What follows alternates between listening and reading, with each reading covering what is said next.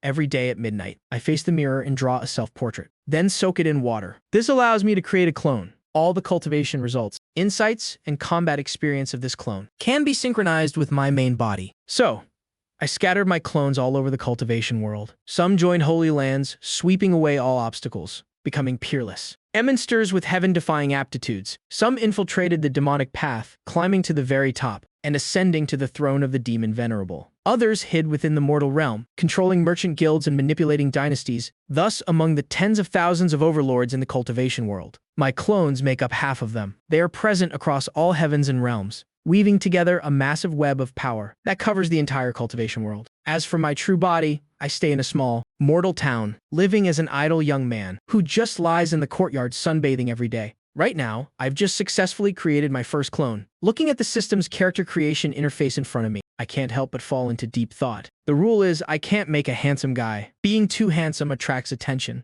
without any real strength right now. Catching the eye of some rich lady or perverted cultivator would be a huge pain. Making a beautiful woman is even worse, a femme fatale. Although I could use her looks to make quick money, the risks are too high. It's too easy to get dragged into some melodramatic mess. I can't even protect myself right now. It has to be practical. It has to be durable. He needs to look like a ruthless, tough guy you shouldn't mess with, but also the kind of person who blends into a crowd. Someone nobody would look twice at, a familiar bottom-tier brawler. My fingers glide lightly, starting to adjust the parameters. Height set to 2.1 meters.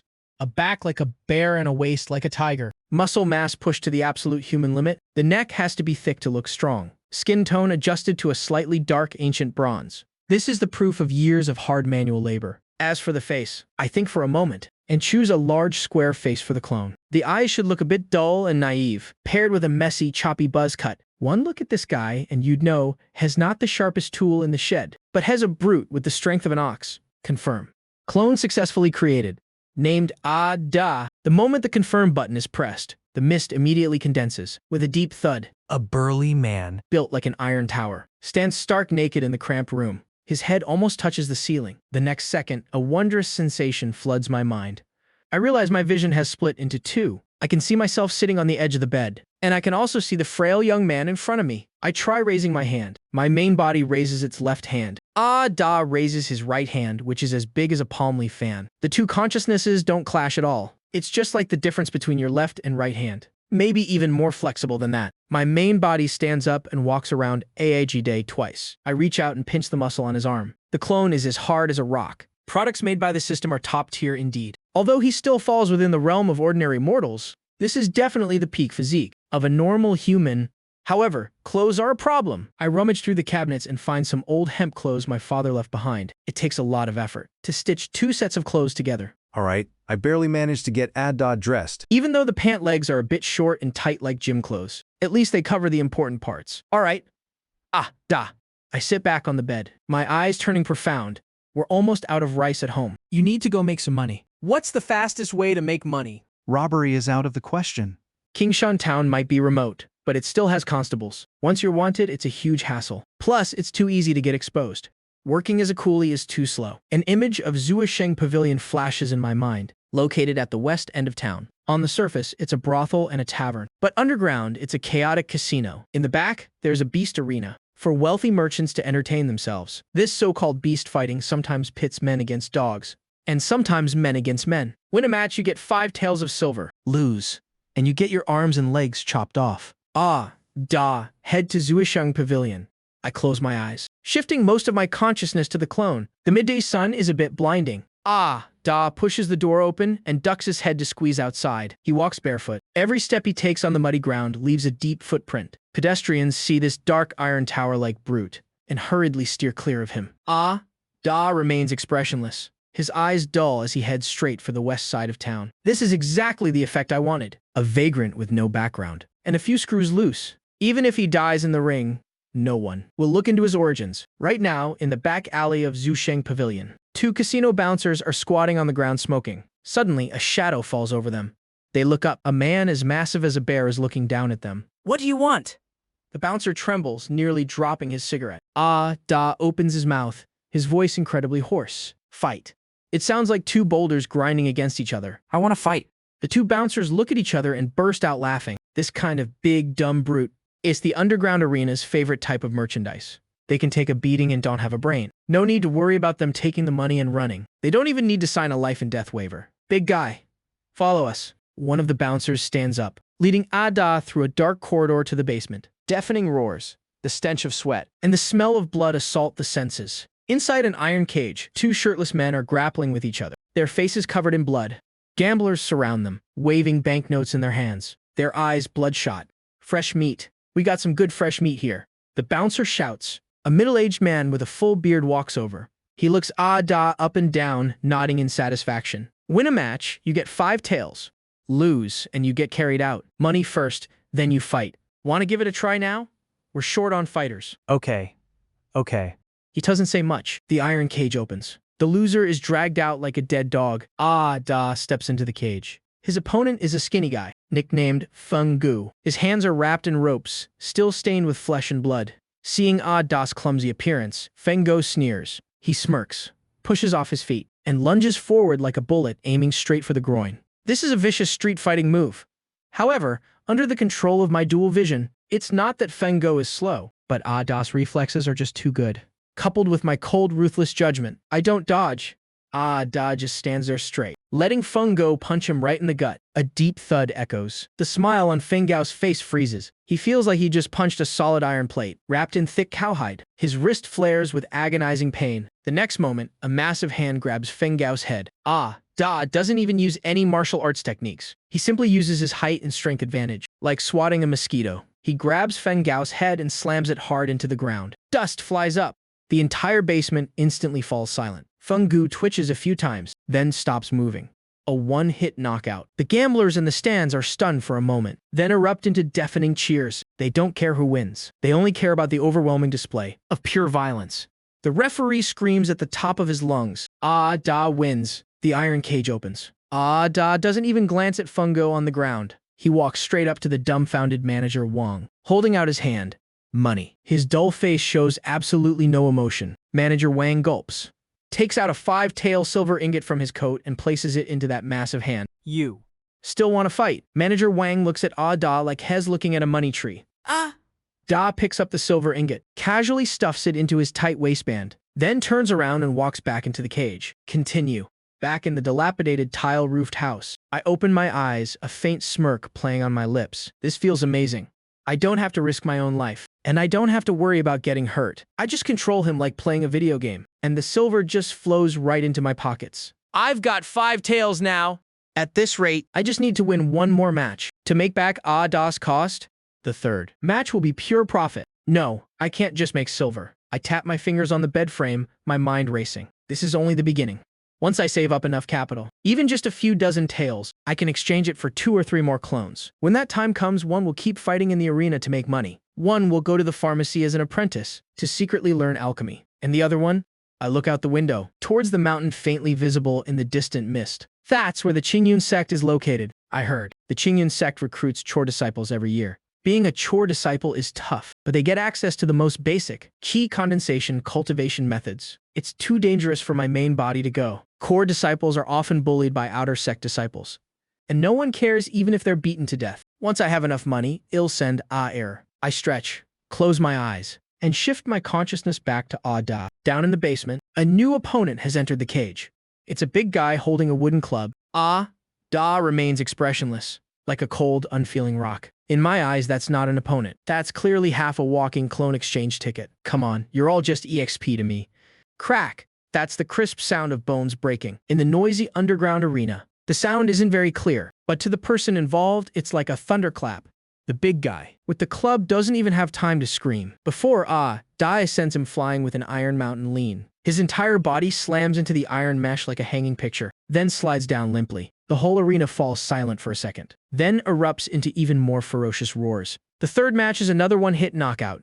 In the stands, the gamblers wave their banknotes, filling the air. Some winners are beaming with joy, while the losers beat their chests and stomp their feet. I sit on the edge of the bed in the old tile-roofed house, my eyes cold, as if watching a boring silent film. Pain nullification. This is a hidden function of the system. Da actually took a hit to the shoulder from the club just now.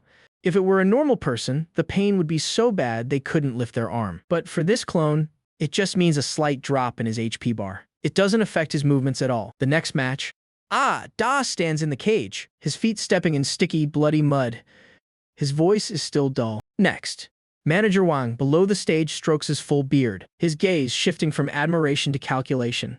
This dumb brute hasn't even broken a sweat. Has a humanoid killing machine. Send the butcher up to force his betting odds down. While we're at it, ask if this idiot wants to sign a long-term contract. Manager Wang tilts his head and gives the order to his subordinate. A moment later, a fat, fleshy guy, holding 2 butcher knives, steps into the cage. Weapons this time? My eyes flicker slightly. If my main body ran into this kind of armed thug, i.e. definitely run as far away as possible. But Da is different. The match begins.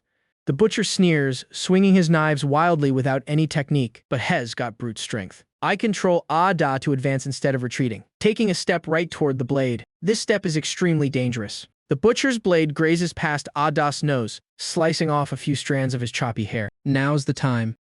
Das massive, palm leaf-like hand shoots out like lightning, not to block the knife, but to grab straight for the butcher's knife-wielding wrist joint. 5 fingers clamp down hard. The butcher's wrist flares with excruciating pain. The butcher knives clatter to the ground. Da takes advantage of the momentum and raises his leg, delivering a no-nonsense knee strike to the gut. The fat guy, weighing over 100 kilos, instantly curls up like a shrimp, foaming at the mouth, his eyes rolling back. No, this is way too easy. I shake my head. For matches at this level, as long as you overcome fear and make good use of your physique and judgment, it's no different from bullying a child. 4th match, win. 5th match, win. By the time the 6th match ends, the hemp clothes on Da have been torn to shreds. His exposed bronze muscles bear a few bloody gashes, but his ferocious aura is even stronger. No one dares to step into the ring anymore. Manager Wang has no choice but to call it off. Stop. That's it for tonight's fights. That's enough. That's enough. Come down and get your money. Get your money. If this dumb brute keeps fighting, they won't be able to open any other betting pools tonight. Manager Wang hands Da a heavy pouch of silver, his eyes gleaming. Big bro, if you come every day from now on, I'll double your appearance fee.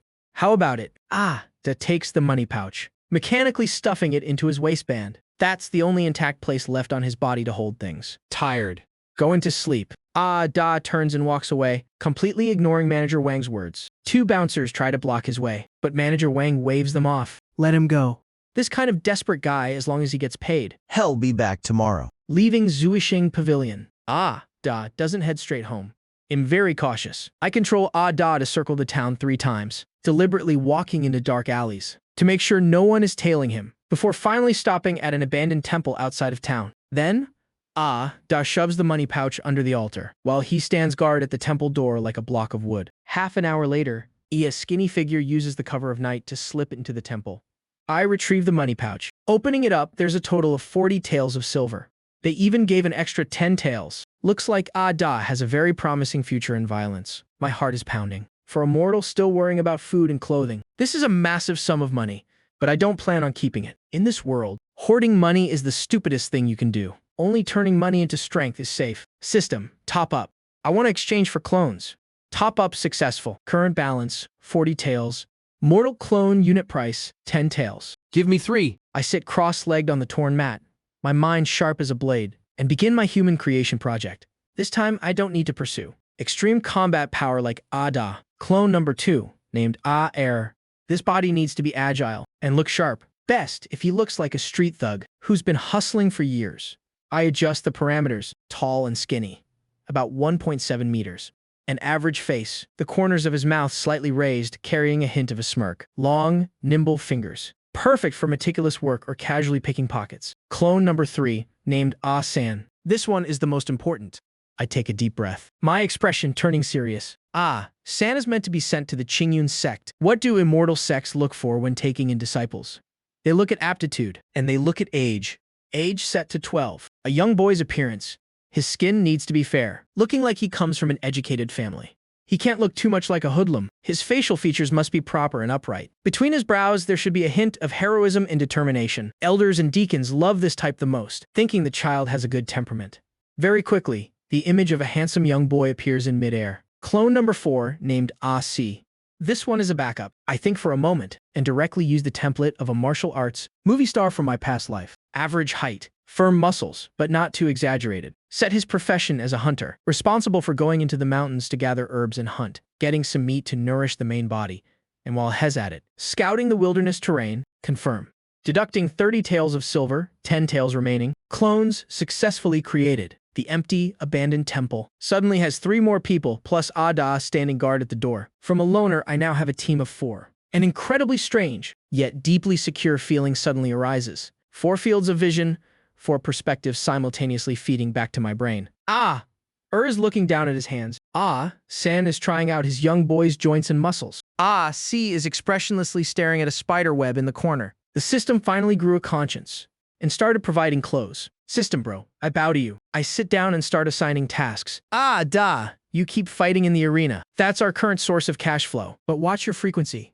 Go once every 2 days. Don't scare people off. Stands at the door, not turning his head. A single thought was transmitted into Ayer's mind. The thug-like young man turned his head. A sly smile played across his face. Take this silver to the town to buy medicinal herbs, then resell them in the provincial capital. Or visit the tea houses to build some connections. I need information. I need to know where there are rumors of cultivators, and where any strange occurrences are happening. Ayer nodded and took the scraps of silver. His movements were as swift and nimble as a petty thief. Asai, go to the back mountain, but don't go too deep. Just hunt at the edge of the forest. We're out of rice and meat at home. My main body is growing and needs nutrition. Dressed in hunter's garb, he silently gripped a wooden staff. He turned and vanished into the night. Finally, I looked at the refined 12-year-old boy. Asan, you stay home for 2 days. Recover your strength a bit. Don't let yourself look so sickly. In a few days, the Qingyun sect will be recruiting handymen. You're going. Remember? Once you're in the sect, as long as you don't die, you must work yourself to the bone. Learn by watching others practice if you have to. Suck up to the outer sect seniors if that's what it takes. I want you in the shortest time possible to get your hands on a set of chi refining cultivation techniques. Asan blinked. His youthful face showed a maturity that didn't match his age. After making the arrangements, I looked at the remaining 3 taels of silver. Instead of fear, I was filled with burning ambition. This is the start of the snowball effect. Cultivating alone is too slow. It's too hard and too dangerous. But what if I had 100 or even 1,000 clones? Someone in charge of making money. Someone in charge of refining pills. Someone in charge of exploring deadly secret realms. Someone in charge of being a mole in the great sex. And I just need to stay behind the scenes and reap the rewards. My stomach growled at the wrong time, and I rubbed my empty belly. I picked up half a hard, dry bun from the table. I wasn't sure who had left it there. Taking a bite, I set a small goal for myself. Find a way to quickly become a cultivator. 3 days later, Qingshan town became unusually lively. The triennial grand ceremony of the Qingyun sect to recruit handymen was being held at the town's central square. They called it a grand ceremony, but in reality, it was very modest. Just a few tables and 3 cultivators in green robes. Beside them stood a spirit testing stone, used to check for spiritual roots. The square was packed with people. Most were poor folk bringing their children to try their luck. I didn't join the crowd. Instead, I sat at a rundown noodle stall on the edge of town, eating a bowl of Yangchun noodles. Right now, my consciousness is like watching a surveillance feed, quietly observing the scene of the handyman recruitment. The main perspective is with me. The sub-perspective is on Asan within the crowd. Asan wore a long robe. It was faded from many washings but very clean. Standing among a bunch of snot-nosed kids, he looked like a crane. Among a flock of chickens, the middle-aged cultivator in charge was growing a bit impatient. He shouted, "Next." All morning and nothing but trash spiritual roots. The mortal world really can't produce any good sprouts. Asan stepped forward.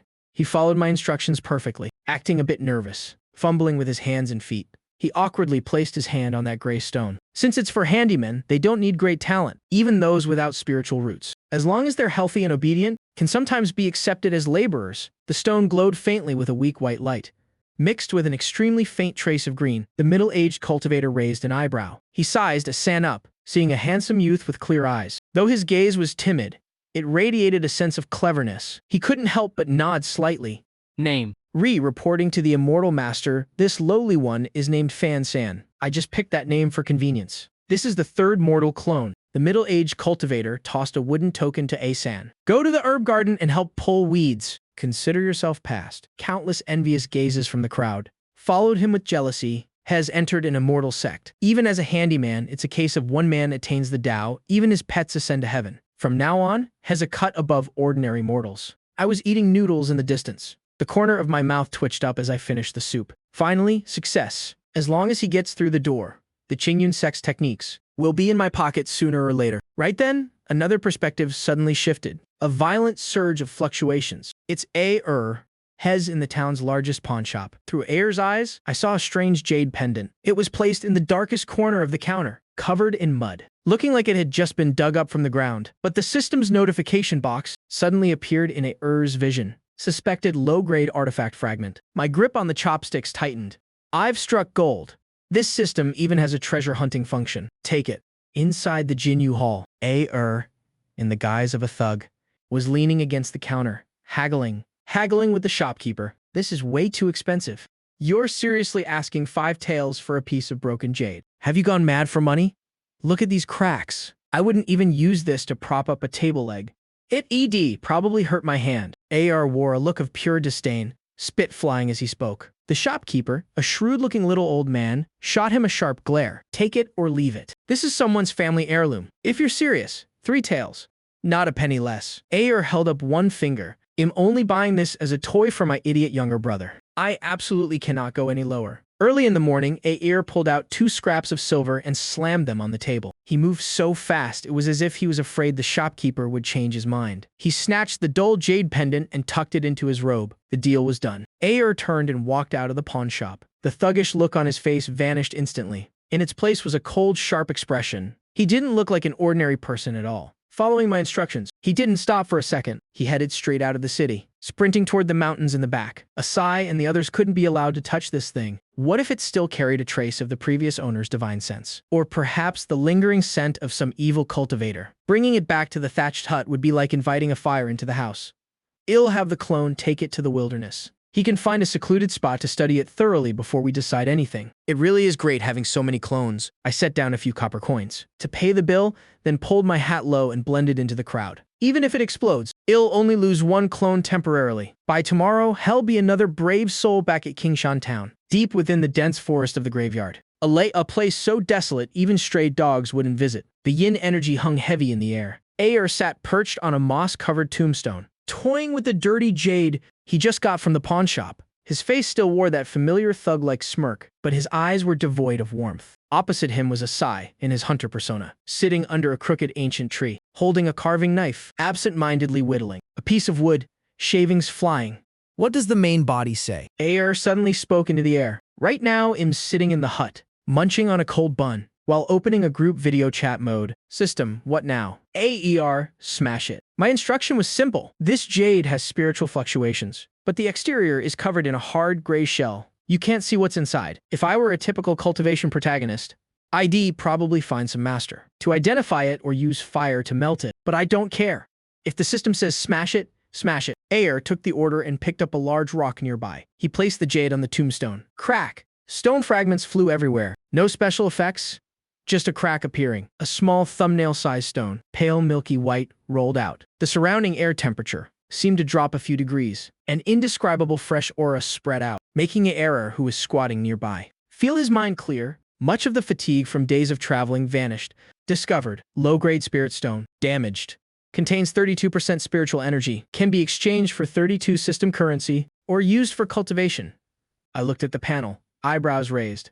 Exactly. This is the common currency of the cultivation world. Though it only has 1/3 of its energy, it's absolutely incomparable to mortal gold and silver. Don't move. I stopped from pocketing the spirit stone. Asai, you take it. Asai, who was whittling, stopped and stood up. He picked up the spirit stone and gripped it tight. Go back to town. Report immediately if anything happens. Asai. You stay in this forest. Don't go anywhere. This stone, keep it in your mouth even when you sleep. Don't lose it. With that settled, my consciousness immediately switched. Qingyun Sect, Handyman Peak. The air here is indeed much better than down the mountain.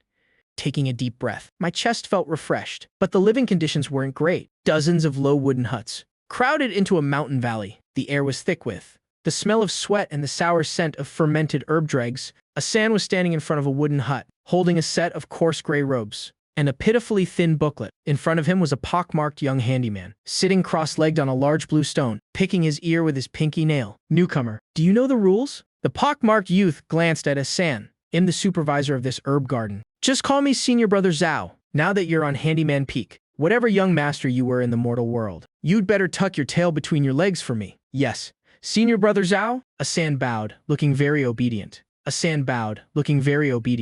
This eternal spring technique, first 3 layers, is granted to you by the sect. Senior Brother Zhao pointed at the booklet. Don't think having the book makes you an immortal. Among us handyman disciples, out of 10,000 people, Not even one might develop chi sense. Just focus on pulling weeds in the herb fields. 3 full baskets every day. Miss one and you don't eat. With that, senior brother Zhao waved Asan away like a fly. Asan carried his things to his assigned communal hut. It was a large shared room for over 10 people. Snoring filled the air. Asan found an empty bed in the corner and sat down. First thing he did was flip open the Eternal Spring Technique. Discovered Cultivation Technique, Eternal Spring Technique, fragmented. Grade? Low grade, yellow tier. Scanning content. Synchronization complete. Back in the hut, a mantra appeared in my mind, along with several chi flow diagrams. I closed my eyes and read carefully. It's simple. To put it bluntly, it's a breathing method, combined with a specific visualization route, to sense the spiritual energy floating in the world, and draw it into the body, circulating it through the meridians. No wonder that pockmarked guy said 1 in 10,000. The hardest part of this technique is sensing. Mortals have dull senses. Trying to catch a trace of spiritual energy in the vast air is like looking for a needle in a haystack. Without a master to guide you, relying only on yourself, you could sit until you die and never even start. Normal practice definitely won't work. I rubbed my chin. The clone has trash spiritual roots. My own aptitude is also trash. Only slightly better than a mortal. Following the steps, it would take at least several years to get chi sense. That's too long. My gaze shifted to another frame in my vision. In the pitch-black forest, Asai sat under the tree like a statue, holding that low-grade spirit stone in his mouth. What if I don't try to sense the world's energy and just force the energy in? A crazy idea formed in my head. Asan can't mess around at the sect. If he practices wrong or shows something unusual, he'll easily be kicked out. But Asai is outside. Asai is a dead soldier. Hes expendable. System. If I ignore meridian capacity and forcibly extract energy from the stone to blast the apertures, what will happen? The system didn't answer. Whatever. Let's try it. My eyes flashed. My consciousness fully descended upon Asai. The night wind howled in the forest. Occasionally an owl hooted. Asai sat cross-legged. On the stoic, wooden face of the dead soldier, there was no expression. With the spirit stone in his mouth, I began to take control. Asai didn't follow the gentle chi guiding steps of the Eternal Spring Technique. Instead, he visualized the diagrams in his head and bit down hard on a corner of the spirit stone. A faint cracking sound echoed in his mouth. The next second, a violent surge of heat shot straight down his throat. It wasn't a gentle flow. It was like swallowing a gulp of boiling lava. The pure spiritual energy sealed. Inside, the spirit stone exploded, without any dampening, instantly filling Asis's chest. Asis's eyes snapped open. Veins bulged on his neck. His bronze skin turned bright red in an instant, like a boiled shrimp. Pain. Tearing pain. If it were a normal person, they'd be rolling on the ground in agony, or even passing out from shock, but I immediately blocked the pain. I was as cold as a surgeon, silently observing the clone's damage. On the control panel, system, excessive spiritual energy, esophagus damaged, stomach bleeding, ignore it. Continue guiding. I used my will to force. Control the heat. Raging through the body. Following the first layer of the Eternal Spring Technique, I forced it toward the dantian. This step was incredibly difficult. The meridians were too narrow. The flow was too strong, like using a high-pressure hose on a rusty pipe. Asai coughed up a mouthful of blood. Blood also leaked from his nose. But he sat bolt upright, unmoving. It's through. I saw that violent energy, though it shattered several small meridian branches. It was finally forced into the main meridian. The sensation was crystal clear. The previously blocked meridians were forcibly stretched open. The path of the spiritual energy left a deep impression in the brain, like an engraving. This is Chai sense. Others use a feather to gently tickle, slowly searching for that tingling sensation. I used an iron rod to ram it in. Brutal, but instant results. Once, twice, 3 times. Asis's body began to tremble, bleeding from all 7 orifices. Tiny droplets of blood seeped through his skin. Over half of that damaged spirit stone was consumed. Finally, upon completing the 9th cycle, Asis's body went limp and he collapsed. Meridians severed, internal organs heavily damaged. Dead. In the hut, I snapped my eyes open. My face was a bit pale, a side effect of extreme mental focus. Looking at the panel, Clone Asai is dead. Cause of death. Spiritual energy explosion. Respawn countdown. 12.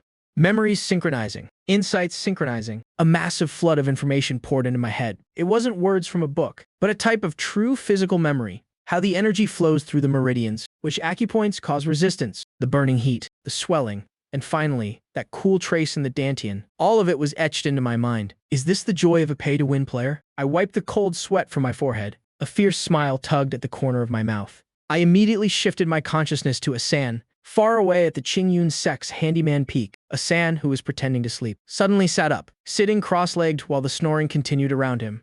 A San closed his eyes and began to adjust his breathing. No need to waste effort searching for chi sense. That feeling was like having just walked a path in the dark. Even without a light, he could find the way with his eyes closed. He activated his intent. The sparse spiritual energy floating in the air seemed to be drawn by some magnetic force, following the path that Zi had just carved out with his life. It went incredibly smoothly, seeping right into San's pores. The first wisp of spiritual energy entered his body, without a single hitch, flowing naturally like water forming a river. If that senior brother Zhao saw this, his eyes would probably pop out of his head. Even the inner sect geniuses, when drawing chi into their bodies for the first time, had to be careful and try for days. Who ever heard of something like this? He hadn't even had the manual for 2 hours, and he had already crossed the threshold.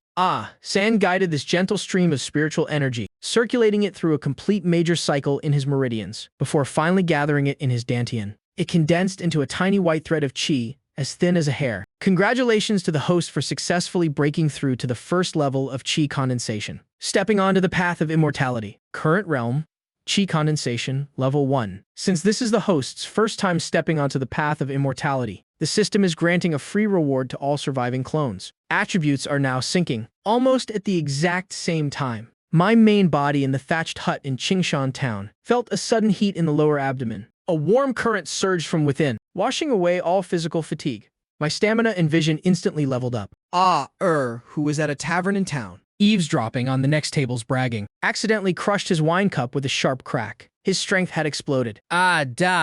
Sleeping at the martial arts arena rolled over, his bones popping and cracking all over. His muscles became even more solid and streamlined. The whole squad leveled up. I exhaled a breath of impure chi, looking at the faint white glow radiating from my fingertip. Even though it was so weak it couldn't even blow out a candle. This was the power of a cultivator.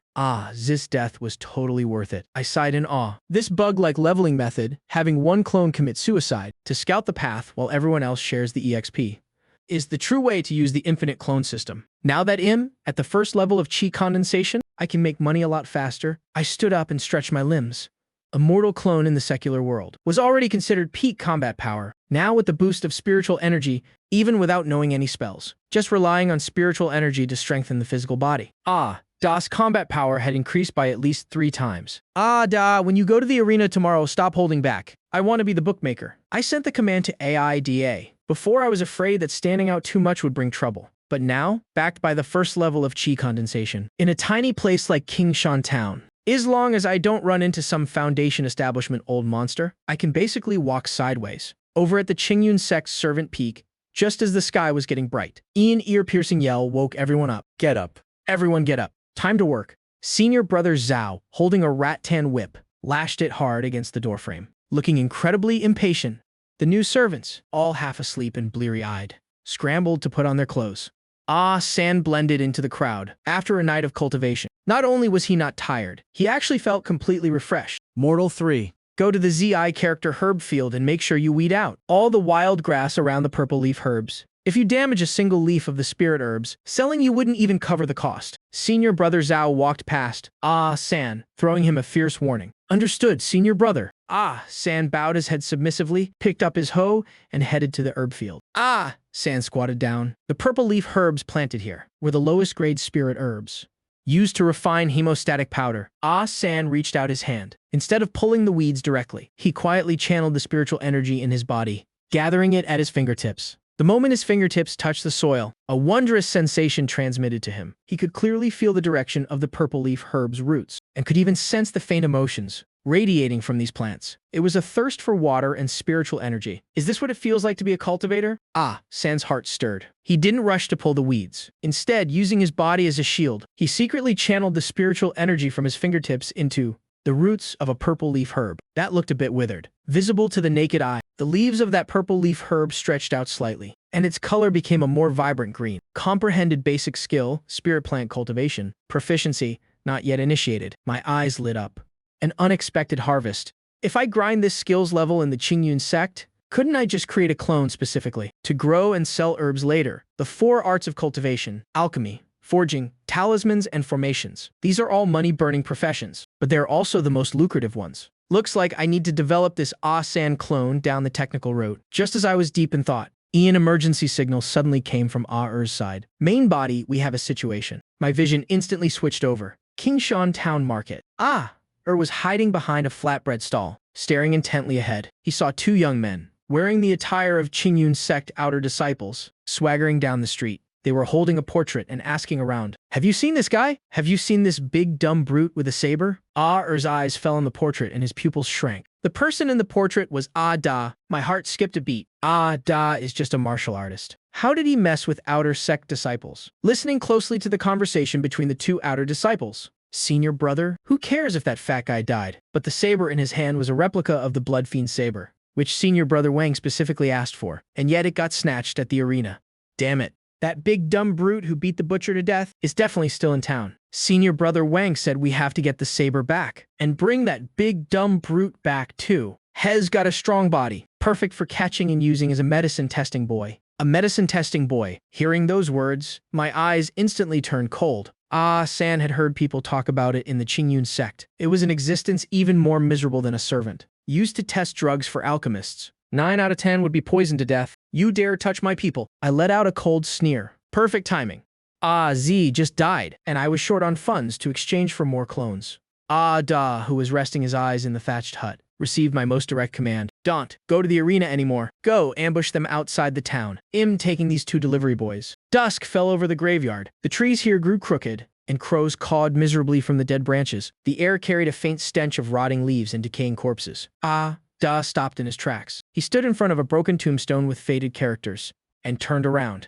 His large, simple face was completely expressionless, like a machine that only knew how to execute orders. Not far away, 2 streaks of light descended and landed on the treetops. It really is you, you idiot. The speaker was a short, fat guy, wearing the green robes of a Qingyun sect outer disciple. He held a paper fan in his hand, panting heavily. The tall, skinny young man next to him looked impatient, stepping on a flying sword, hovering 3 feet above the ground. The two of them were completely arrogant. In the eyes of cultivators, mortals were just lambs waiting to be slaughtered. Even if this lamb was a bit stronger, it just meant a few extra cuts with the knife. Sitting in my tile-roofed house, looking through Adas' eyes, I could clearly see their arrogant demeanor. Mortals, I chewed on the hard half-steamed bun in my mouth, my eyes turning icy. Mortals have sabers in their hands too.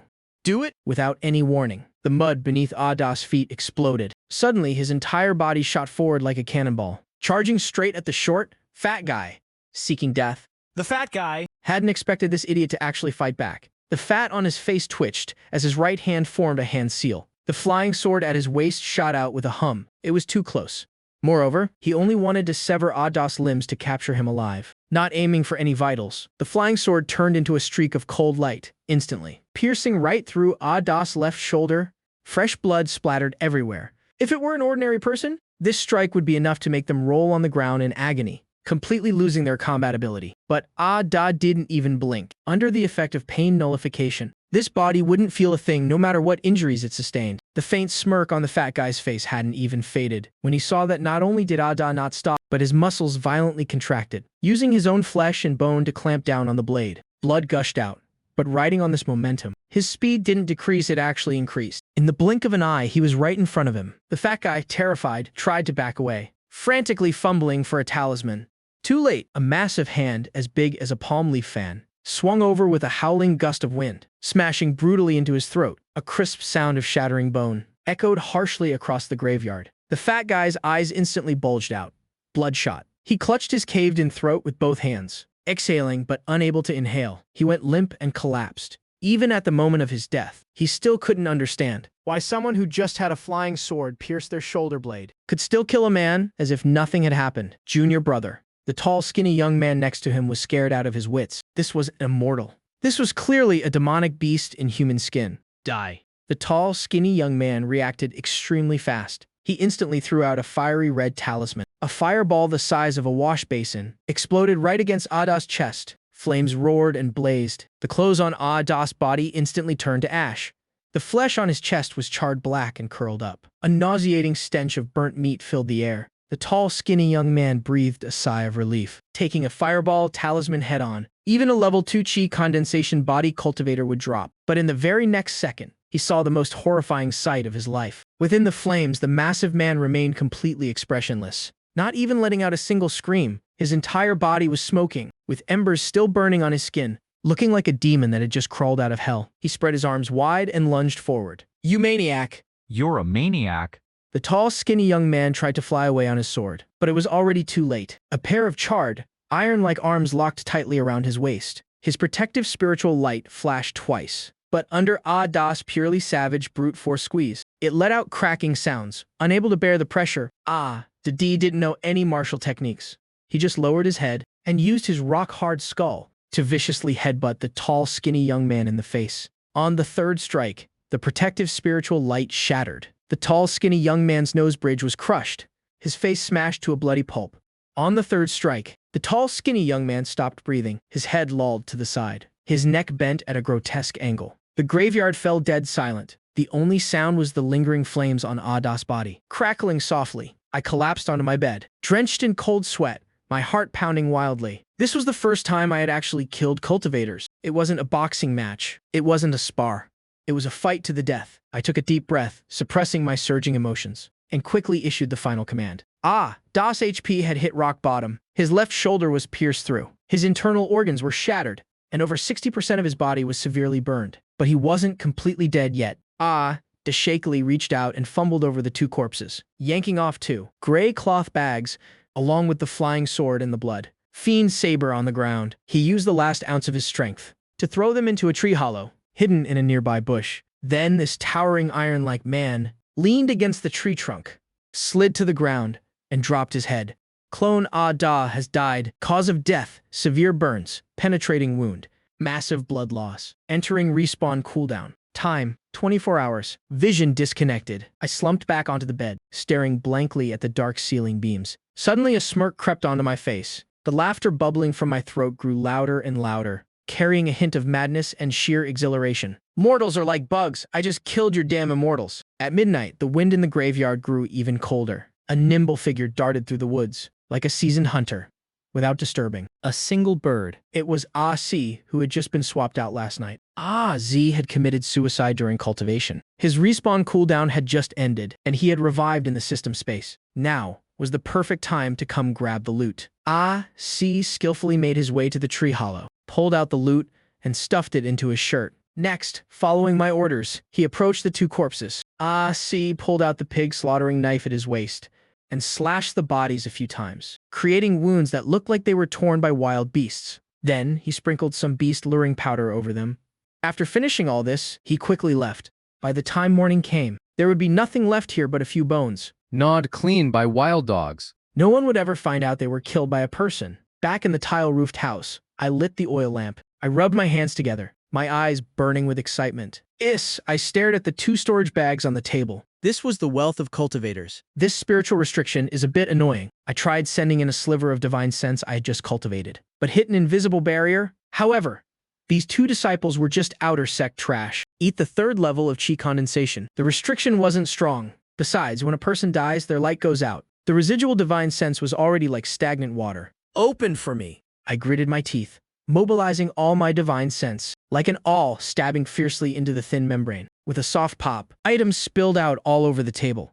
My eyes instantly lit up. Rich? First were the most obvious spirit stones. These two really lived up to being from a major family. Even as mere outer disciples, their wealth far exceeded that of rogue cultivators. A total of 43 low-grade spirit stones. According to the market price, one low-grade spirit stone could be exchanged for 100 taels of silver. And even then, they were priceless and out of stock. These 43 spirit stones were enough for me to buy half of Kingshan Town. In the mortal realm, aside from spirit stones, there were also 2 bottles of pills. One bottle only had 3 chi gathering pills left. These were good stuff for advancing cultivation. The other bottle was rejuvenation powder, used for external injuries. The flying sword that Da had clamped down on was a low-grade magical artifact. Although it was a bit bent, it could still be used with a little fixing. There were also 2 manuals, Fireball Spell and Wind Riding Art. These were the exact spells that the tall, skinny young man had just used. Good. Just what I needed. I put the manuals away. With these, my clones wouldn't have to rely on brute force for close combat anymore. Finally, I picked up the Blood Fiend Saber. It would be good for self-defense. The blade was a dark crimson, exuding a sinister aura. Although it wasn't a magical artifact, the material was excellent, 100 times sharper than mortal iron. No wonder those two were relentlessly chasing after it. When I was cleaning out the tall, skinny young man's storage bag, My finger brushed against a hidden compartment at the bottom. A letter was hidden there?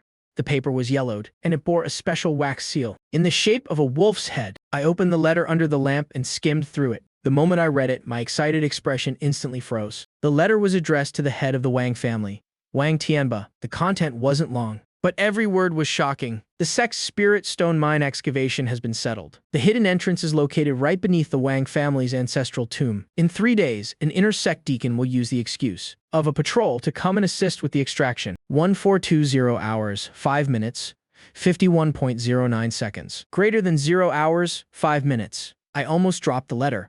Embezzling spirit stones from the Qingyun sect. Keeping this for myself is a capital offense. These two didn't just come here to hunt me down and take the blade. They were messengers for the person pulling the strings. The Wang family head only wanted to make some quick cash, but he never expected to sink so deep into this quagmire. If this letter is handed over, the Wang family will surely be wiped out. But if the Wang family or their backer finds out the letter is in my hands, no matter where I hide, they'll hunt me to the ends of the earth. Danger and opportunity are two sides of the same coin.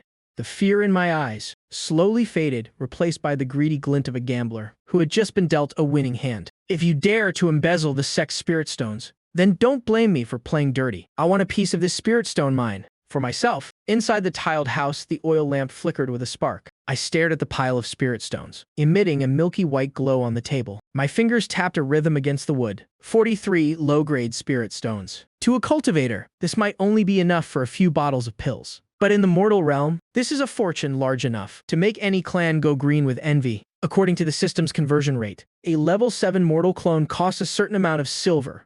The official exchange rate from spirit stones to silver is 1 to 100. It's even higher on the black market. But in this system, it's a straight 1 to 100. Unlike some apps from my past life, there are no transaction fees. I'll deposit it all without a second thought. Keeping these stones on me is just asking for trouble. Converting them into strength is the only logical path. The pile of spirit stones on the table vanished instantly. It was as if they had never existed. Then, on the system panel in my mind, the numbers began to dance wildly. Finally, they stopped at N, a number that made my heart race. 43 spirit stones detected and deposited, converted to 4,310 system points. Looking at the skyrocketing numbers on the panel, the corners of my mouth curled into a cold smile. The Wang family, huh? I'm going to give you all a massive surprise. I stood up and pushed open the drafty window. I looked toward the Wang family estate. The lights were burning bright in the distance. Under the cover of night, those lanterns didn't look like they were for a celebration. They looked more like funeral lamps lining the road. If I don't count equipment, this hall is enough for me to build a mortal army of 400 men. I licked my dry lips, my gaze quickly turning cold again. But human wave tactics are useless against cultivators.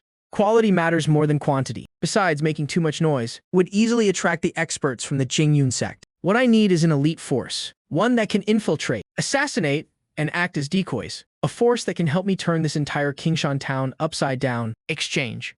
I turned around, and with a single thought, 100 points were immediately deducted from the panel. On the cramped floor of the house, a light flashed. 10 faceless, naked energy bodies appeared out of thin air like lumps of clay waiting to be sculpted. This time, I didn't go for the extreme physique I gave a Da. I also didn't synchronize them to a San's strength. The first ones I set up were old men over 60. I began the delicate process in my mind. The forms of clones number 1, 2, and 3 were quickly sketched out. Their skin became loose and saggy. Their eyes grew cloudy and wrinkled, and I even left them missing a few teeth. For number 4, to make it realistic, I specifically added some details. I gave them the chronic leg pain of the elderly and chronic bronchitis. These will be my best actors. Who would ever be on guard against a coughing old man who looks like Hez at death's door, just sitting by the road soaking up the sun?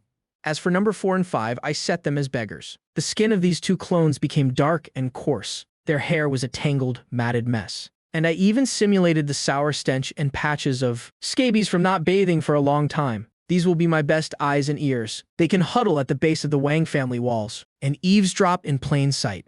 As for the remaining 5, my eyes flashed.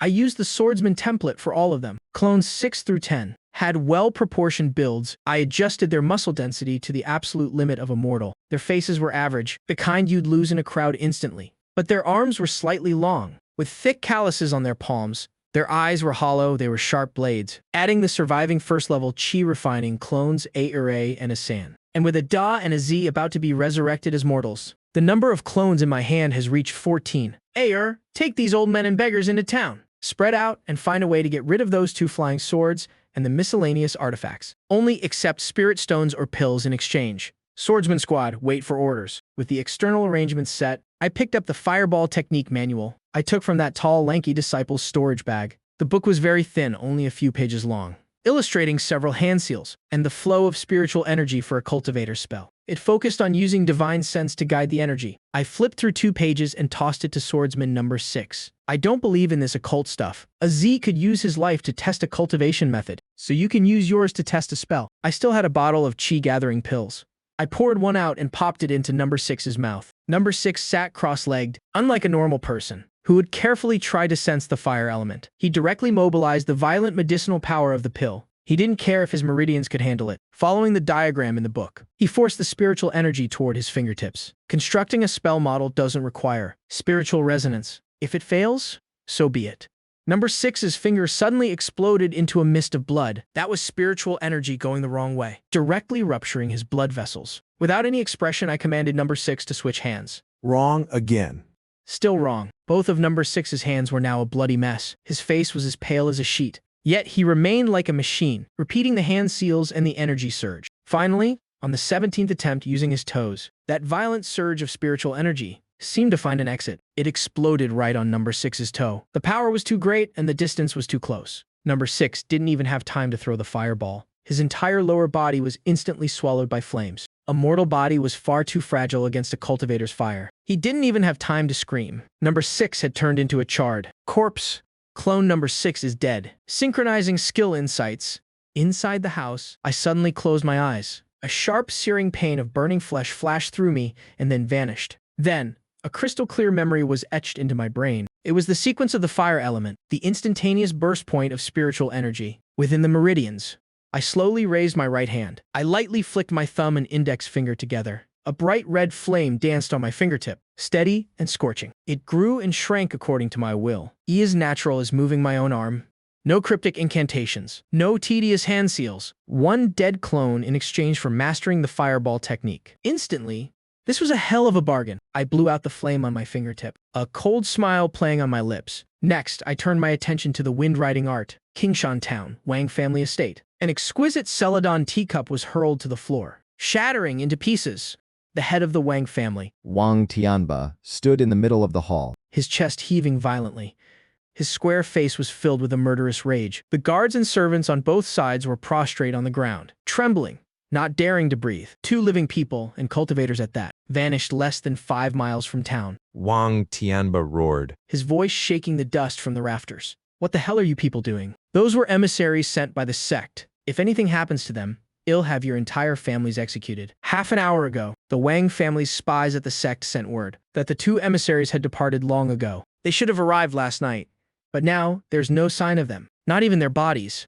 Especially that letter, if that letter falls into the wrong hands. The exposure of the Spirit Stone mine is a crime that will get 9 generations of my family executed. Master, we have already locked down the entire town. Every exit is guarded. The captain of the guards looked up, trembling. Could it be that the 2 immortals ran into trouble on the road, or perhaps encountered a high-level demon beast? Nonsense. Where would a high-level demon beast come from in this area? Wang Tianba kicked the guard captain aside. Those were 2 third-level chi refining cultivators. Aside from a few seniors, who could kill them so silently, send men to dig up every inch of ground if you have to. Find them. Check every stranger who has entered or left the town in the last 2 days. I'd rather kill an innocent than let a suspect go. The Wang family's main gates swung open. Dozens of fully armed guards charged into the streets like demons. It was midday, and the streets were bustling with people. As soon as the Wang guards charged out, chaos erupted. Stalls were overturned, and people scrambled. Anyone who showed even a hint of resistance was beaten down. At a street corner, a beggar covered in scabs leaned against a wall, picking at lice. That was my clone number 4. A guard walked past, pinching his nose in disgust. He kicked the beggar's leg. Get lost, you stinking beggar. Have you seen any strangers around here? The beggar let out a cry and rolled twice on the ground. His filthy, trembling hand pointed toward the western alley. Sir, just now I saw some big guys with blades heading that way. They didn't look like good people. To the west, after them. The guard didn't suspect for a second that a beggar would dare lie to him. He led his men in a rush toward the western alley. The beggar lay on the ground, watching them go through his matted hair. A cold glint flashed in his normally dull eyes. The west is a dead end. At the end of that road is the Wang family's latrine. Meanwhile, at the other end of the market, an old man with a hunchback clone number 1 was staggering along with a basket. As he passed a weapons shop, he intentionally stumbled and bumped into manager Wang, who was just stepping out. "Are you blind?" The manager flared up, raising his hand to strike, but the old man grabbed his sleeve tightly. He began to wail at the top of his lungs. "Oh, heavens! Hez trying to kill me. Manager Wang is a murderer. Everyone come look." The surrounding townspeople immediately gathered around, pointing and whispering. A few minutes later, the old man clutched a few coins of compensation. Wiping his tears, he shakily left the crowd. The moment he turned into a deserted alley, his back straightened instantly.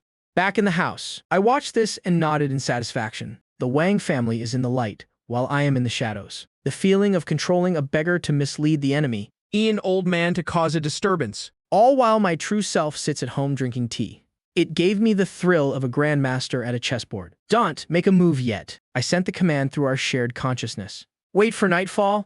Also, there's news from a sand. Scene shift. Qingyun's sect, the alchemy room. The temperature here. Was over 10 degrees hotter than outside. Beneath the seamless bronze cauldron, the earth fire blazed intensely. A San, dressed in gray servant robes, his face covered in soot, crouched by the furnace. He held a tattered palm leaf fan, staring with intense focus at the changing flames. Not far away, the eccentric alchemy elder Gu was completely absorbed, performing hand seals to press spirit herbs into the cauldron, increase the heat. "Fast." He suddenly barked. A San's wrist snapped into action. The frequency of his fanning increased instantly, blowing air into the bellows with perfect precision. The earth fire surged up. "Now, kill the flame." 3 breaths later, open the furnace. A San stopped immediately. His movements were as precise as a seasoned veteran's. Elder Gu, he looked a bit surprised, as he glanced at this normally silent servant. This kid's fire control is truly a natural talent. Hez much better than those clumsy registered disciples. But he didn't know that every stroke of a Sans fan was the result of meticulous calculations. By me and the other clones. "Open." He struck the cauldron with a palm. The lid flew off and 3 round pills soared out, landing in a jade bottle. Foundation Establishment pills. Still lacking a bit of heat. He looked at the pills in his hand and sighed to himself. The main ingredient is too strong. The supplements can't suppress it. If only I knew the drooping swallow method from the intersect's ancient pill scripture. He spoke carelessly, but I listened intently. A San, crouching in the corner, twitched his ear. Back in Kingshan Town, my eyes lit up instantly. Foundation Establishment pills. The ticket for a mortal to reach the clouds. In this world of cultivation, a single Foundation Establishment pill is enough to trigger a bloodbath. A San for the next few days. Stay glued to that alchemy room. I issued a new order to a San. When that old man Gu produces medicinal waste, pick out the ones that are useful to me. To an alchemist, residue is trash, but it still contains medicinal power. That hasn't been fully converted. Every bit counts. I stood up and watched the sun slowly set outside the window. The Wang family's lanterns were being lit again, glowing as red as blood. First, it'll clean up Kingshan Town. Then it'll move on to the Qingyun sect. Time to shear some sheep. I pushed open the door. 10 swordsman clones had changed into night traveler attire and were standing silently in the courtyard, like 10 stone statues, devoid of any life force. Qingyun sect, alchemy room. The fires burned here year-round, making the air stiflingly hot. Even an ordinary qi refining disciple would feel their blood boiling and heart racing after staying too long. But a San didn't care. With 2 streaks of ash smeared on his face, he crouched beside the seamless bronze cauldron, holding that tattered palm leaf fan. He fanned rhythmically, occasionally adding fuel. Before the furnace, Elder Guhe's hair was a mess and his eyes were bloodshot. He looked like a gambler who had lost everything. A San's movements stopped abruptly. He skillfully used tongs to grab a glowing piece of essence charcoal and tossed it into a nearby water bucket. White smoke billowed up. The fire beneath the cauldron dropped by exactly 1/3. He didn't even bother to look at a San. In his eyes, this servant was just a wooden post that knew how to move. His only merit was being obedient. He did exactly what he was told. The elder had no idea that I was currently in a tiled house in Kingshan Town, dozens of miles away. I was sitting with my legs crossed, snacking on melon seeds, watching a live stream of the scene through a Sans vision. This old man's hand seal technique is actually quite interesting. This is the true power of a clone. Whatever a San sees, I see it too. He is a Foundation Establishment cultivator and a high-tier alchemist of the Qingyun sect. Normally, to watch him concoct pills, even intersect disciples have to line up and pay spirit stones. But now, not only does San get to watch, but Hez got a front row VIP seat. That's the refinement technique. Using spiritual energy vibrations to force out impurities. I waved my hands in the air a couple of times, Even without practical application, the theoretical knowledge is being poured into my head at a terrifying speed. Suddenly, a muffled thud echoes from the alchemy furnace. Immediately after, a burnt smell wafts out. Gej's face darkens. He slaps his thigh fiercely. Damn it. Ruined another batch of Chi recovery pills? The age of this ghostly yin herb is wrong. He angrily flicks his sleeve, and the furnace lid flies off. Inside, a pile of pitch-black medicinal dregs is swept up by spiritual energy and dumped straight into the waste bin nearby. Throw it away. It pisses me off just looking at it. Gi?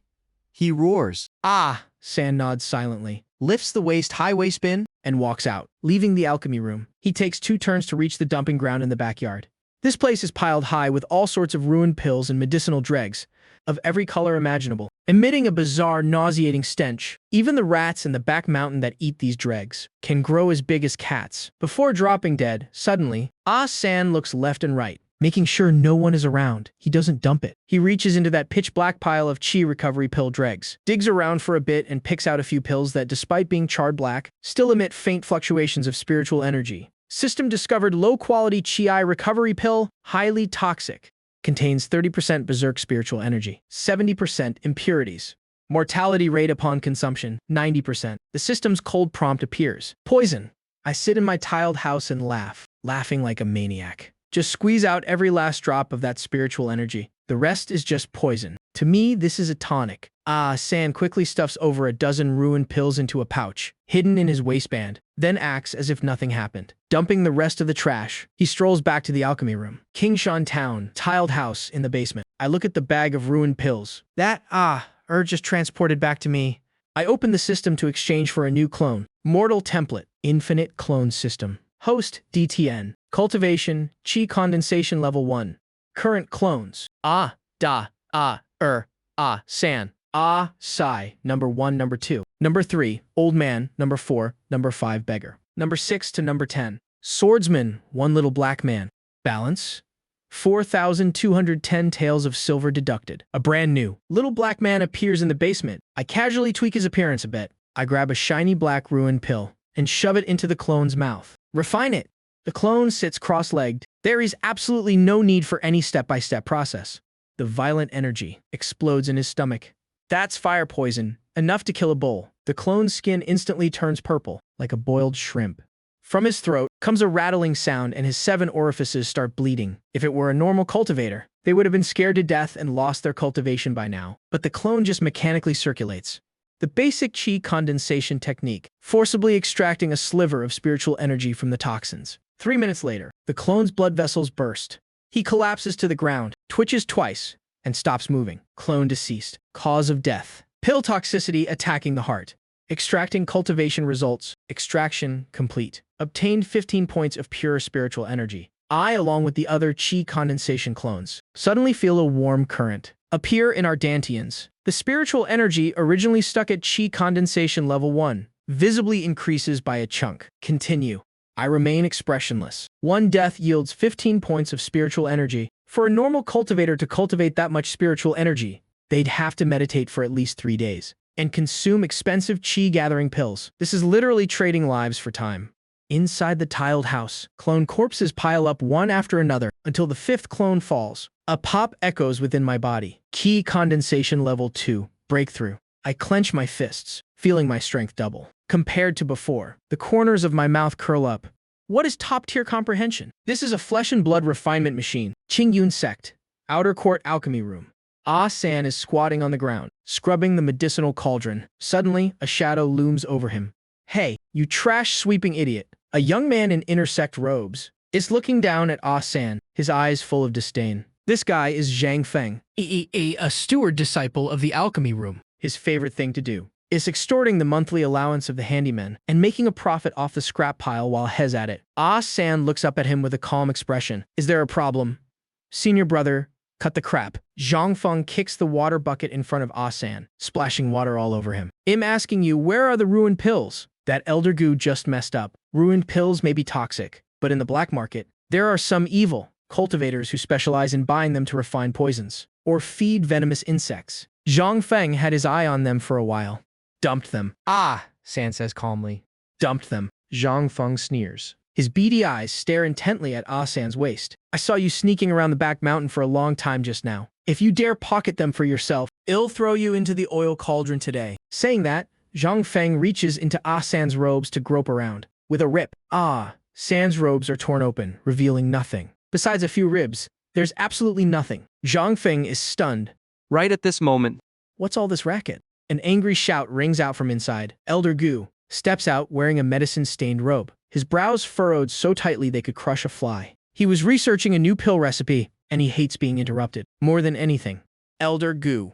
Zhang Feng startles, hurriedly bowing. This disciple suspects this handyman stole the ruined pills, and was just about to interrogate him. Did you find anything?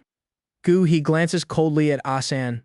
No, sir. Zhang Feng breaks into a cold sweat. An inner sect disciple who doesn't cultivate, but instead picks fights with a handyman. He waves his hand in disgust. Get lost.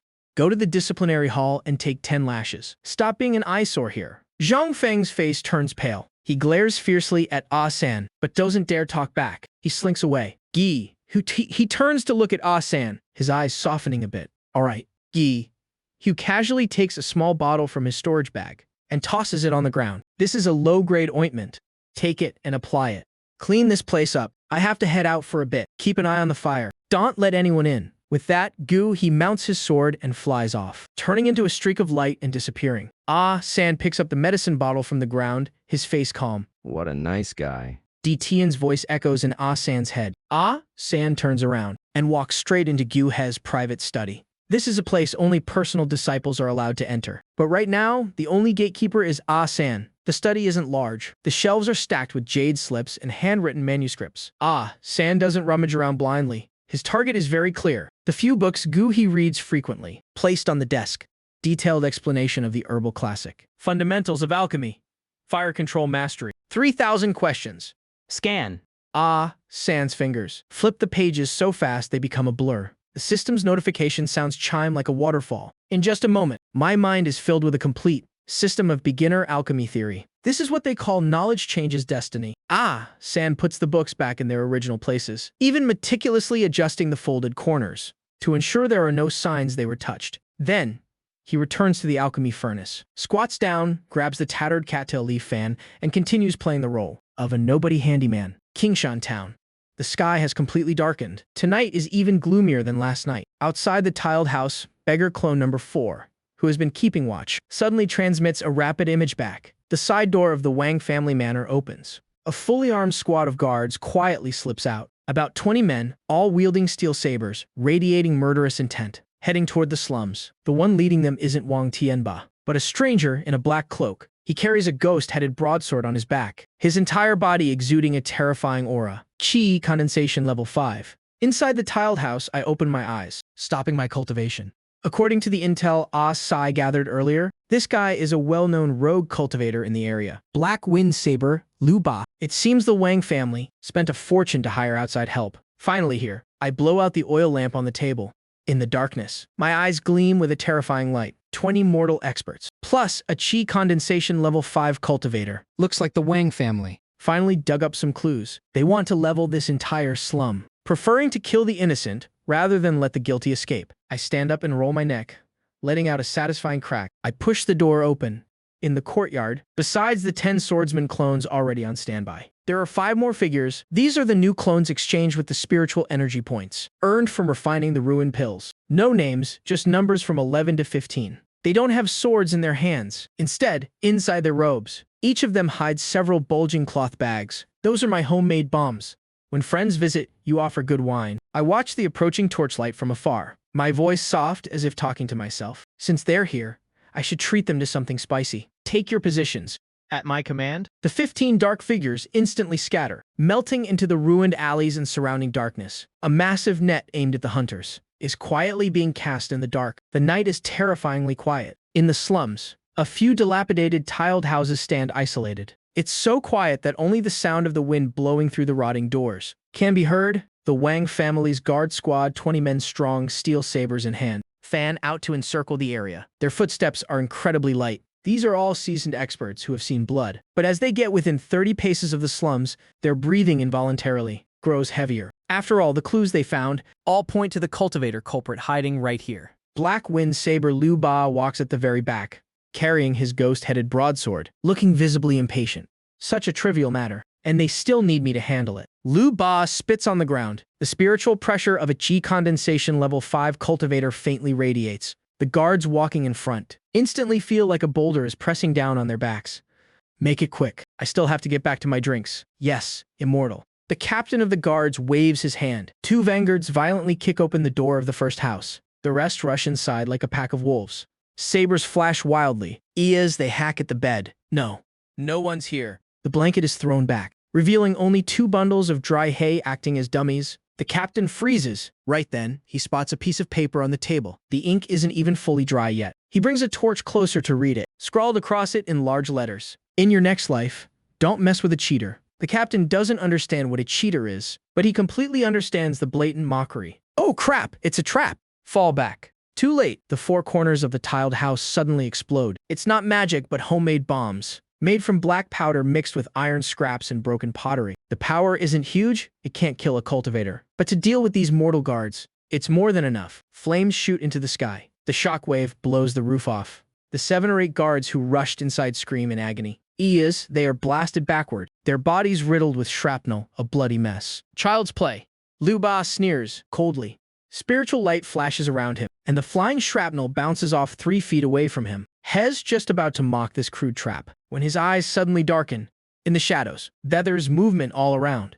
No battle cries. 15 dark figures, like demons crawling out of hell, completely ignore the burning wreckage, and charge straight in. And 2 swordsmen rush to the front. The bloodshed saber in Da's hand drags along the ground, sparking a trail of fire, courting death. Lu Ba draws his ghost-headed broadsword, whipping up a gust of black wind. The 2 swordsmen clones charging ahead. Air instantly sliced in half at the waist. Guts and fresh blood spill all over the ground. If it were normal people, seeing their comrades die so gruesomely, they would have pissed their pants in fear. But the rest don't even blink. The clone sliced in half. His upper half falls to the ground. Yet he still uses his 2 hands to push off the dirt, like a lizard with a severed tail, continuing to crawl forward, sinking his teeth into the calf of the nearest guard. Let go, you psycho. The guard frantically smashes the pommel of his sword into number 6's head. His brains are bashed out, but those jaws remain clamped tight onto the flesh, tearing off a huge chunk of meat. What kind of monsters are these? All the guards are terrified. They've seen people who aren't afraid of death before, but these guys simply lack the emotion of fear. Lose an arm, kick with a leg. Lose a leg.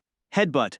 Stabbed through the gut. Slide down the blade just to trade a blow with you. A guard's long sword pierces straight through clone number 7's chest. Before he can even pull the blade out, number 7 suddenly lunges forward, letting the blade slide deeper into his body, and wraps both hands tightly around the guard's neck. With a sickening crunch of the neck, both of them collapse together. In just a few breaths, the Wang family's 20 elite guards have lost more than half their numbers. This isn't a battle. This is straight up suicide. Just to trade lives. A bunch of ants. Lu Ba finally Panics. He is a dignified Qi condensation level 5 cultivator, yet Hez being pushed to the brink by a bunch of mortals. Flustered, he forms a hand seal with 1 hand. The broadsword flashes with a bloody light, sweeping the 1,000 armies. A 10-foot-long black saber aura sweeps out. 5 clones, including Da, are instantly blasted away. Some have broken arms, others shattered ribs. The battlefield is instantly cleared of a large chunk. Lu Ba pants heavily, his eyes full of contempt. Mortals are just mortals in the end. What good is having numbers? The words catch in his throat, because he sees those guys whose internal organs he clearly just shattered, staggering back to their feet like puppets.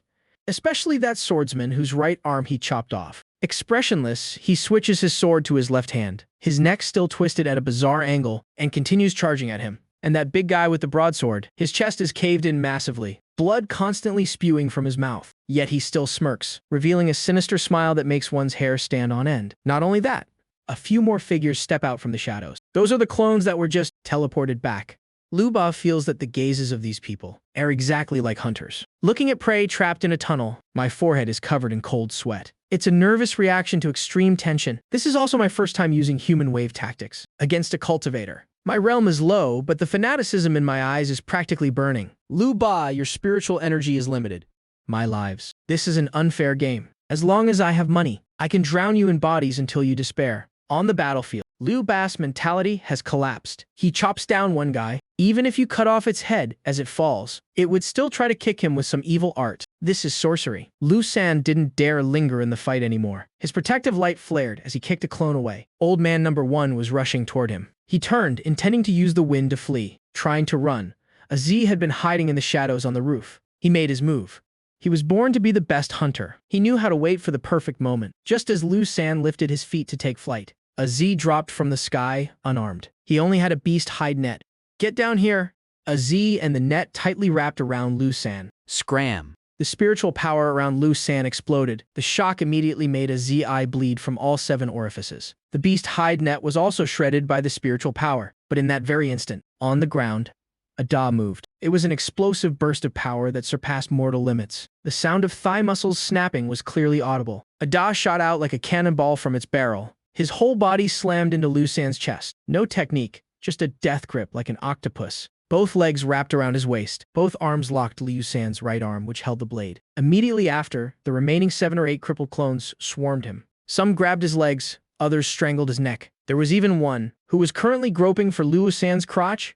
Get off. Get off. Get off me. Liu San struggled frantically. His protective light flickered like a dying light bulb. Bright one moment, dim the next. Every time it flashed, it would shatter the bones of a clone. But as soon as one broke, 2 more took its place. This was winning through sheer numbers, a battle of attrition. This was a human meat grinder. Finally, Liu San's spiritual power was depleted. When that thin protective shield rang out, with a crisp crack, it shattered completely. Without spiritual power, the physical body of a cultivator, though stronger than a mortal's, still couldn't withstand a blade. A DA released the arm he had locked. Even though his own ribs had punctured his lungs, he still raised the chipped blood-slaying blade. Liu San's pupils shrank to the size of pinpricks. Fear finally surfaced in his eyes. Wait, I'm Liu. The blade didn't sink into the flesh quickly. It was almost slow. A DA used every ounce of his strength to drive the blade inch by inch into the back of Liu San's neck. Blood sprayed all over a Da's face, but he didn't even blink. The last strand of flesh connected to the spine was severed. That terrified head rolled into the dust. The entire area fell silent. Only the sound of the burning tiled house remained. Crackle. The 1 or 2 surviving Wang family guards had long since thrown down their weapons. They ran out of the town, crying for their parents. They're all demons. I didn't bother chasing those small fry. Fear is the best way to spread a message. After tonight in Kingshan Town, no one will dare approach this area again. In the tunnel, I let out a long sigh. My whole body leaned tiredly against the wall. I won.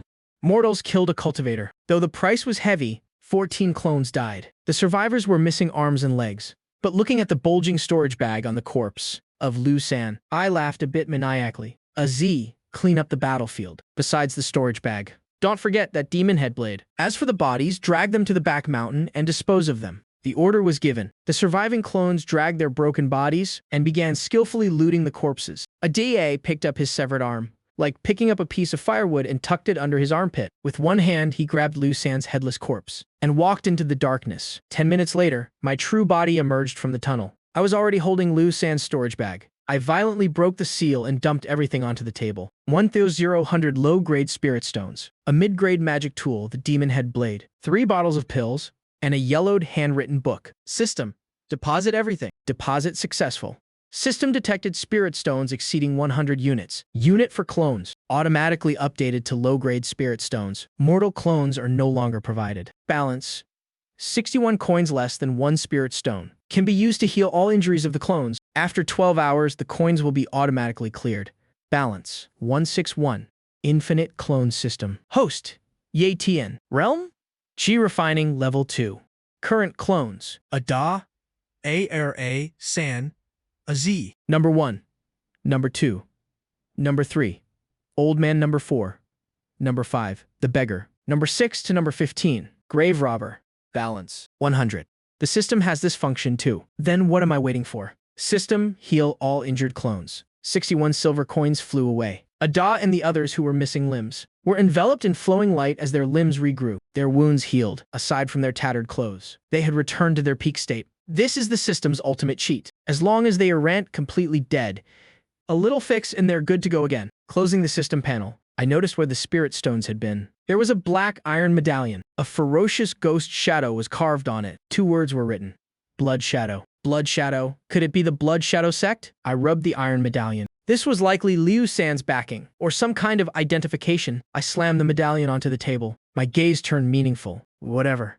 When I wipe out the Wang family, I'll use this to shift the blame. After all, the one who killed them was the Blood Shadow sect. What does it have to do with me next? My gaze turned toward the most prosperous area in the center of town, the Wang family mansion. To kill a weed, you must pull it out by the roots, or else it will grow back when the spring breeze blows. Tonight, the Wang family's elite were wiped out. Right now, the Wang family is like a girl stripped of her clothes, completely defenseless. Besides, the Wang family must have at least a few hundred spirit stones. Waiting for me to collect. I stood up and straightened my clothes. In the courtyard, over 10 clones turned around in unison. Their blades reflected the firelight with a chilling, terrifying glint. After tonight, there will be no more Wang family in Qingshan town. Move out. A group of tireless spirits, who feared no death, rushed toward the grand mansion under the cover of night. The lights were bright in the center of town. There, someone was anxiously waiting for news of victory. Little did they know, what awaited them was the King of Hell claiming their lives. Center of Qingshan town, the Wang family mansion was brightly lit, yet eerily silent. In the main hall, Wang Tianba was holding a cup of tea. it had long since gone cold, but he hadn't taken a single sip. For tonight's operation, he had gritted his teeth and invited Black Wind, Blade Liu San. He had also sent out 20 of the clan's best guards. Logically speaking, dealing with a few paupers in the slums should have taken no longer than a cup of tea. But now an hour had passed. Why hadn't they returned? Wang Tianba slammed the teacup onto the table. An increasingly intense sense of unease rose in his heart. The strategist beside him said with a smile, "Rest easy, Patriarch. Exalted Liu is a level 5 Qi refining expert, killing a few mortals, and a minor level 3 or level 4 Qi refining cultivator. It's as easy as slicing through melons and vegetables, isn't it?" Perhaps Exalted Liu went somewhere to celebrate after finishing the job. Wang Tianba snorted. His expression softened. True. In Qingshan town, level 5 Qi refining is the ceiling. There is no reason to fail. Right then, outside the main gate, a dull thud suddenly echoed. They're back. Wang Tianba's face lit up with joy. He hurriedly stood up. Quick, go welcome Exalted Liu.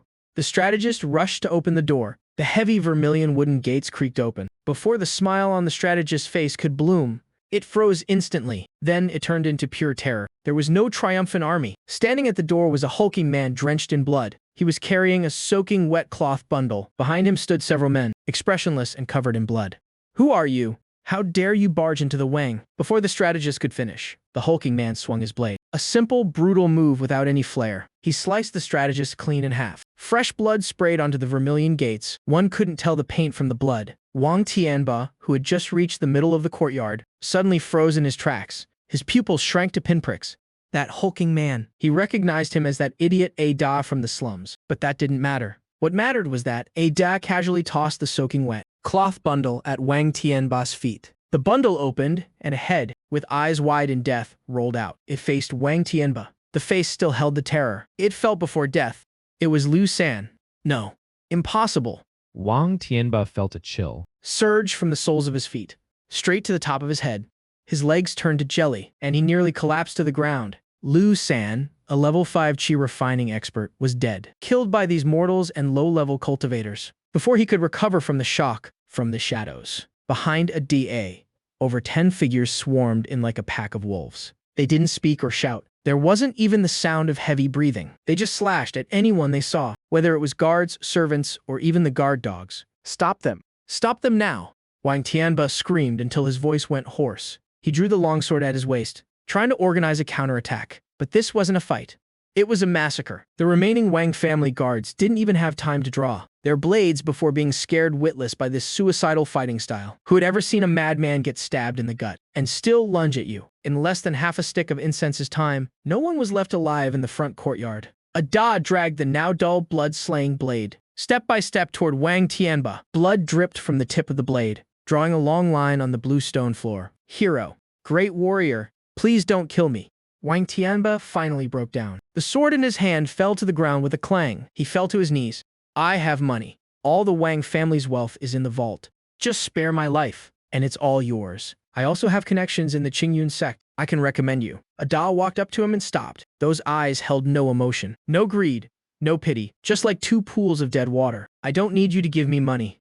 I'll take it myself. My voice didn't appear at the scene, but acted as a direct command, echoing in Ada's head. To me, the dead are the most loyal keepers of secrets. If Wang Tianba lived, he would be an unpredictable variable. He might turn around and report this to the Qingyun sect. Only death is truly safe. Ada raised his blade and brought it down. The head fell to the ground. Wang Tianba's headless corpse twitched twice, then went completely still. All units, hear my command. I was hiding in a remote corner outside the town, watching this scene with an expressionless face. I cracked a melon seed. In 10 minutes, I want this place to be cleared of even a single mouse. Dig 3 feet deep and strip it clean. The order was given. The 10+ clones, who were just killing machines, instantly turned into a professional moving company, or more accurately, a swarm of locusts. Their division of labor was terrifyingly precise. Ada led a few men straight to the master bedroom and the study to search for hidden mechanisms. Old man number 1, though he only had one arm, was highly experienced. He went straight to the ledger room and flipped over every floor tile to check. The remaining mortal clones, even those with broken legs who had to crawl, were stripping jade pendants, gold and silver, and even the decent clothes off the corpses. Violent demolition. A wall in the study was smashed by Ada, revealing a reinforced steel layer inside. Inside were 5 large chests neatly lined up. He opened them. The first was full of gold. The golden glow under the torchlight was dazzling. The second chest was full of jewelry and jade. The third. Found it. My eyes lit up. The third, fourth, and fifth chests were filled with low-grade spirit stones. Although most were low quality with dull colors, there were over 300 of them. Additionally, there was a small brocade box placed separately on top. Ada opened the box. It wasn't gold or silver, nor was it spirit stones. It was just a map, a tattered sheepskin map and a black command token. It wasn't gold, nor wood. The map was crudely drawn with strange symbols. The endpoint pointed to a location in the back mountains of the Qingyun sect. This must be the clue to the illegal mine mentioned in the secret letter earlier. I understood now. The Wang family dared to secretly mine the Qingyun sect's spirit stones. What guts? But now, this secret belongs to me. Withdraw!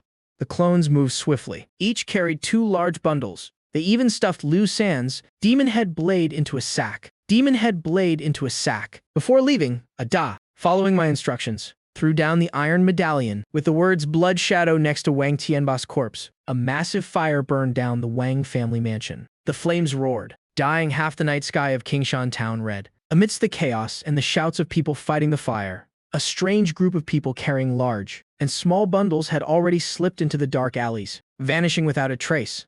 Outside the town, in a secluded corner, I looked at the mountain of loot, and the corners of my mouth finally couldn't help but curl up. A horse doesn't get fat without extra grass, and a man doesn't get rich without ill-gotten gains. I casually picked up a gold bar. The heavy weight in my hand was reassuring. But in the world of cultivation, these things are trash. The real value lies in the 300+ spirit stones. System.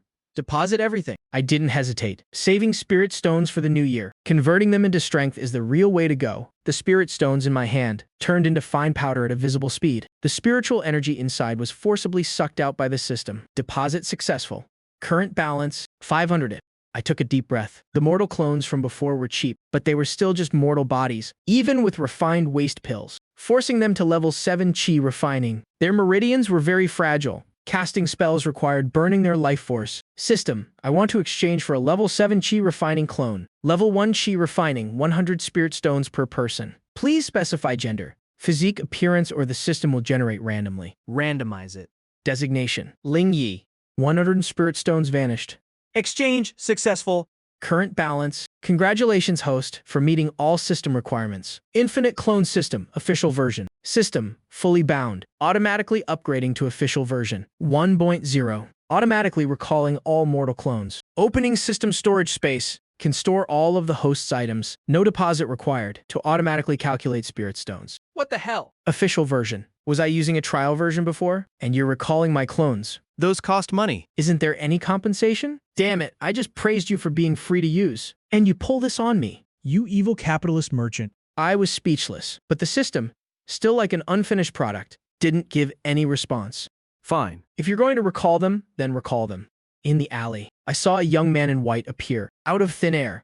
He looked ordinary, but his skin had a faint glow and his eyes were clear. He had an otherworldly aura, a genuine chi refining clone from the system. It really is different. It comes with its own spiritual root, a natural-born talent for cultivation. With a thought, I took control of Lingya's body. It felt like jumping from a mud pit into a hot spring. The thin spiritual energy in the surrounding air seemed to be drawn in by some force, joyfully entering through my pores. Without even needing to consciously circulate a cultivation technique, The spiritual energy flowed unhindered through my meridians. This is true cultivation.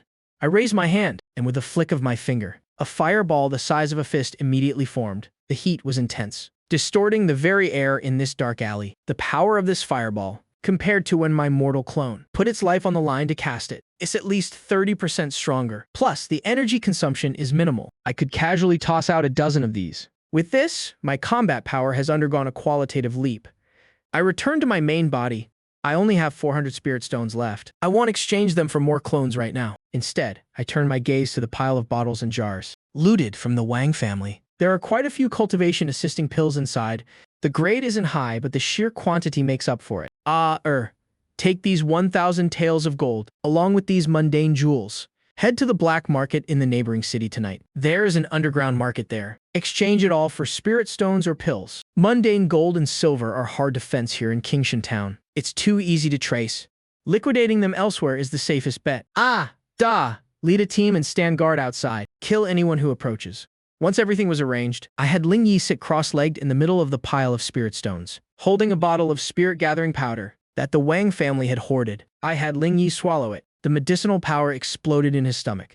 At the same time, I also sat cross-legged, synchronizing, and beginning to cultivate. Double the joy. Time ticked by minute, in the dead silence of the alley. The only sound was the low rumble echoing from Ling Yi's body, like a surging, roaring river. I suddenly opened my eyes. A golden light flashed in my pupils. An aura several times stronger than before erupted directly from my body, blowing away all the surrounding dust. Third level of Qi refining. This isn't just an increase in spiritual energy. It's a complete metamorphosis of my divine sense. Right now, even with my eyes closed, I can clearly sense every single blade of grass and every tree within a 30-meter radius. Murder and arson truly do yield belts of gold. The ancients didn't lie to me. I clenched my fists, feeling the boundless power surging through my body. And this is only the beginning. I picked up the tattered parchment map that I found in the brocade box. The symbols I couldn't decipher before, under the sweep of my third-level Qi refining divine sense, faintly revealed that this map had a restriction placed on it. Only a cultivator can read it.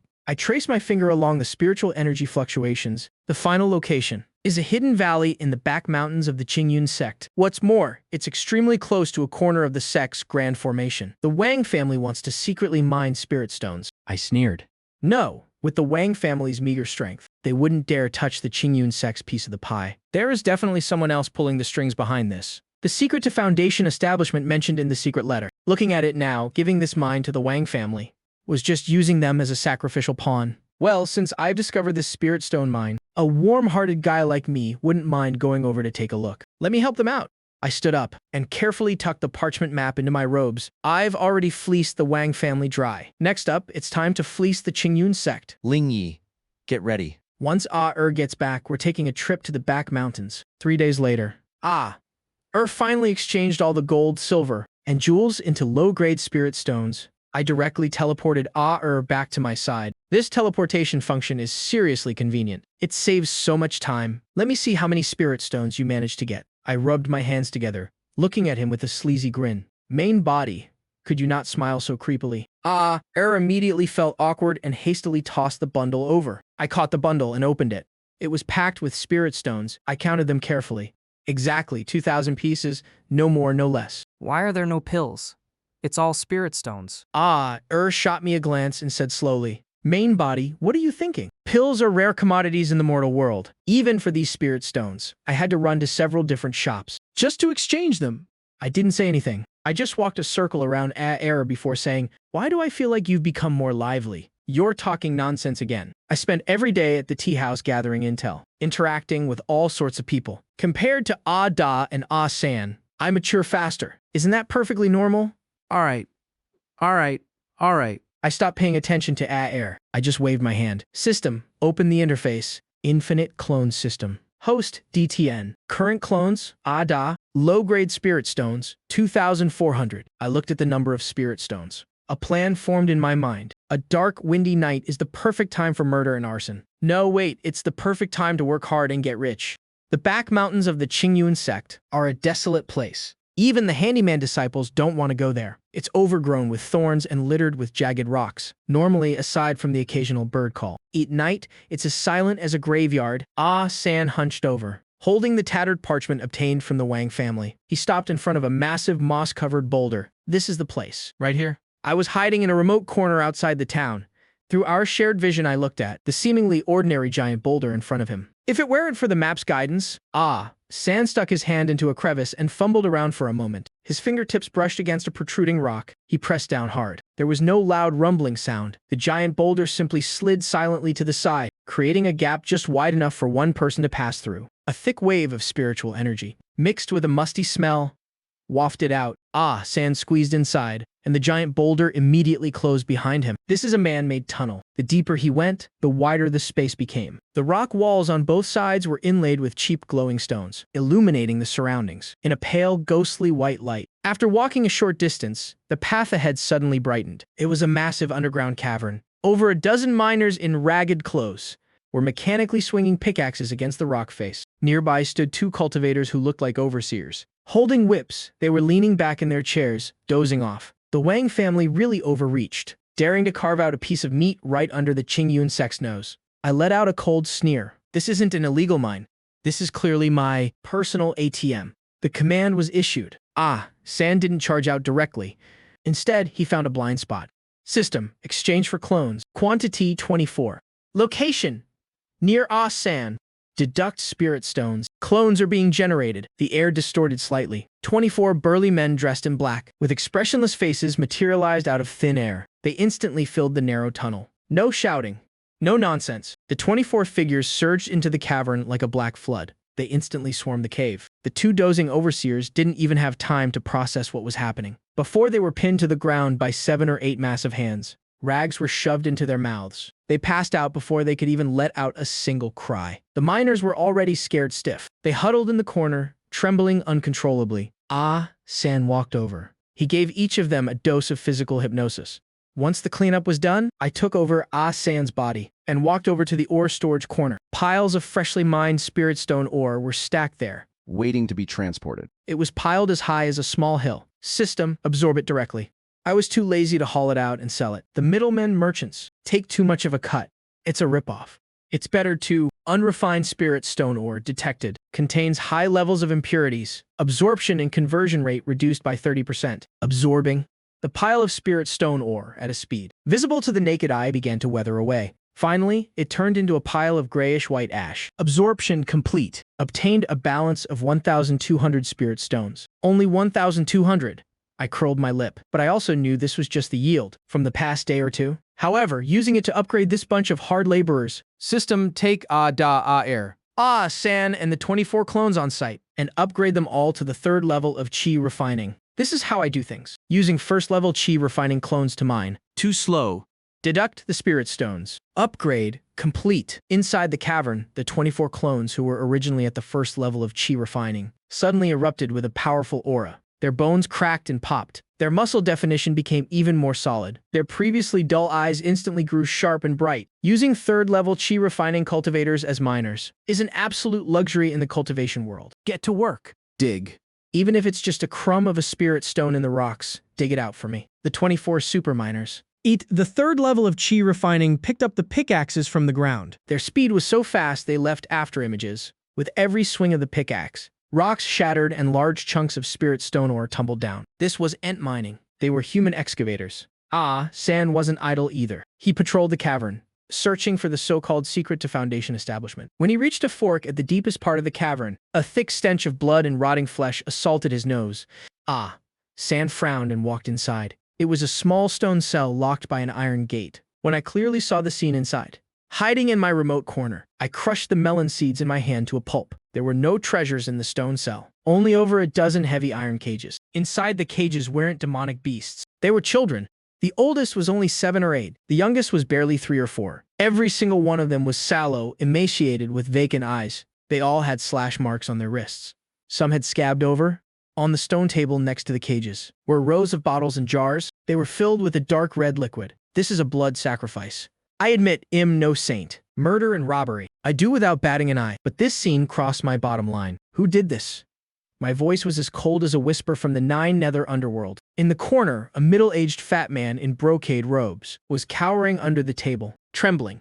He was the strategist here. He had hidden himself the moment things went south. Now, Ah-san grabbed him by the collar with one hand and dragged him out like a dead dog. Don't kill me? I'm just the guy watching the door. The fat strategist bawled, snot and tears running down his face. Ah-san didn't say a word. He just clamped his fingers directly around the man's throat. He squeezed slightly. What's the deal with these children? They're medicine primers. The fat strategist rolled his eyes back, struggling to speak. The Grand Elder.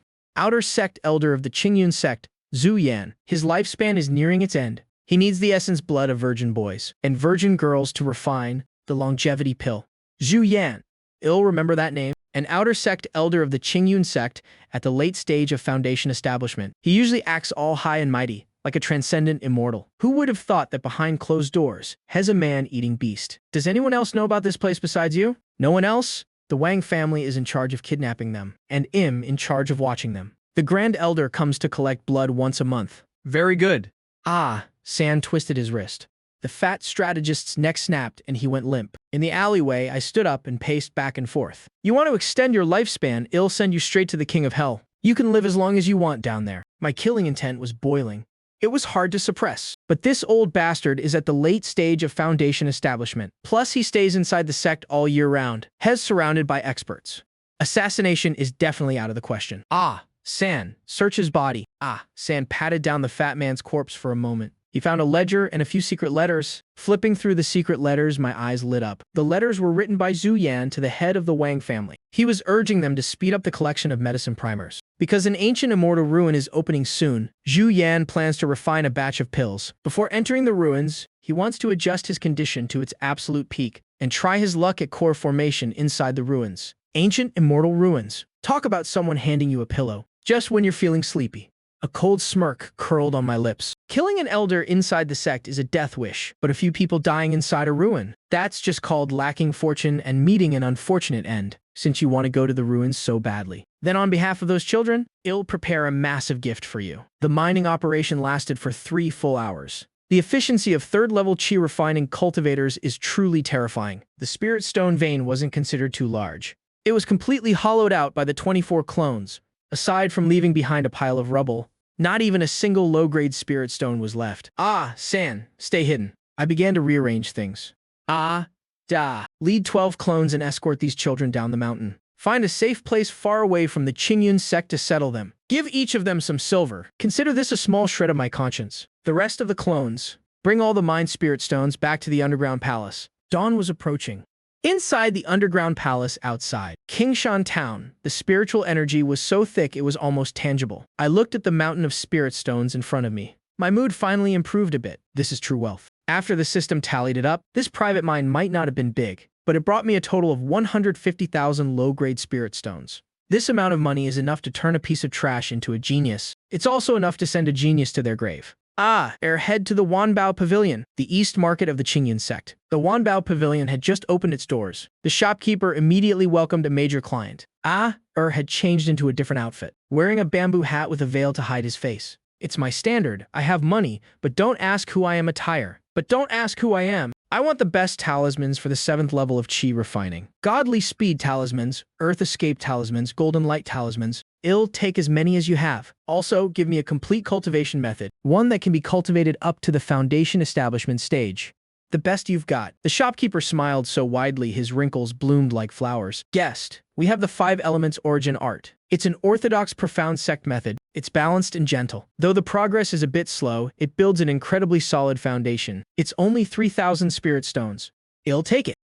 San tossed out a storage bag. On this trip, San spent a full 20,000 spirit stones. The purchased items piled up on the table in the underground palace. I first bundled all the talismans together and used the clone teleportation to send them to San. After all, he's the only clone I can't afford to let die right now. Everyone, assemble. I gave the order. Inside the underground palace, aside from San who was hiding outside, all the remaining clones, whether it was Da and Ere who handled combat, or the coolies who had just returned from mining, all sat neatly on the ground. In the center lay the 5 elements origin art manual. Start learning.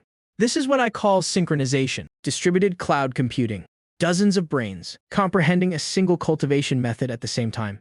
The efficiency. What kind of concept is that? Even the most obscure and difficult incantations were divided into dozens of parts. Each person was only responsible for comprehending one segment. Then it was all synthesized in my brain. I could instantly grasp it. In just half an hour, I opened my eyes. A sharp light flashed in my eyes. So that's how it is. The key to foundation establishment lies in liquefying spiritual energy and constructing the Tao Foundation. I looked over at Ling Yi. He was sitting cross-legged in the very center. This is the most perfect trump card in my hand. Ling Yi, break through. Spirit stones were consumed like flowing water. 10,000, 20,000, 50,000. The aura radiating from Ling Yi began to skyrocket. 4th level of qi refining. 7th level. 9th level. Peak stage. There were no bottlenecks whatsoever. As long as there's enough money, with enough brothers, we can drain any ocean. Is this foundation establishment? A muffled sound echoed from within Ling Yi's body. It sounded like something shattering. The originally gaseous spiritual energy was rapidly compressed, liquefied, and finally converged into a clear stream in his dantian. Early stage of foundation establishment. And it's a flawless foundation establishment at that. I felt that immense surge of power. I felt like my current self could slap 10 of my former selves to death with a single strike. Still not enough. I looked at the remaining spirit stones. I still had 80,000 left. Zhu Yan is at the late stage of foundation establishment. He also has defensive Dharma treasures. Relying on Ling Yi alone isn't enough. San. Synchronize all of them to the early stage of foundation establishment. Another massive amount of spirit stones was thrown in. The auras of the 3 clones erupted accordingly. Although it wasn't as flawless and perfect as Ling Yi's, they had truly stepped into the foundation establishment stage. These are my trump cards. Zhu Yan, no matter how strong you are, can you fight off several foundation establishment cultivators with the remaining spirit stones? I upgraded all the other clones to the 9th level of qi refining. After doing all this, my pockets were basically empty. But looking at a room full of experts, I smiled happily. This feeling of being so poor that all I have left is pure strength. It feels pretty damn good. 3 days later, news of the ancient immortal ruins opening spread. The news had already spread throughout the Qingyun sect. The outer court square was packed with people. It was a sea of faces, crowded beyond belief. Grand Elder Chu Yan stood atop the high platform. His face looked healthy and flushed. However, deep within his eyes, a flicker of sinister intent was hidden. It was hard to tell, but he had been in a foul mood lately. Communication with his private agents over there had been cut off. Those who were sent out never returned. It gave him an uneasy feeling, but he couldn't wait any longer.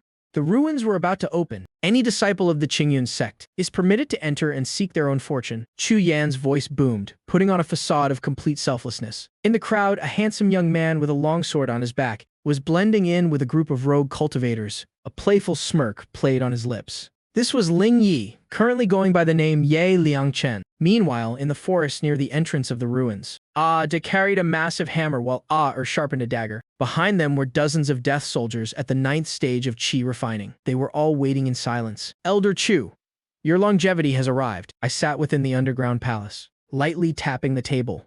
I'm just worried you won't be able to handle what's coming. The entrance to the ancient immortal ruins was actually a rift in space. It hovered in midair, looking like an ugly, jagged mouth, torn wide open. It constantly spewed out gusts of gray astral winds. The howling of the wind was enough to set one's teeth on edge. These astral winds were no ordinary gales. They carried the lethal sharpness of spatial fragments. A cultivator at the 7th stage of qi refining, without a protective treasure, would have their limbs sliced off in an instant. By now, a massive crowd had gathered beneath the rift. Rogue cultivators, small families, and the teams from the Qingyun sect. The time has come. Chu Yan stood at the very front, with his hands behind his back. He didn't have much life left in him. The liver spots on his face, though hidden by spiritual energy, still exuded a faint aura of death. Only his eyes remained terrifyingly bright. They were filled with the madness of a man with nothing left to lose. He clearly didn't want to die. Grand Elder, the astral winds at the entrance are too powerful. An inner court deacon spoke up, looking at the winds that could grind stone into powder. He hesitated. What are you afraid of? Chu Yan shot him a glance, his voice raspy. Cultivation is an act of defying heaven to seize fate. If you don't even dare to pass through this gate, then why bother cultivating at all? With that, he pointed his finger at the group of outer disciples. All disciples below the 5th stage of qi refining stepped forward. About 40 or 50 young disciples stepped out, trembling. Most were newcomers who had only recently joined the sect. There were even a few servants among them, who had been forcibly recruited. Hold hands and form the iron wall formation. Chu Yan commanded.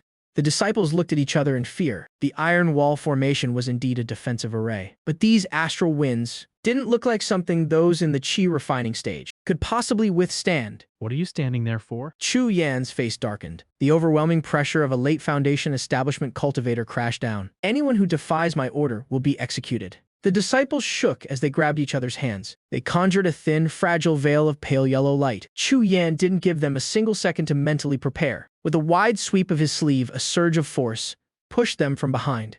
The crowd of dozens was forced to plunge into that terrifying spatial rift. Blood-curdling screams erupted instantly and then went dead silent. No miracle occurred. The moment they made contact with the astral winds, their protective light shields shattered like soap bubbles. Flesh and blood sprayed everywhere. The sound of bones being pulverized echoed rapidly, like the sound of grinding stones. But this was exactly what Chu Yan wanted. The spatial winds were momentarily dampened by the mass of flesh and blood. A brief opening appeared.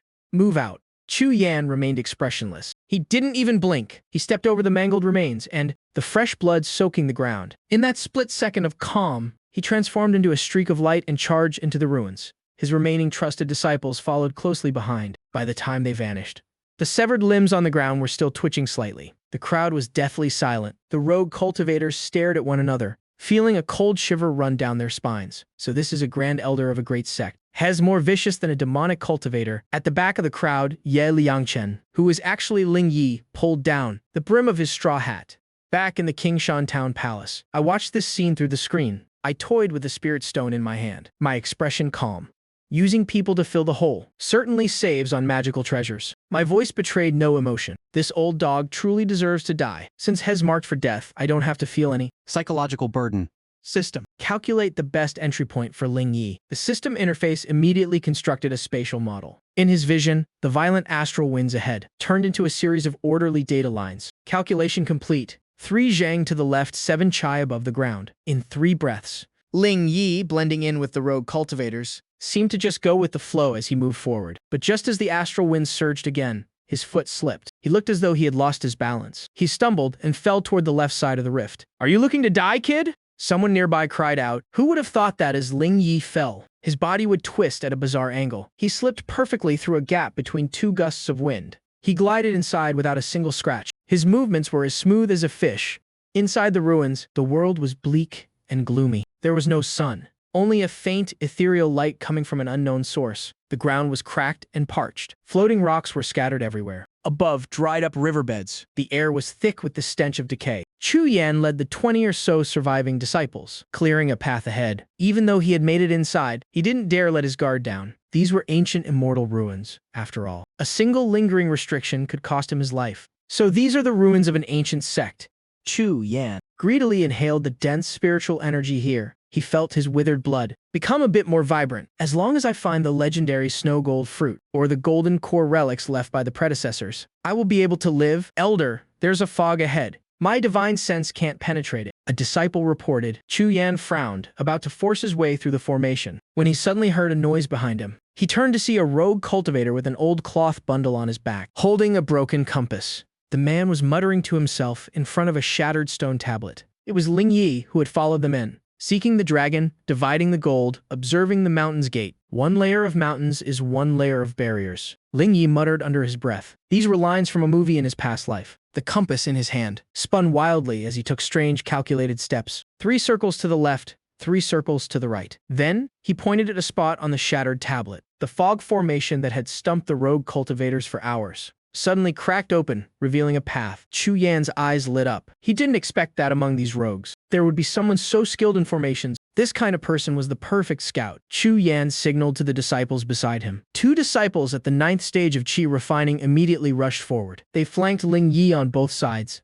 and dragged him before Chu Yan. Kid, you understand formations? Chu Yan looked down at him, scrutinizing this ordinary-looking young man. Ling Yi acted as if he were about to wet his pants. His whole body shook as he stammered, "Senior. This junior is Ye Liangchen, my ancestors. Passed down the trade of Feng Shui. I know a little." Ye Liangchen, Chu Yan gave a half smile. "Since you know Feng Shui, don't let it go to waste. Get to the front and lead the way. If you lead us well, this seat will reward you handsomely. But if you play tricks..." He lightly crushed a floating rock nearby. "This junior wouldn't dare. I will definitely do my absolute best." Ling Yi kowtowed repeatedly. Back at the palace, I watched Ling Yi's performance. I couldn't help but comment. The acting is a bit over the top, but it's just enough to fool an arrogant prick like him. The group continued forward with Ye Liangchen leading the way. Their speed was indeed much faster. Ling Yi held his compass, pointing here and there, while actually steering them away from real danger. He was leading Chu Yan and his men straight into the red-marked zones on the map. That map was compiled by my other clones. Eat the cost of their lives. After walking for about an hour, the scenery around them changed. The jagged rocks vanished, and the ground turned into soft red sand. The surroundings became eerily quiet. Even the sound of the wind had died down. Wait. Chu Yan suddenly stopped. He looked around suspiciously. It's too quiet here. As a seasoned Foundation establishment cultivator, he had an innate instinct for danger. Senior, this is the Hidden Dragon Formation. The silence is because a great fortune is currently incubating. Ling Yi pointed to a red sand dune ahead, talking nonsense with a straight face. According to the compass, past this sandbank is the gate of life. Chu Yan stared intently at Ling Yi for a long time. He stared until Ling Yi began to break a sweat on his forehead. Only then did he slowly withdraw his gaze. You, go first. Chu Yan pointed at the seemingly flat sandbank. Old fox. Ling Yi nodded and bowed. Yes, yes. This junior will scout the way immediately. He stepped carefully onto the sand. After taking several dozen steps, he turned back and shouted, Senior, it's fine. The ground is very solid. Only then did Chu Yan wave his hand and lead the group to follow. Just as the team reached the middle of the sandbank, Ling Yi, who was in the lead, suddenly stopped. He bent down as if to tie his shoe. In reality, a small stalk of grass fell from his sleeve. It looked like nothing special, but the moment that grass touched the ground, it released a strange sweet fragrance. That was the spirit beast luring grass essence I specially formulated. It has a fatal attraction for underground creatures. Having finished his move, Ling Yi crushed a leaf. He already had an earthy yellow talisman ready in his hand. A high-grade Earth Escape talisman. Go! A flash of golden light erupted. Ling Yi's entire body instantly sank into the ground. He vanished without a trace. You little bastard. Chu Yan reacted incredibly fast. He raised his hand and fired a wind blade at the spot where Ling Yi had vanished, but it only sliced through a pile of red sand. This is bad. Chu Yan was horrified. Before he could even order a retreat, the red sand beneath their feet began to boil. It was the sound of countless tiny legs rubbing against hard shells. The sound was so dense it made one's scalp crawl. The ankle of one disciple was suddenly clamped shut by something. He was instantly dragged down into the sand. Even his scream was buried underground, leaving behind only a pool of blood. Immediately after, the red sand exploded. Pitch-black ants swarmed out from the earth, blotting out the sky. Each one was the size of a fist, with fangs that shimmered with a metallic glint. Spirit-devouring ants. A surviving disciple screamed in terror. A single ant wasn't strong, but when tens of thousands gathered, it was a nightmare. It was a nightmare that even golden core cultivators would avoid. They didn't eat flesh. They specialized in devouring spiritual energy.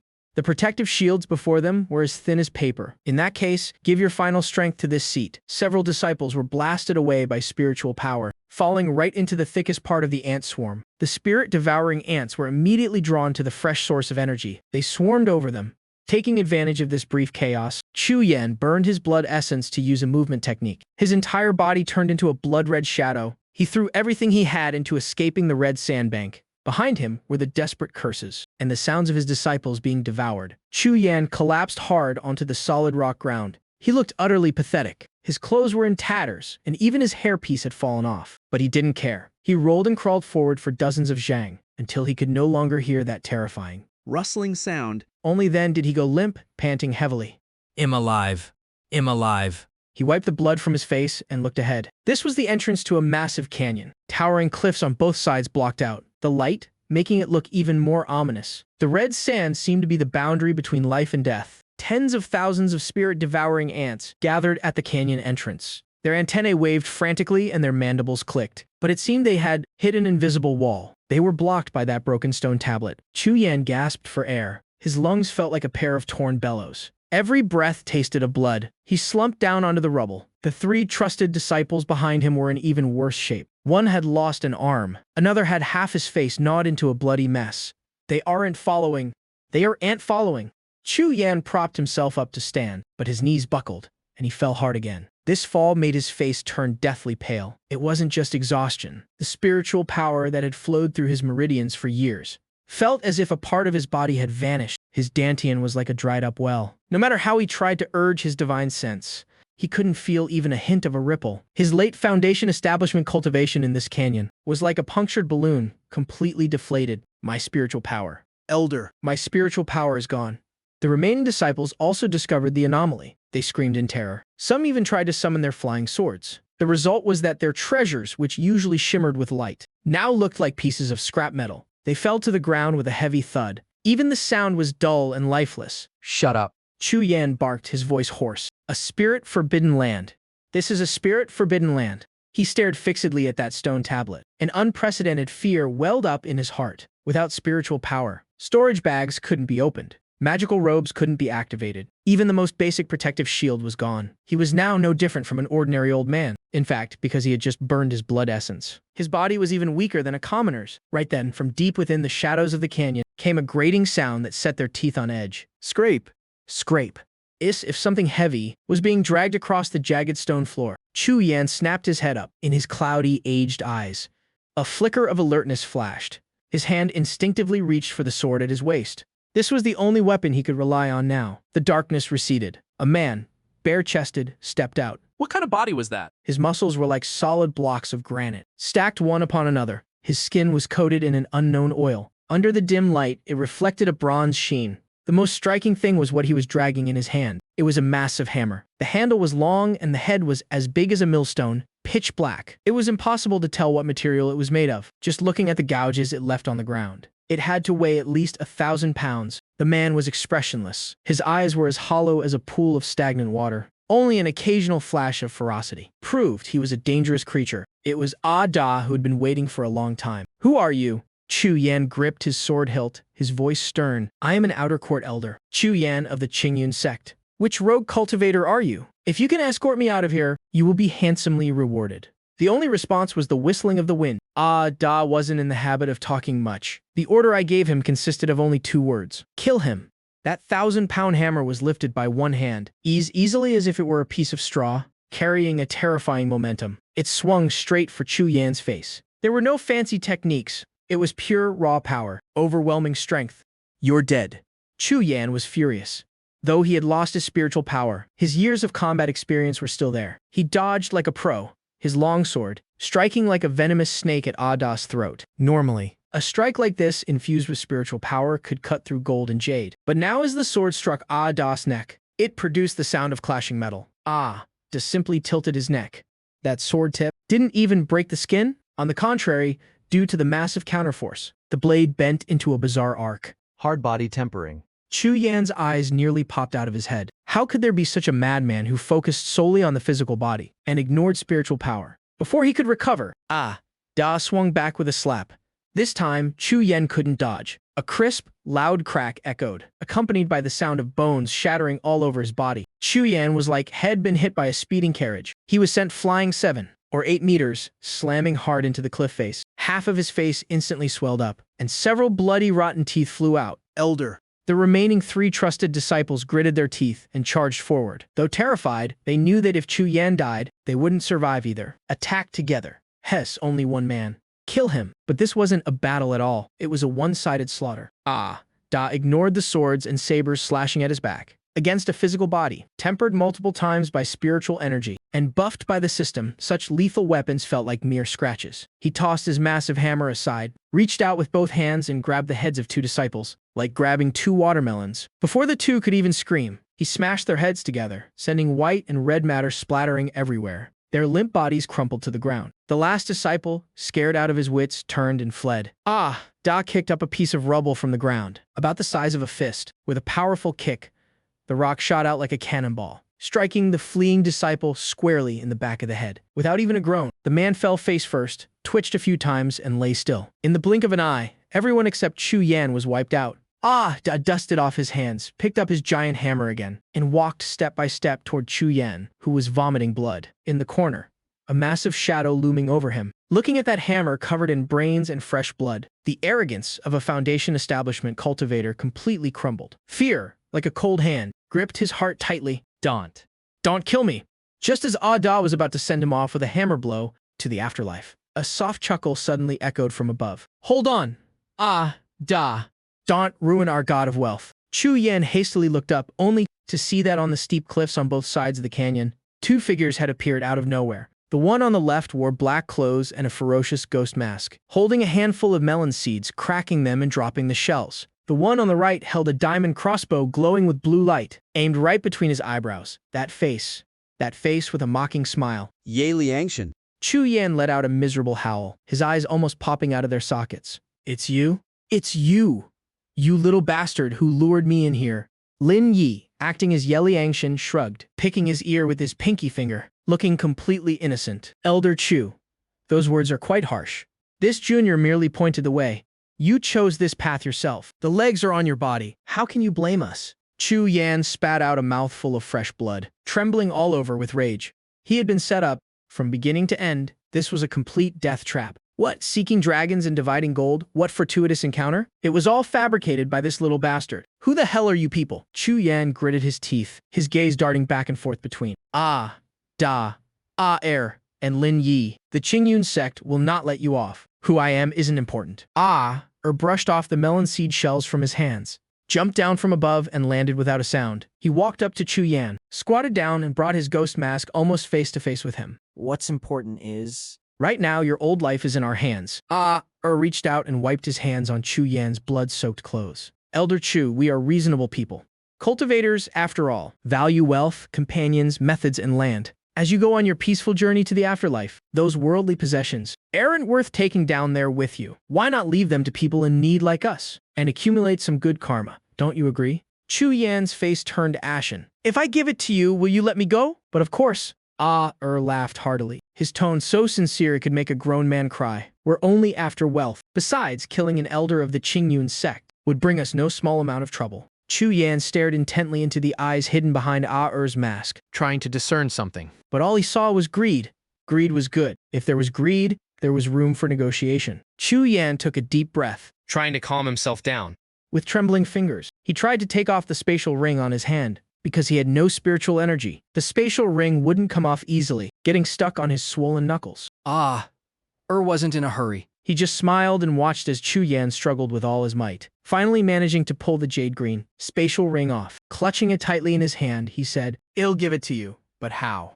I have no choice. Pointed at Da next to him.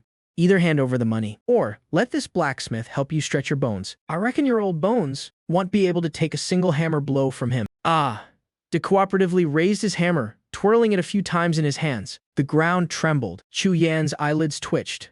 Making up his mind, he tossed the spatial ring over. Fine.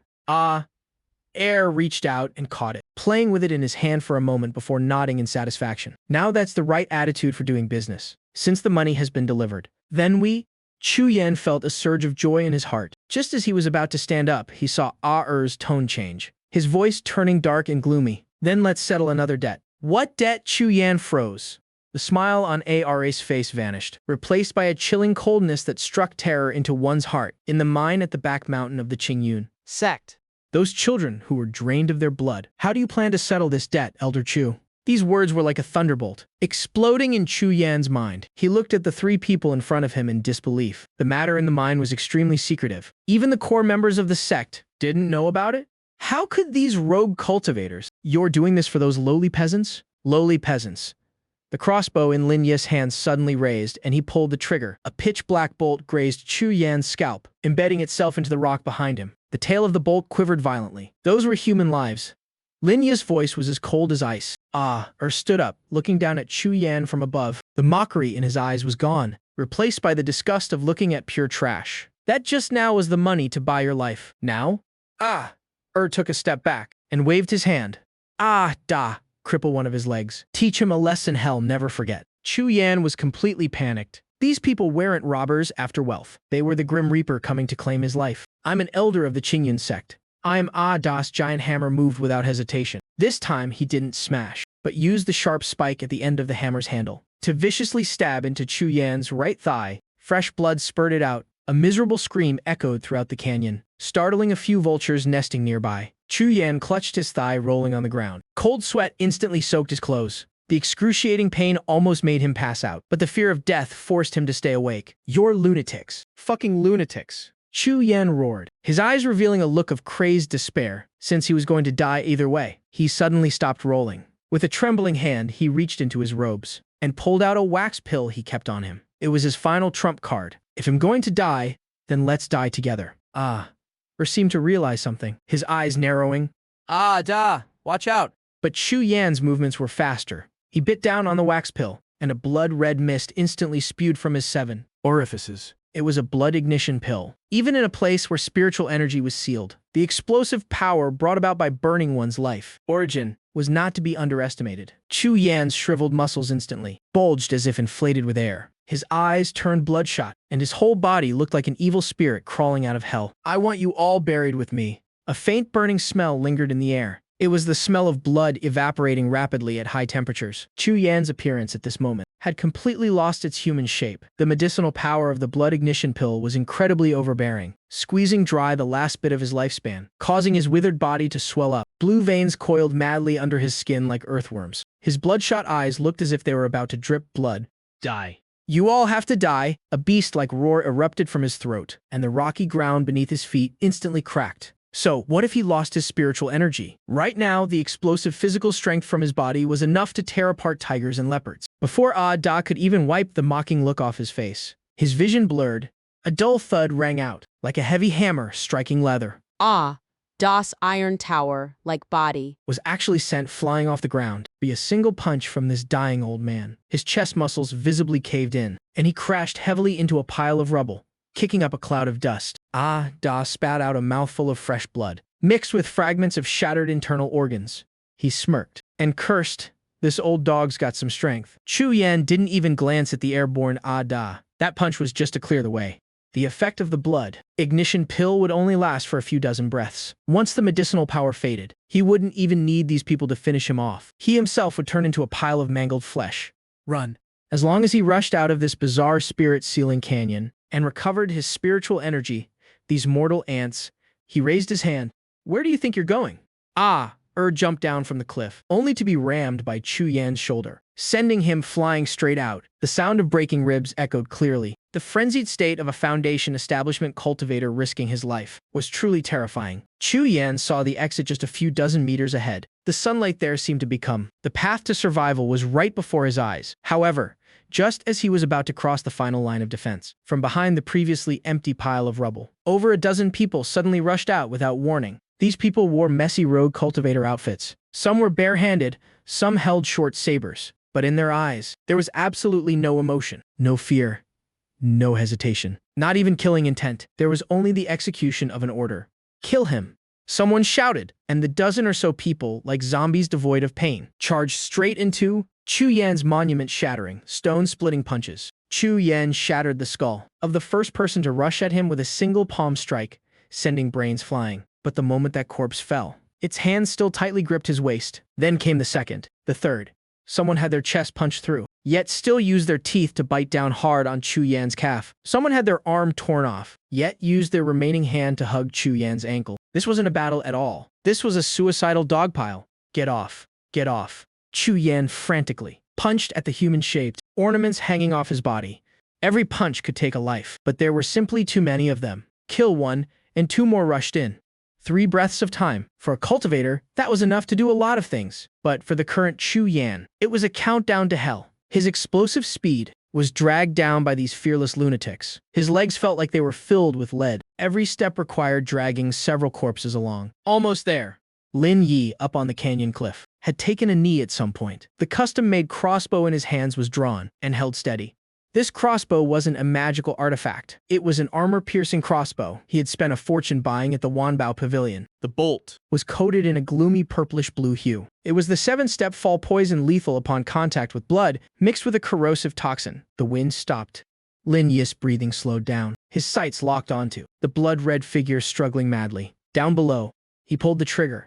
In your next life, be a better person. The crisp twang of the bowstring echoed in his ears as an invisible streak of light tore through the air, drawing a deadly straight line across the canyon. Chu Yan was just about to swing his fist again, to smash someone's head, when he suddenly felt a chilling coldness in his throat. His fist stopped in midair. He wanted to scream, to curse, but found that in his windpipe there was only the whistling sound of air. He reached up and touched a pitch-black bolt that had pierced right through his throat. The arrowhead protruded from the back of his neck, trailing a streak of black blood. The violent toxin instantly paralyzed his nerves. The power brought by the blood ignition pill receded like the tide, replaced by endless weakness and suffocation. Chu Yan clutched his neck, stumbling backward. The blood-red color in his eyes quickly faded, turning into the ashen gray of despair. He had lost, not because of his cultivation level, but because of these lunatics who didn't follow martial ethics. Finish him off. Don't give him a chance to recover. Lin Yi's cold voice rang out from above, from the pile of rubble. Da staggered to his feet, wiping a streak of blood from the corner of his mouth. A glint of brutality flashed in his eyes. That punch just now Really fucking hurt. He dragged his giant iron hammer, walking step by step until he stood in front of the kneeling Chu Yan. By now, Chu Yan was paralyzed by the corrosive toxin, unable to move. Only his slightly shifting eyeballs, filled with pleading, looked up at the looming shadow. Old man, you had a lot of fun hitting me just now, didn't you? Da showed absolutely no mercy. His muscles tensed, his core generating power. The 1,000-pound hammer in his hands drew a perfect crescent arc. This time it wasn't a dull thud, but a sickening crunching sound, like a watermelon being smashed to pieces. Grand Elder Chu Yan, who had thrown his weight around the outer sect of the Qingyun sect for decades with a vicious heart, didn't even get to leave a final word. His entire upper body was directly smashed into a pile of mangled flesh, red, white, black, and yellow splattered all over the ground. The canyon returned to a dead silence, leaving only a few twitching corpses. Fight's over? Wrap it up. Walked over from the side, disgustedly avoiding the filth on the ground, and kicked the pile of mangled flesh. Even his own mother wouldn't recognize him now. You hit way too hard. What if you smashed the spatial ring? It won't break. That thing is tough. Threw his hammer to the ground and plopped down, panting heavily. That old man's dying counterattack was no joke. I broke at least 3 ribs. I wonder if the main body gets insurance for this. Insurance? My ass. Tomorrow you'll respawn as a brand new hero. Lin Yi jumped down from above, nimbly pulling a porcelain bottle from his robes. It was highly purified kerosene. Chu Yan was a Foundation establishment cultivator after all. If he left behind a remnant soul or a tracking mark, it would be troublesome. Physical destruction was the safest bet. The kerosene was poured over the corpses, and a match was tossed in. Raging flames instantly flared up, billowing thick black smoke. The burning smell grew even stronger. While burning the bodies, the group skillfully began to fake the scene. Directed a few lightly injured clones to create numerous traces of magical attacks and chaotic sword slashes all around. Sprinkle some more blood over here. Make it look messy. Slash that rock twice. It needs to look like a chaotic brawl between rogue cultivators. They arranged the corpses of the dead clones, disguising it as a scene of thieves double-crossing each other and perishing together. Remember to scratch up their faces. Don't let anyone realize they all look the same. The series of actions flowed like water. So professional. It was almost heartbreaking. When the flames died down amidst the ashes on the ground, a jade green ring glinted in the sunlight. Da picked up the spatial ring, wiped it on his clothes, without minding the dirt, and handed it straight to Lin Yi.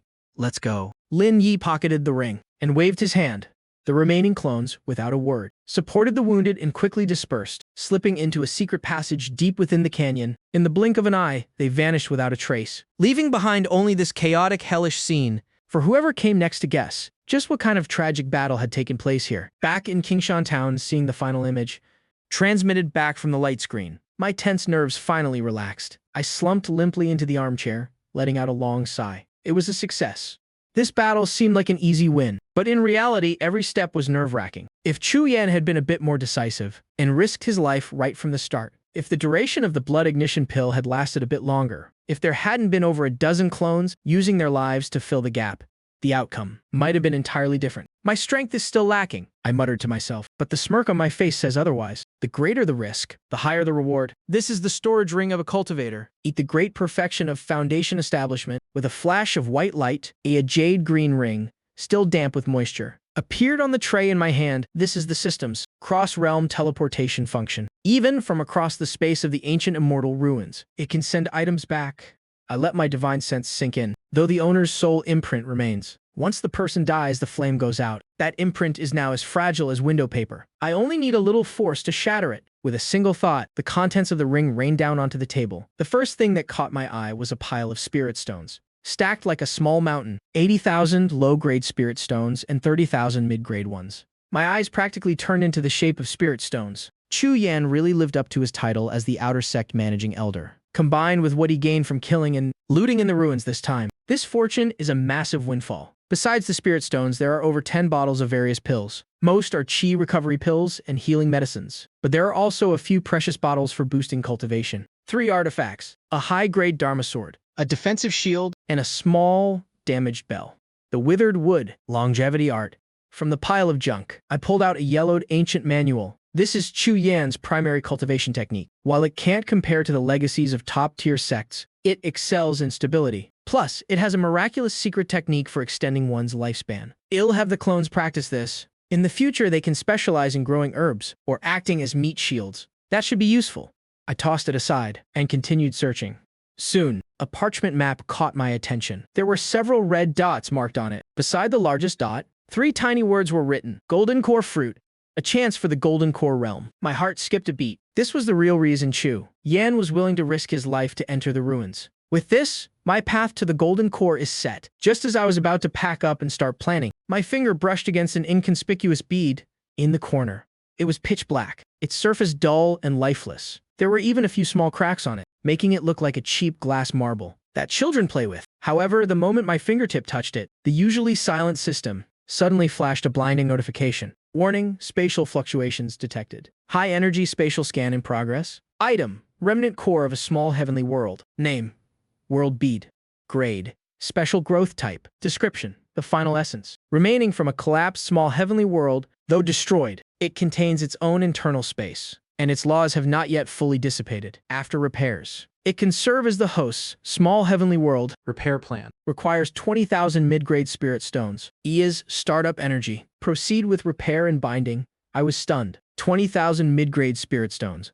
That's brutal. The 30,000 I just got haven't even warmed up in my pocket, and most of it's already gone. For me right now, 20,000 mid-grade spirit stones is enough to raise a massive army of cherry refining clones, or push over a dozen clones to the foundation establishment stage. This is like pulling teeth, but a small heavenly world.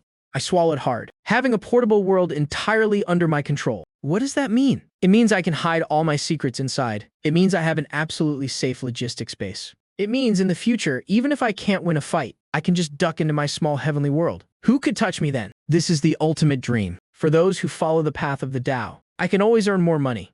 But if I miss this chance, I deserve to be struck by lightning. I looked at the pile of glittering stones on the table, feeling my heart bleed. My heart was truly bleeding, but I still gritted my teeth and gave a firm nod. System, take the money and fix it for me. If you can't fix it, I'll take you apart and sell you for scrap. The 20,000 mid-grade spirit stones on the table vanished instantly. A burst of white light, so brilliant I couldn't even open my eyes, erupted from that black bead. It immediately filled the entire cavern. An ancient, primordial aura began to revive within the cramped space. The pain in my eyes gradually turned into fanaticism. Elder Chu Yan, this time, you didn't just send me a delivery. You gave me the foundation to settle my life. Rest in peace, Elder Chu. On this day next year, I'll be sure to burn some extra spirit money for you. Inside the cavern at Green Mountain Town, the 20,000 mid-grade spirit stones turned into a stream of pure energy and were swallowed by that black world bead. The cracks on its once dull surface began to heal at a speed visible to the naked eye. The black light converged, then radiated a warm, chaotic color. Repair complete. Small, heavenly world bound to the host's soul. Current status, primary. Range, 10 miles. Spiritual energy density 15 times higher than outside. I felt a strange new connection in my mind. With a thought, my entire body vanished from the cavern. When I opened my eyes again, beneath my feet was hard, gray-brown earth. There was no sun, moon, or stars in the sky, only a layer of hazy white light. The surroundings were vast and desolate. I could see everything at a glance. At the borders were swirling clouds of gray mist. That's the chaotic spatial flow that hasn't been developed yet. It's a bit barren, but this air... I took a deep breath. The spiritual energy here is much denser than in a desolate place like Green Mountain Town. Even if it's not quite as good as the Azure Cloud sects intersect, it's not far off. Most importantly, this place is absolutely safe. From now on, this place shall be called the Heavenly Court. I gave it a random name. No time for sentimentality. I immediately switched to the perspective of the clones at the ruins. It's harvest time. In the central area of the ruins, it was no longer the red desert or the rubble fields from before. Instead, it was a lush green basin. In the center, next to a dry well, grew a small tree about waist high. Its leaves were dark gold, and 3 fist-sized fruits hung from its branches. The skins of the fruits were covered in exquisite patterns. I could faintly hear the sound of clashing metal coming from them. The faint sound of clashing metal echoes from within. A golden core fruit. A single fruit can increase the chance of forming a golden core by 30%, and there are 3 of them right here. With these, even a pig could be pushed into the golden core stage. But where there are heavenly treasures, there are always exotic beasts guarding them. Right now, next to that small tree, lies a lion with a massive hulking body. Its purple fur stands on end across its entire frame. As it breathes, bolts of electricity shoot from its nostrils, leaving small scorched black pits in the ground. A peak rank 2 purple lightning lion. Even though the beast is asleep, its ferocious aura is overwhelming. It makes a Dai, who is currently hiding in the brush, 100 meters away, feel the pressure of a peak rank 2. That's equivalent to the great perfection of the Foundation establishment stage. Plus, it has thick skin and tough flesh. With its innate lightning-based divine abilities, a head-on fight would definitely end in disaster. Aer is perched on a tree branch, holding a high-grade magic sword, looted from Chu Yan. Hez currently calculating the best angle. A Dai is hiding behind a boulder on the other side, calmly analyzing the situation. Its weak points are the soft white flesh under its throat and its eyes. This lion has a specific habit. Every 3 breaths, its tail will flick once. That's its blind spot. How do we hit it? A Dai asks. Lin Yi pushes up his non-existent glasses. Old rules. A Dai takes the hits. Aer goes for the eyes. The rest of you charge? As long as you're not completely dead, grab its limbs and hold on tight. If that doesn't work, just self-detonate on the spot. Don't worry about the casualties. You'll all respawn tomorrow anyway. As long as we get those golden core fruits, it's worth every death. Move out. The moment the order was given, Ada moved. He didn't charge straight in. Instead, he grabbed a boulder the size of a millstone nearby, used his core strength, and hurled it like a shot put. The sound of the rock slicing through the air startled the mad lion. It snapped its eyes open, purple lightning flashing in its pupils. It swung a front paw crack. The boulder was smashed like tofu. But that was just a distraction. As the debris flew, Ada, muscles bulging, had already closed the distance. The iron hammer in his hand was ready to strike. Roar. The mad lion roared in fury, opening its mouth to fire a bolt of purple lightning as thick as an arm. Ada didn't dodge. He took the hit head-on. The lightning struck his chest, tearing skin and charring flesh. The iron hammer fell as he was paralyzed by the shock, but his momentum didn't slow. Using the rush, he threw his arms wide and lunged, locking onto one of the mad lion's hind legs. Got you. Ada roared, veins popping all over his body. Is strained to pin the lion's lower half down. The mad lion turned to bite him, but halfway through its turn, a dark shadow dropped from the tree. Aer held a bag of poison mixed with chili and lime powder, hurling it precisely into the mad lion's face.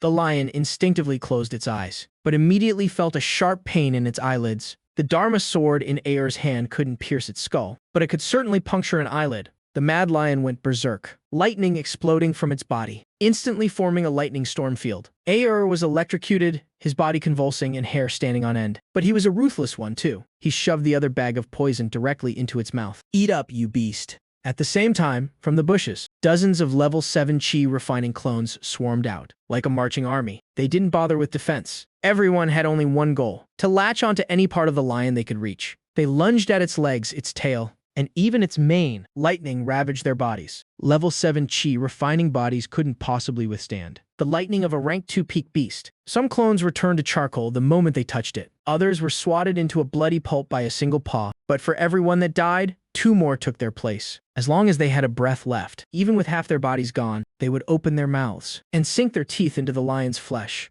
This kind of suicidal madness.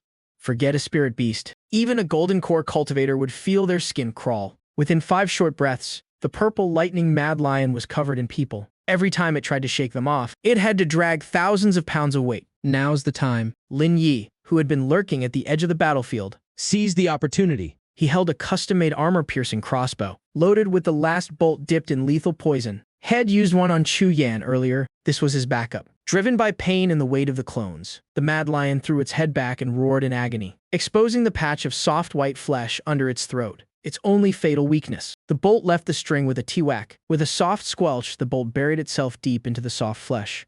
The mad lion's massive frame suddenly stiffened. The purple lightning in its eyes quickly faded. Finally, with one last unwilling groan, it collapsed heavily to the ground. Ada let go, his charred hands dropping as he slumped to the earth. The large hole in his chest from the lightning was still smoking. The ground was littered with a ring of clone corpses. Over 10 survivors missing arms or legs were busy trying to stop their own bleeding. It was a gruesome scene, like a meat grinder. Lin Yi stepped forward quickly, took out a specialized jade box, and carefully harvested the 3 golden core fruits. He slapped a spirit-sealing talisman on the tree. What about the tree and the beast's carcass?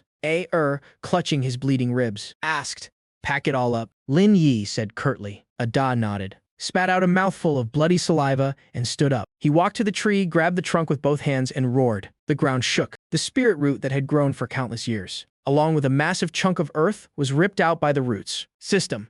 Collect everything. With a flash of white light, the survivors, the crippled, the corpses, the mad lion, and the uprooted tree were all pulled in by a DA. They vanished instantly, leaving behind only a chaotic battlefield and a lonely dry well inside the small world. I looked at the mountain of loot before me and nodded in satisfaction. Plant the tree first, then stew the carcass for the brothers to share. Those who are injured, kill yourselves after eating. See you tomorrow. Ada got to work, digging a hole in the area with the densest spiritual energy. He planted the golden core fruit tree. Though it was removed from its original spot, the spiritual energy here is enough to keep it alive. Plus, Chu Yan's withered wood longevity art contains a secret technique for nurturing spirit plants. In the future, this will be the Lin family's money tree. Prepared to light the fire and stew the meat. Now, it's time for the main event. I sat cross-legged on the ground, the system interface before me. I have the golden core fruits and a safe base. My only weaknesses are my realm and cultivation technique. Though the clones have reached the peak of cherry refining,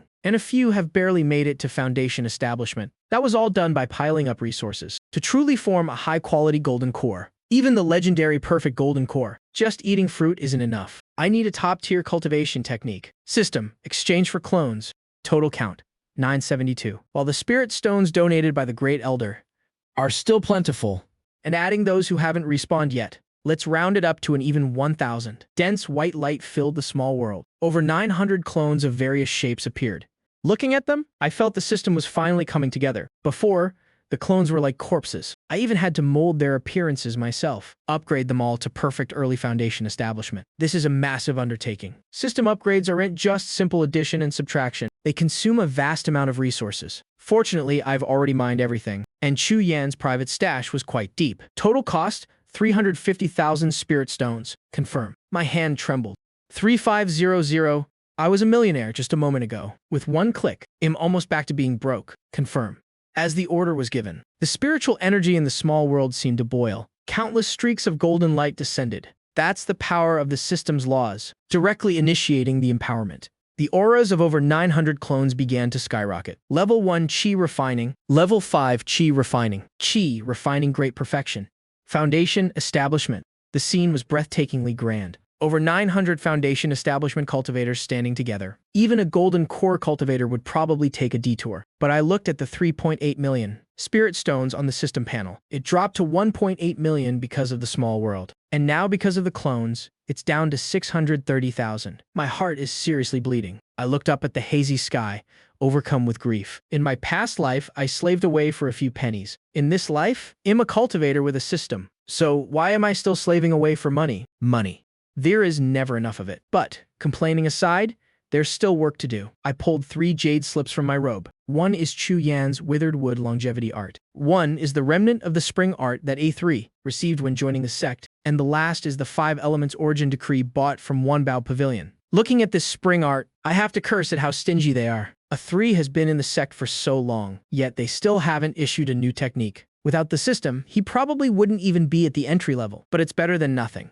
These 3 techniques. One focuses on health and longevity, with strong defense but weak attack. One is balanced and neutral, a solid foundation but slow progress. The last manual doesn't have any major issues. It's just a pity that at its peak, it can only cultivate up to the 7th level of foundation establishment. None of them are top-tier goods, but who says we can only practice what's already there? Is everyone full? I stood up, my voice echoing throughout the small world. Not enough to go around. A clone shouted. I face-palmed, dark lines forming on my forehead. I was too hasty. Over 900 people eating one demon beast corpse. It'd be a miracle if there was enough. Whatever. I'm not the one who's embarrassed. They are. Listen up, everyone. All the Foundation establishment clones looked over in unison. Their movements were perfectly synchronized. The scene solemn and imposing, excluding those who haven't respawned yet. You all have only one mission right now. I shared the contents of the 3 jade slips directly into every clone's mind through the system. Combine these 3 cultivation methods. Add in your own personal insights and deduce a new path for me. I want a brand new cultivation method. One that can forge a flawless golden core, balancing offense, defense, and speed. A single person's wisdom is limited, but with nearly 1,000 foundation establishment cultivators working day and night without rest, their minds linked together, calculating in unison. What then? This is my ultimate cheat code. A humanoid supercomputer. Group 1 is in charge of analyzing the spiritual energy circulation of the withered wood. Longevity art. Group 2 is in charge of optimizing the chi gathering speed of the eternal spring art. Group 3 simulates spiritual energy conflicts and find the fusion points. The rest of you, go all out on trial and error. Following the command, the clones immediately sat cross-legged on the spot. In an instant, spiritual energy surged wildly within the small world. One clone suddenly sprouted countless branches from his body. That was a cultivation error. Another clone suddenly coughed up blood. That was a meridian reversal. But immediately after, the failed paths were shared across the network. The other clones instantly avoided the wrong paths and continued their deductions. Sitting in the center and watching this scene, a smile finally crept onto my lips. As long as this cultivation method succeeds, combined with those 3 golden core fruits, my path to the golden core will be unprecedented. But before that, I glanced at Ah San's perspective. He was the only pawn I left behind in the Qingyun sect. Ah, San, it's your turn to take the stage and perform. At the Qingyun sect's mountain gate, the sunset was as red as blood. A few crows cawed from the archway. The guarding disciples were yawning when they suddenly saw a blood-soaked figure crawling up from the distant mountain path. Yes, crawling. The person's clothes were torn to shreds, one leg dragging behind at a grotesque, broken angle. Every inch he crawled left a horrifying trail of blood on the stone steps. Yet his hand tightly gripped a broken sword, his mouth muttering something unintelligible. The guarding disciples took a closer look and were so scared they nearly fell down the steps. It's senior brother Fan San. Quick, notify the law enforcement hall. An incense sticks time later. In the main hall of the law enforcement hall, the atmosphere was suffocatingly tense. The inner sect elders, usually so high and mighty, and the hallmaster himself all wore dark, gloomy expressions. Sitting at the highest seat in the center of the hall, San lay on a stretcher, his breathing weak. He had been given basic first aid by an alchemist. Looking like a mummy. You're awake. The law enforcement hallmaster asked sternly. His voice echoed through the hall, making San's ears ring. San suddenly convulsed as if waking from a nightmare, opening his eyes and seeing the familiar surroundings. He didn't show a hint of relief. Instead, he burst into wailing tears. The cry was utterly tragic. Heartbreaking to hear and tear-jerking to see. Hallmaster. Elders. The Great Elder is dead. San cried and struggled, trying to roll off the stretcher to kowtow. That look of absolute loyalty and agonizing grief made even the most iron-hearted law enforcement disciples unable to bear watching. Don't panic. Speak clearly. The hallmaster slammed the table. The Great Elder was at the peak of Foundation establishment and had the sect's defensive robes protecting him. How could he die in the outer perimeter of some ruins? San wiped his snot and tears, trembling. As he pulled out a charred black piece of cloth that still reeked of burning from his robes. It was a corner of Zhu Yan's robe, stained with dried black blood. It was an ambush. A total ambush. San's eyes widened, his pupils filled with lingering terror. As soon as we entered the ruins, we were targeted by a group of bandits calling themselves the Exploding Heavens faction. They weren't ordinary rogue cultivators. They were well-trained, perfectly coordinated, and even had some bizarre formation. Exploding Heavens faction, the elders exchanged glances. The name sounded like a ragtag bunch of nobodies, but the cultivation world was full of hidden dragons and snakes. There was no shortage of crazy factions. Keep going. What about the Great Elder? To protect useless disciples like us. He stayed behind to hold them off alone. San said tragically. Beginning his acting masterclass, that canyon was full of traps and poison gas. Even though the Great Elder fought valiantly and killed 7 or 8 of them, the enemy was too despicable. They used their comrades' corpses as meat shields and used wave tactics to drain the Great Elder's spiritual energy. As San spoke, he vividly pictured an epic, tragic battle that never actually happened. In the end, so we wouldn't be captured and humiliated, the Great Elder didn't even hesitate to burn his blood essence to fight for his life, breaking through those bastards' encirclement. Amidst the flames, he yelled at me. Go, bring the news back to the sect. The Qingyun sect cannot be humiliated. Reaching the climax of his story, San slammed his head hard against the floor. Thud, thud. Blood trickled down his forehead. This disciple is incompetent. I could only watch helplessly. The Great Elder was pierced by 10,000 arrows through the heart. His body was burned to ashes by those animals. I could only bring back this piece of Elder Zhu Yan's robe. The main hall was dead silent. Although this story sounded a bit too perfect, given Zhu Yan's hot-tempered and fiercely protective nature. Well, protective of his own disciples at least. It barely made enough sense. More importantly, on the piece of cloth Ah San brought back, there really were lingering spiritual energy fluctuations, unique to Zhu Yan. It was the death aura left behind after burning one's blood essence. The man was dead. Dead men tell no tales. The law enforcement hall master frowned in deep thought. Honestly, what the actual truth was, it's not important to the sect either. What matters is face. If word gets out that the Grand Elder of the Qingyun sect was murdering and robbing people in the ruins and got dismembered for it, then where would the Qingyun sect put its face? Who would dare seek refuge with us in the future? But if it was to protect his disciples, and he perished together with evil forces, then that's a completely different story. This is a heroic and tragic cover-up. It seems junior brother Zhou truly sacrificed himself for the sect. After a long while, in inner sect elder side, finalizing the verdict on the Exploding Heavens faction. Exploding Heavens faction. Very well. Murderous intent flashed in the law enforcement hall master's eyes. Since the verdict is set, this grudge must be avenged. Even if it's just for show. Pass down the order, issue a bounty for the remnants of the Exploding Heavens faction. Anyone who provides clues will be rewarded with 1,000 spirit stones. With the business concluded, everyone's eyes fell on the sole survivor. Ah, San, for this kid to crawl back from that Asura arena. Luck is only part of it. His loyalty is what's truly valuable. Right now, the outer sect is in a state of panic. It's the perfect time to set up a role model. Ah, San, are you present? Ah, San replied weakly. You brought back the Grand Elder's relics this time, and risked your life to deliver the message. Although your cultivation is low, your loyalty is commendable. The law enforcement hall master pondered for a moment, then tossed out a token. A bronze token, engraved with the word enforce. With the Grand Elder gone, the outer sect cannot go a single day without a leader. Since you're familiar with outer sect affairs, you will temporarily take on the role of outer sect deacon. Take over the procurement of supplies that the Great Elder used to handle. The surrounding disciples gasped. Procurement. That was the most lucrative position in the entire outer sect. Previously, Zhu Yan held onto it with an iron grip. Even inner sect elders who wanted a piece of the pie couldn't get in. And now it fell into the hands of a nameless nobody. This disciple is untalented and inexperienced. Ah, San feigned panic. If it's given to you, just take it. The hall master was getting a bit impatient.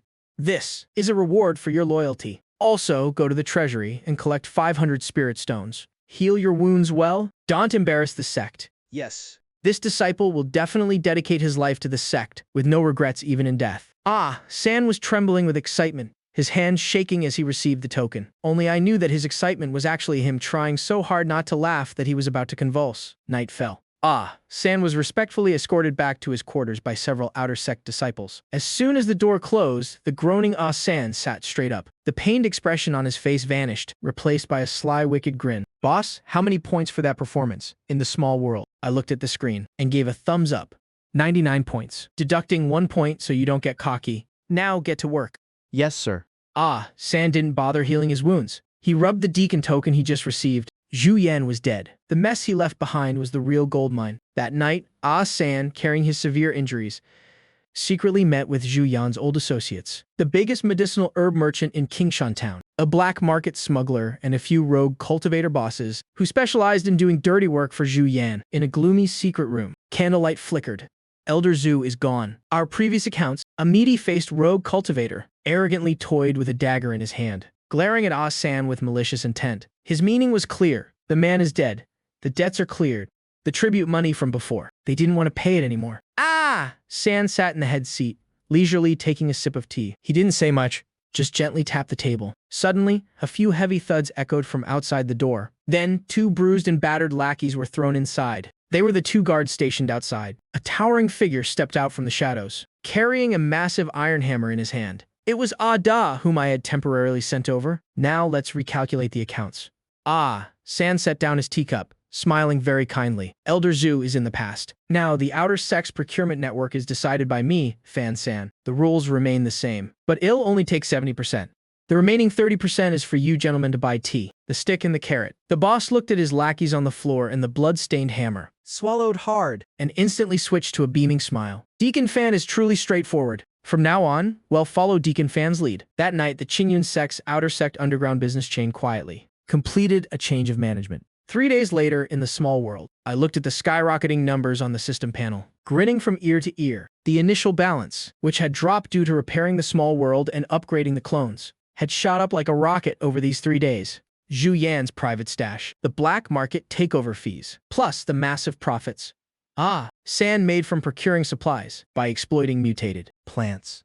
The current balance, 8.5 million low-grade spirit stones. And this was only after 3 days. Sure enough, murder and arson yield belts of gold, but nothing beats a monopoly. I sighed in admiration, casually tossing a spirit fruit that had just been force ripened into my mouth, but I wasn't satisfied. I had the money, and my strength was temporarily stable, thanks to the clone army. But true foundations, profound spells, secret formation diagrams, and the deeper secrets of this world couldn't be bought with just money. Those things were all hidden in the sect's most core locations. My eyes turned to the spot marked with an X on the map, the Cultivation Method Pavilion. San? Where are you, boss? Im here? Just acquired a batch of spirit herbs. Ate an absolute steal. Im counting the money right now. San's voice sounded incredibly cheerful. Stop counting. We've got a big job tonight. I stood up. The mist behind me churned as 999 7th level Foundation Establishment clones lined up neatly. After days of deduction and cultivation, although these clones hadn't created the legendary Golden Core method yet, their auras had grown increasingly condensed. More importantly, every single one of them had a standard storage bag hanging from their waist, looted from Zhu Yan's stash. They looked like a pack of starving wolves packed for a trip. Boss, are we really doing this? San's voice trembled slightly, with excitement. Courtesy demands reciprocity. I sneered. The Qingyun sect gave you such a high position. If we don't return the favor, how can we live up to their grooming? The books in the Cultivation Method Pavilion, I want them. The jade slips on the shelves, I want them. Even the scrap paper used to prop up the table legs. I want it all. Tonight, we're cleaning house for the Qingyun sect. I've even thought of a name. Let's call it Operation Deacon's Justice. The night at the Qingyun sect was quiet and beautiful. The patrolling disciples were lazily gambling as usual. Little did they know, a swarm of locusts named the Exploding Heavens faction had already opened their jaws. The night was pitch black. The Qingyun sect's Cultivation Method Pavilion stood silently under the moonlight. As a vital location for the sect, it was guarded year-round by 3 7th level Foundation Establishment elders, plus 2 layers of grand defensive formations. If an ordinary fly flew in, its wings would be sliced off by the formation. But what if it was an insider? Marshal Uncle Zhang, Marshal Uncle Li. You haven't rested yet. San, carrying 2 jugs of fine wine he just brought up from the mountain, approached the guarding elders with a beaming smile. This is some excellent wine I just found among Elder Zeus' belongings, a little token of respect to warm you two up. The 2 elders were also heavy drinkers. And since San was now a rising star in the outer sect, holding real power, who wouldn't give him some face? Deacon Fan, you're too kind. The moment the 2 of them took the jugs and tilted their heads back for a swig, the smile on San's face instantly vanished. His fingers quickly formed hand seals behind his back. An imperceptible fluctuation of spiritual energy directly severed the warning formation inside the Cultivation Method Pavilion. At the same time, in the small world, I looked at the massive green dot on the screen and forcefully waved my hand. Everyone, listen up. Target, the Qingyun sect's Cultivation Method Pavilion. Remember our slogan? Take it all. Rob it all. Clear it all out. The space around the Cultivation Method Pavilion suddenly twisted violently. Not just 1 or 2 rifts, but hundreds. Thousands of spatial rifts burst open simultaneously. No nonsense, no probing. 999 burly men in Night Stalker suits wearing demonic masks just appeared out of nowhere. All of them at the flawless Foundation Establishment stage. 999 powerful auras stacked on top of each other, instantly crushing the guarding elder who was just about to strike. The other 2, who were just about to be poisoned, were made dizzy and disoriented by this terrifying pressure. Move. Took the lead. Wearing a comical smiling mask. Holding his iconic sack, Group 1, locked down all sides. Entry only, no exit. Group 2, set up an assembly line for transport. Move fast. Look cool doing it. The rest of you, follow me into the pavilion. Whether it's jade slips, ancient tomes, or calligraphy hanging on the walls, even the table legs. Dismantle it all for me. The main doors were violently kicked open. This wasn't a robbery. This was a demolition. The once solemn and majestic Cultivation Method Pavilion instantly turned into a flea market.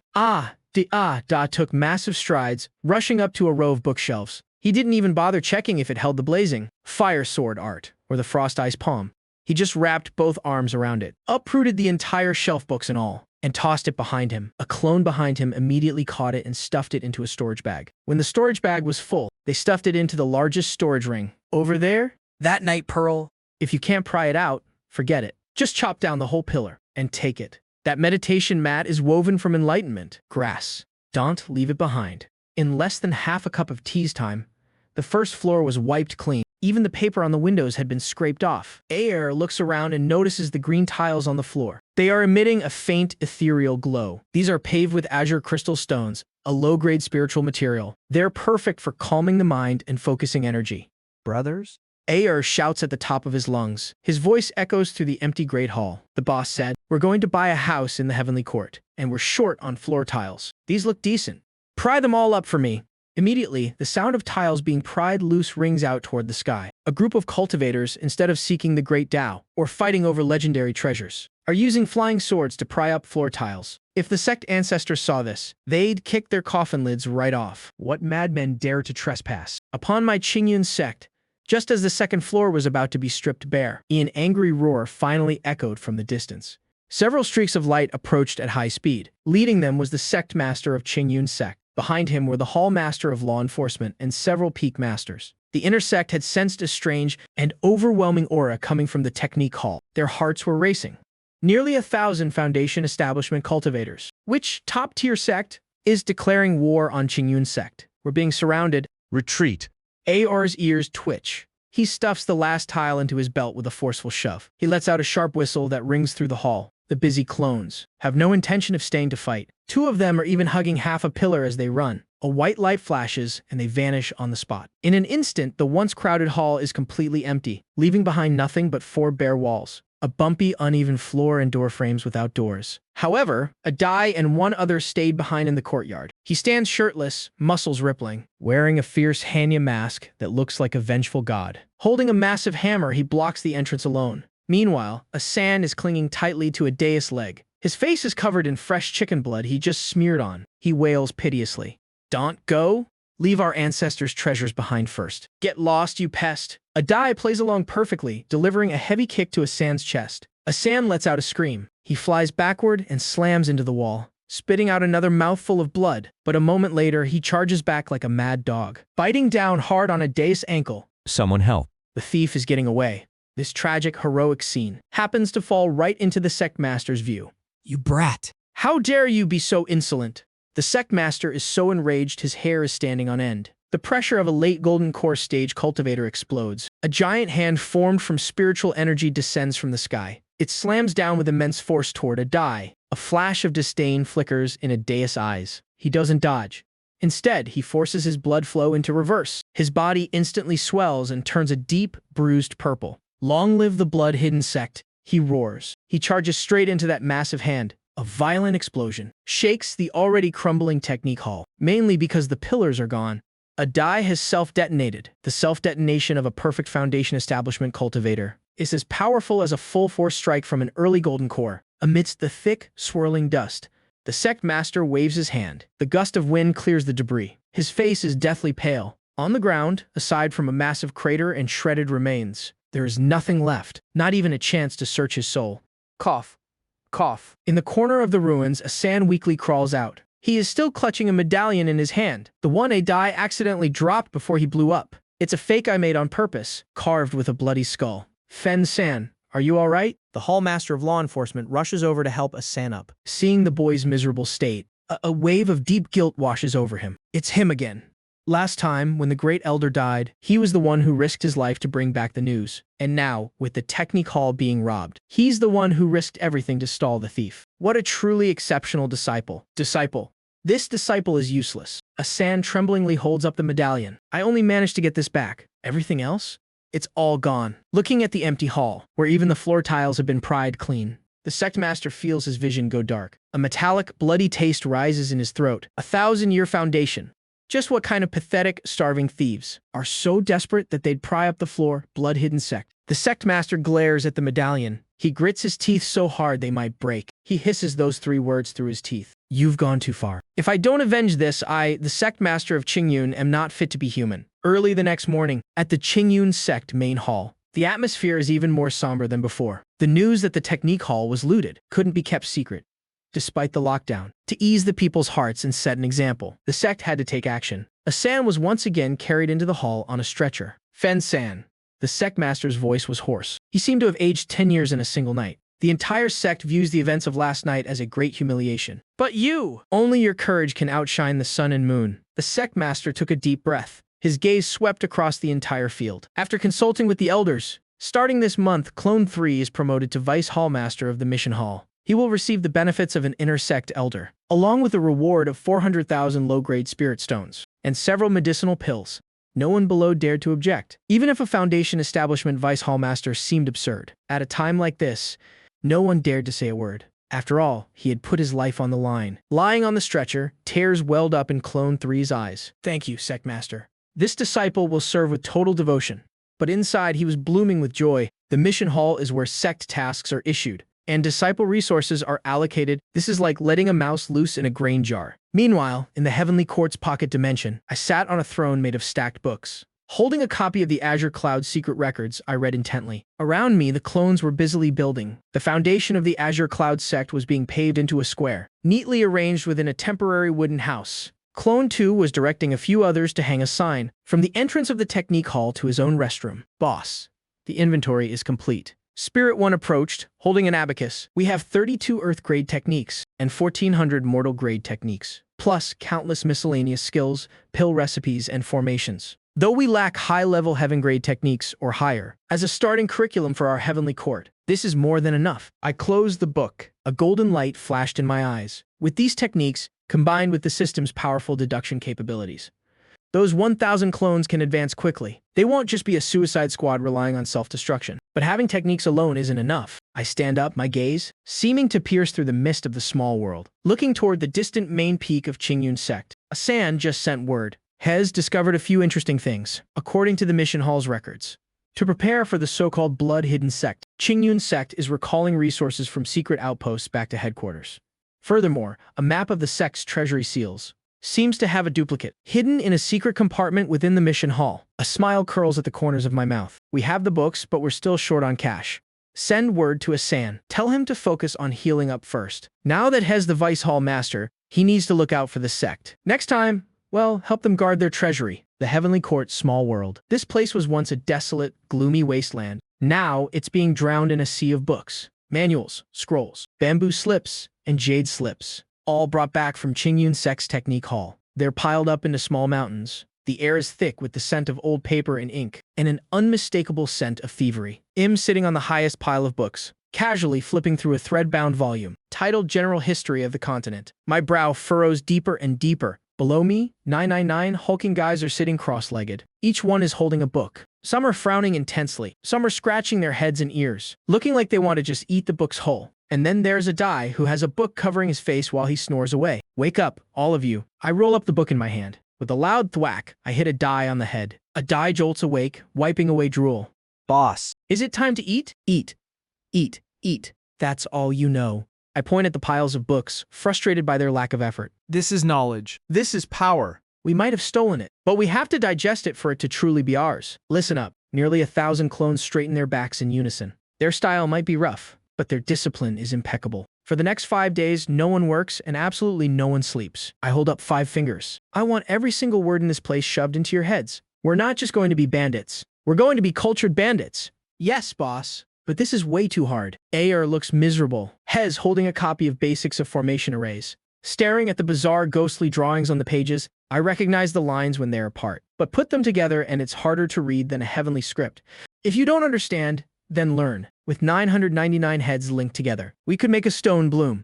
I'm not joking. This is the terrifying part of the clone system. Thought resonance. 181 hours, 07 minutes, 54 seconds. If 70 people don't understand, then 100 people will discuss it. If one person still doesn't get it, nearly 1,000 consciousnesses will process the information at once. This level of computing power is enough to crush any genius. On that golden core, mysterious, profound patterns begin to appear. 1 pattern? 2 patterns? 9 patterns. Immediately after, the entire small world trembles. The 10th pattern, like the dawn of primordial chaos, is carved deeply into it. A perfect golden core. It turns into an indescribable vibration, sweeping out with Lin Yi as the center. The borders of the small world expand frantically. The space, which was only 10 miles wide, expands to 20 miles in an instant. The dry earth cracks open. Crystal clear spiritual springs gush out, forming their own rivers. Deep underground, a small spiritual vein begins to condense, emitting an alluring wave of spiritual energy. The concentration of spiritual energy instantly triples, then quadruples compared to the outside world. Finally, that feels amazing. I take a deep, refreshing breath. Then, the weak voice of the little demoness rings out. Boss, don't get too excited just yet. Take a look at your balance. I freeze and open the control panel. Current balance 4,500,000 low-grade spirit stones. What the hell? I jump up. Where's my 20 million? In the blink of an eye, over 20 million has vanished. You get what you pay for, you know? The little demoness argues logically as she flies a bit further away. 900 perfect foundation establishment clones. You think they're as cheap as cabbage, plus the expansion and the formation of the spiritual vein. That's literally stealing from the heavens. A spiritual vein like this, even a first-rate sect would fight to the death for it. I clutch my chest, feeling my heart bleed. Half a year of hard-earned looting gone in a flash. 4.5 million. It sounds like a lot, but with the way this system works, it probably won't even make a ripple. You're a scammer. You're definitely a scammer. I grit my teeth in frustration. Boss, look at the big picture. The little demoness points. Eat the demon spy kneeling on the ground. We have a powerful army now. We might be out of cash. But isn't there a gold mine right there? I look where she's pointing. The spy is trembling uncontrollably, surrounded by 10,000 perfect foundation establishment giants. He feels like he's fallen into a giant's den. Right. I take a deep breath. My gaze sharpens. If we're out of money, we go rob some. If the demon realm dares to cause trouble, then don't blame me for going straight to their home and implementing a clean sweep policy. I turn to AR, pass the order down.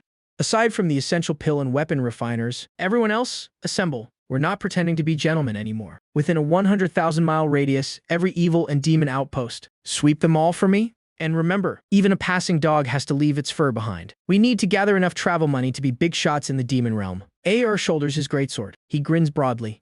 You got it, boss. This acting for the heaven stuff is exactly what the brothers love most. Inside the small world, 10,000 people cheer. A destructive offensive, targeting the surrounding dark forces, has officially begun. Meanwhile, that ancestor of the Qingyun sect is still struggling to set up defensive lines. He has no idea that the real danger isn't the demons who haven't arrived yet, but these desperate heavenly court bandits outside Qingyun sect at Black Wind Camp. This camp is a local tyrant within a 500-mile radius. The camp master is a tough character, a half-step golden core, holding a ghost head blade that is said to have tasted the blood of thousands. Usually they're the ones robbing others. Even the Qingyun sect patrols would take the long way around when they saw them. But today, the main gates of Black Wind Camp were kicked to pieces. Not by magic spells, but by 1,000 stomping feet. This is a robbery. Men to the left, women to the right, and everyone else in the middle. AR carries his iconic, top-grade magic greatsword with a swagger. He sits down on the camp master's tiger skin chair. The smiling mask on his face under the firelight looks even more terrifying. Below him, 1,000 masked men in black are like busy bees, diligently conducting their search. They're going deep into the bandits' den. The Black Wind Camp master is kneeling on the ground, his face bruised and swollen. His famous ghost head blade was snapped into 3 pieces long ago. Hez currently trembling as he looks at these uninvited guests. Gee, gentlemen. There must be a misunderstanding. I have people backing me. You have backers. That's great. Call them here so we can rob them too.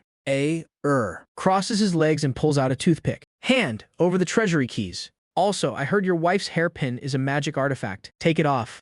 The camp master's heart is bleeding. That's a token of our love. I don't care if it's a gold-plated funeral urn. I'm taking it. AR waves his hand and 2 clones immediately rush forward. They expertly strip the camp master of everything. They don't even leave him his underwear. Not far away, a clone is pinning down the guard dog, holding a pair of scissors, Hez clipping away frantically, shaving every bit of spirit fur off the dog. Boss said, even a passing dog has to leave something behind. The clone stuffed the dog fur into his storage bag and patted the spirit hound. The hound was already starting to doubt its life as a dog. 266 scenes like this played out crazily over the next half-month, within a 100,000-mile radius, around the Qingyun sect, whether it was bandits claiming a mountain as kings, evil cultivators hiding in dark caves, or those so-called cultivation clans where the big fish eat. The small fish all faced devastating attacks. The righteous factions had it a bit better, as long as they obediently paid their taxes. This group, calling themselves the Heavenly Court Tax Bureau, wouldn't take their lives. At most, they'd pry up a few floor tiles from their homes. But if it was an evil faction with blood on their hands,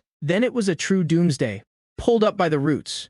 People killed, souls destroyed, treasuries looted clean, and even their houses dismantled and taken away as firewood. In an instant, the 100,000-mile radius was in a state of panic. There were even rumors that this was a mysterious legion from above. Just seeing those burly men wearing masks appear, even the high and mighty Golden Core ancestors, who were usually so arrogant, would be terrified, packing up their entire families to flee. Aside from those old monsters at the soul formation stage, who wouldn't panic seeing this? 1,000-peak Foundation establishment cultivators charging at you like madmen. Even if you had skin of copper and bones of iron, they'd melt you down. The outside world was a chaotic mess. But inside the small world, the heavenly court was a completely different scene. Here, it was like spring all year round, with spiritual energy so dense it wouldn't dissipate. I lay in the courtyard of the simplified heaven and earth palace, soaking my entire body in a pool of spirit spring water. So comfortable, I don't even know what to say. This so-called heaven-earth palace is actually just a 3-room courtyard house. I've run out of options. Even though I just made a fortune, this small world and my brothers are basically a bottomless pit. Saving where I can, that's the real way to live. I grabbed a spirit fruit from the edge of the pond, just picked it and took a bite. All the tedious and tiring work is handled by my clones. Clones cultivate for me, and clones take the lead in fights. As for me, I just need to enjoy the fruits of victory and keep an eye on the big picture. I wouldn't trade this life for a god's. I slept like the dead. By the time I opened my eyes again, half a month had passed. Sleeping in the spirit, spring has its perks. Not only do you not get prune-skinned, but spiritual energy automatically circulates in your dreams, making the body purer by the day. I stretched and crawled out of the pond, changed into a dry green robe, and strolled toward the alchemy area. I remember giving orders before my seclusion for those 300 clones to focus all their efforts on breaking the alchemy array. We need to prepare for the next big move. As I approached the alchemy area, a thick scent of medicine mixed with the smell of burnt rice hit my nose. Who's cooking? I frowned and turned around. The scene before me almost made me think I'd transmigrated back again. On the massive square, 100 large iron pots were lined up neatly. Yeah, the black iron kind that people in the countryside use for stir-frying over a fire. I have no idea where they came from. Spirit charcoal was burning fiercely as they worked. In front of the pots were 100 clones wearing tall white chef hats and double-breasted chef uniforms. In their hands, they didn't have fly whisks or alchemy seals, but long-handled iron spatulas. Hurry up and toss in the core condensing grass. A clone who looked like the leader shouted. All 100 clones slammed the lids shut at once. The lids looked like pressure cooker lids being locked down. Then, violent spiritual energy pressed the lids tight. The sound of spinning steam valves filled the air. A moment later, all 100 lids popped open simultaneously. Amidst the rising white steam, over 10 round pills rolled out of each pot. They looked plump and vibrant. Every single one was earth-grade, mid-tier. Holy crap! I rubbed my eyes. Is this alchemy or stir-frying peanuts? I couldn't believe it, so I headed over to the forging. An array areas nearby to check. Good grief.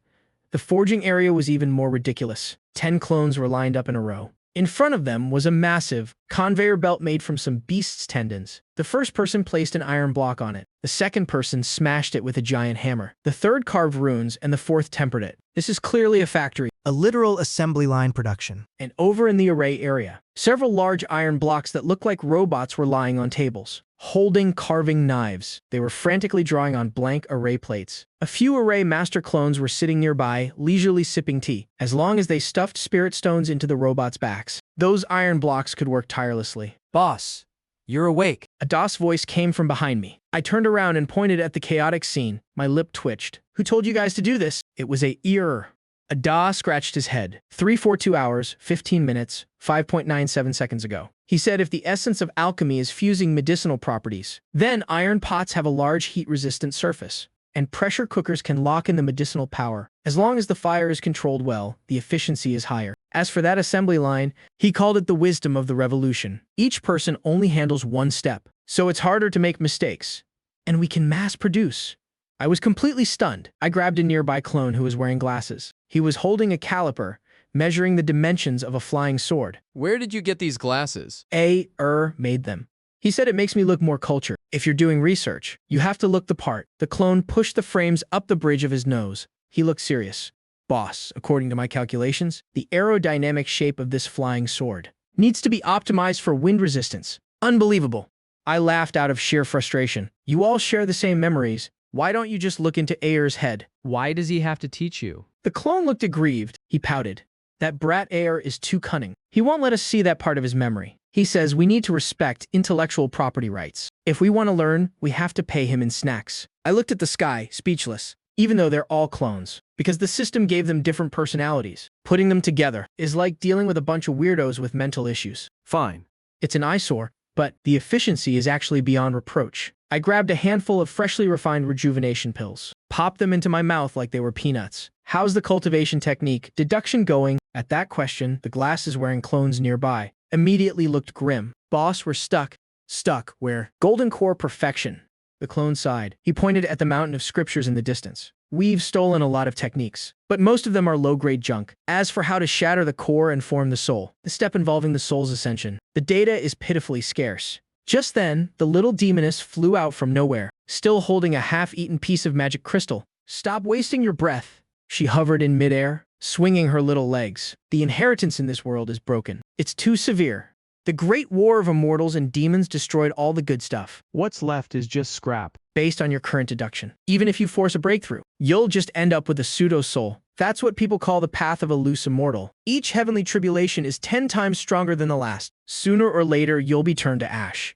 I frowned. A pseudo-soul. I want the path of the invincible, not to be some old geezer who only lives for a few thousand years. So you're saying we're missing information? Missing core data at the soul level. The little demoness swallowed the last bite of her crystal. This high-end stuff on the righteous side was lost ages ago. On the other hand, the demon realm stole quite a few complete sets back then. I narrowed my eyes. Looks like I have no choice but to go to the demon realm. I took a deep breath. If the path is blocked, it'll just break through the wall. A golden core at perfection is enough to enter the demon realm. System. Transfer Ling Yi here. The next second, a white light flashed. Ling Yi appeared before me, looking cold and elegant in her white robes. After a period of quiet, her aura had become even more refined, like a peerless sword hidden in a sheath. Boss. Ling Yi bowed slightly. I didn't waste words. I gave the order immediately. All clones, stop what you're doing. Whether you're mid-refinement or mid-bathroom break, stop everything. Everyone sit cross-legged. Sync your thoughts. The entire small world fell silent instantly. Even the clones on the assembly line sat down where they were. In that moment, 10,000 consciousnesses connected into a seamless web. Ling Yi, get into the spirit pool. Ling Yi didn't hesitate. She walked straight into the pool of liquefied spiritual energy and sat down. I want you all to channel every insight and all your spiritual energy toward Ling Yi. Even if we have to pile it up, we're going to push her to the absolute limit. This was an incredibly extravagant cultivation method, using 10,000 foundation establishment perfection clones as a foundation to nourish one person in an instant. Inside the small world, the winds and clouds shifted. A visible vortex of spiritual energy formed above Ling Yi's head and poured into her. After the time it takes to burn an incense stick, a crisp cracking sound came from inside Ling Yi. Her aura instantly shattered that thin barrier and stepped into the mid-stage golden core. 3 incense sticks later, she was at the late-stage golden core. Her golden core, which was originally the size of a pigeon egg, had now swelled to the size of a fist. The pill veins on it were clearly visible. There was even a faint glimmer of a 10th vein. Half an hour later, a pressure that made the heavens and earth change color exploded from Ling Yi. That wasn't the pressure of a normal golden core. That heavy sensation even surpassed an early-stage nascent soul. Usually in this world, a golden core. 8 perfection. Ling Yi slowly opened her eyes. It looked as if the sun, moon, and stars were revolving within them. Success. Ling Yi was nearly perfect. I felt much more at ease. With this combat power, even if we face a mid-stage, nascent soul monster, we can take them head-on. Little demoness, how do we get to the demon realm? I turned and asked, forcing our way through the rift. Definitely want work. We'd be easily spotted by the demon realm's powerhouses. The little demoness smiled mischievously. She pointed at the demon spy tossed in the corner. His face was already pale with terror. Forcing our way in is out, but we can just go home. That spy, didn't he want to open the rift to lead the army in? Why don't we just let him lead the way? Besides, the little demoness licked her lips. I can extract the source demon blood from his body. After the system refines it, I can create a clone for you with pure demon blood. When that time comes, you won't be an invader. You'll be a long-lost royal descendant of the demon realm, returning to claim your inheritance. I looked at the spy who was nearly scared to death. A devilish smile spread across my face. Good. Ada, Ling Yi, grab that rat. We're heading to the soul-falling abyss. No holding back this time. If we see demons, kill the men for their essence blood. As for the women, well, see. Most importantly, clear a path to the demon realm for me. Understood. In the dead of night, several figures quietly left the small world. They headed toward the soul-falling abyss. 800 miles away, An invasion plan targeting the demon realm had officially begun. Soul Falling Abyss. This was a famous danger zone in the southern region. It was shrouded in grayish-black miasma year-round. Howling winds roared below. If an ordinary cultivator fell in, within half a moment, those wind blades, as sharp as steel, would slice them down to the bone. Right then, behind a large rock on the cliff, a pair of eyes watched the rolling mist. Swirling below, right down there, I lowered my voice and nudged the cowering demon spy next to me. The spy no longer had any of his previous arrogance. His face was pale as he nodded frantically. Yes, that's right. According to the plan, at noon today, all our comrades hiding in the southern region will gather here. They'll use a blood sacrifice array to break the seal and welcome the Holy Realm. I looked up at the sky. It's almost noon. Ada? Ling Yi, get ready to move. The miasma below suddenly churned violently. Over a dozen dark figures crept out. They gathered on a relatively flat stone platform. These people were all wearing black robes that blocked spiritual sense. They were quickly carving some kind of bright red array pattern on the ground. A thick, nauseating scent of blood spread through the air. Hurry up! If we miss the hour and the demon commander blames us, well, all have our souls extracted and refined. The leader in black barked. He grabbed several young boys and girls captured from the mortal realm. Just as he was about to draw blood, a soft sound rang out. The leader froze. He looked down at the sword tip piercing through his chest. His eyes were full of confusion.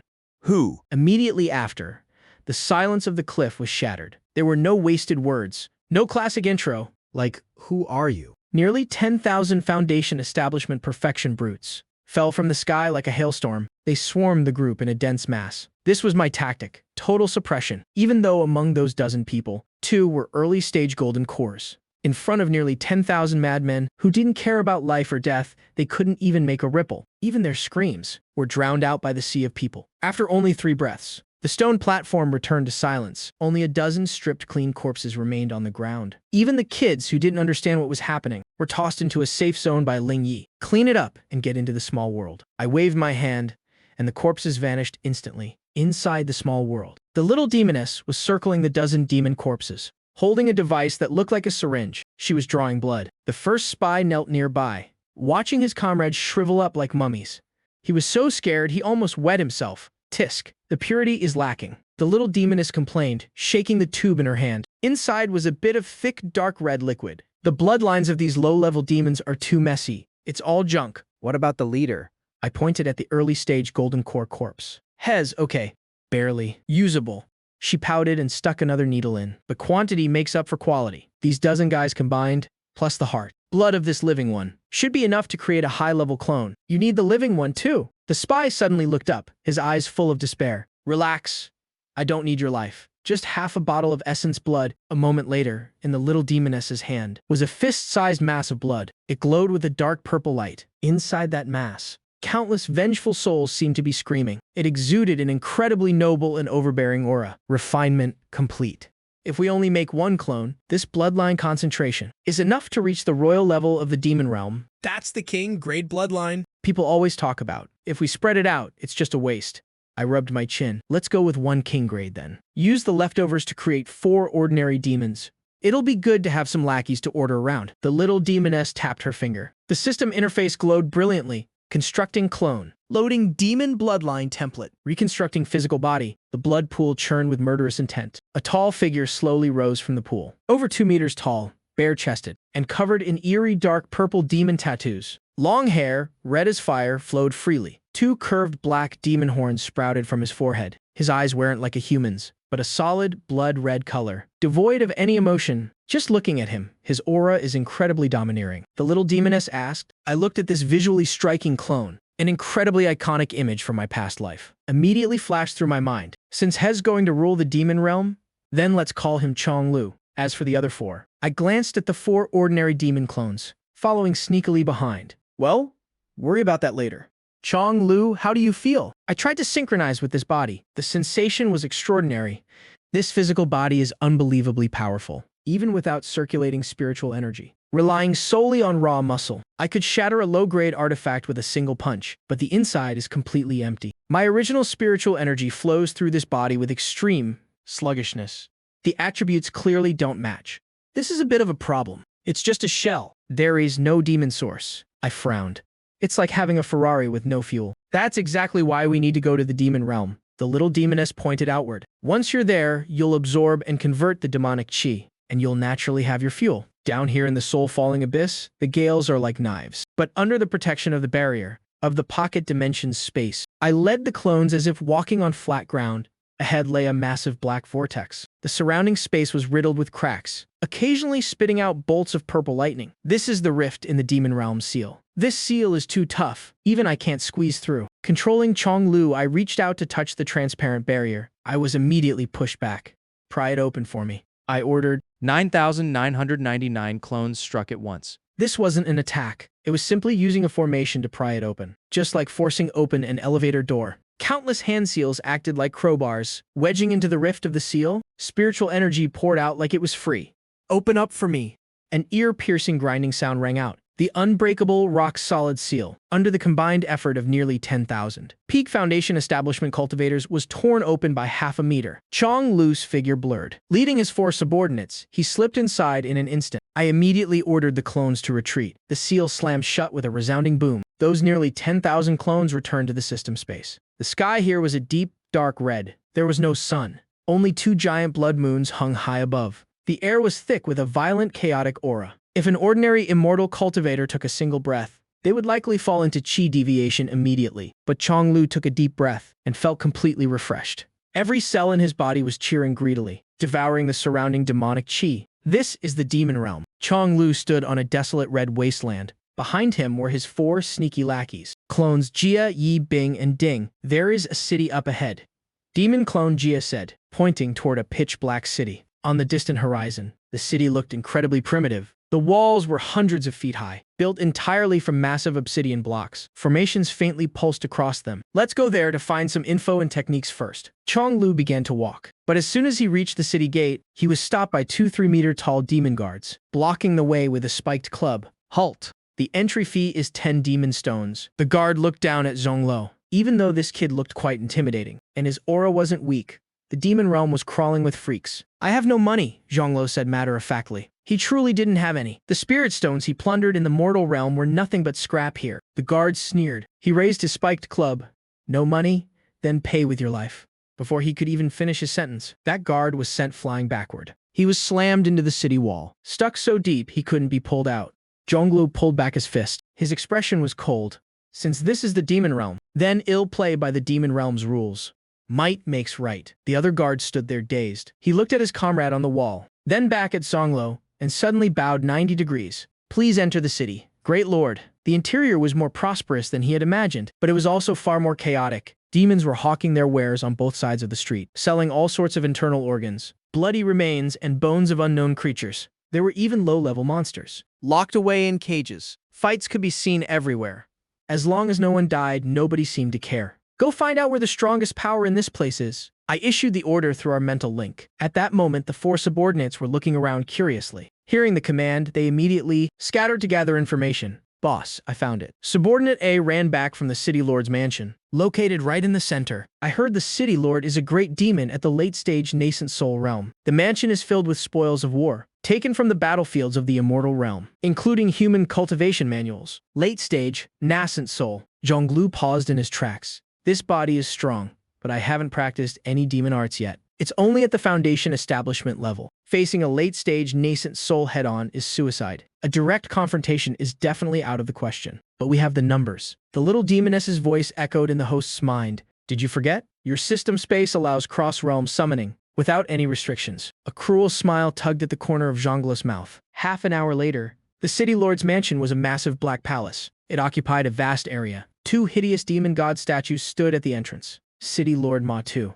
as usual, was sitting in the main hall, enjoying fresh blood and meat, with 2 seductive succubi in his arms. Suddenly, a commotion broke out outside. Who dares to barge into the City Lord's mansion? The massive gates were kicked open. They crashed onto Ma Tu's banquet table, splashing wine everywhere. Enraged, he pushed the succubi aside and stood up. Which suicidal bastard? His voice caught in his throat, because the person walking through the door wasn't just one person.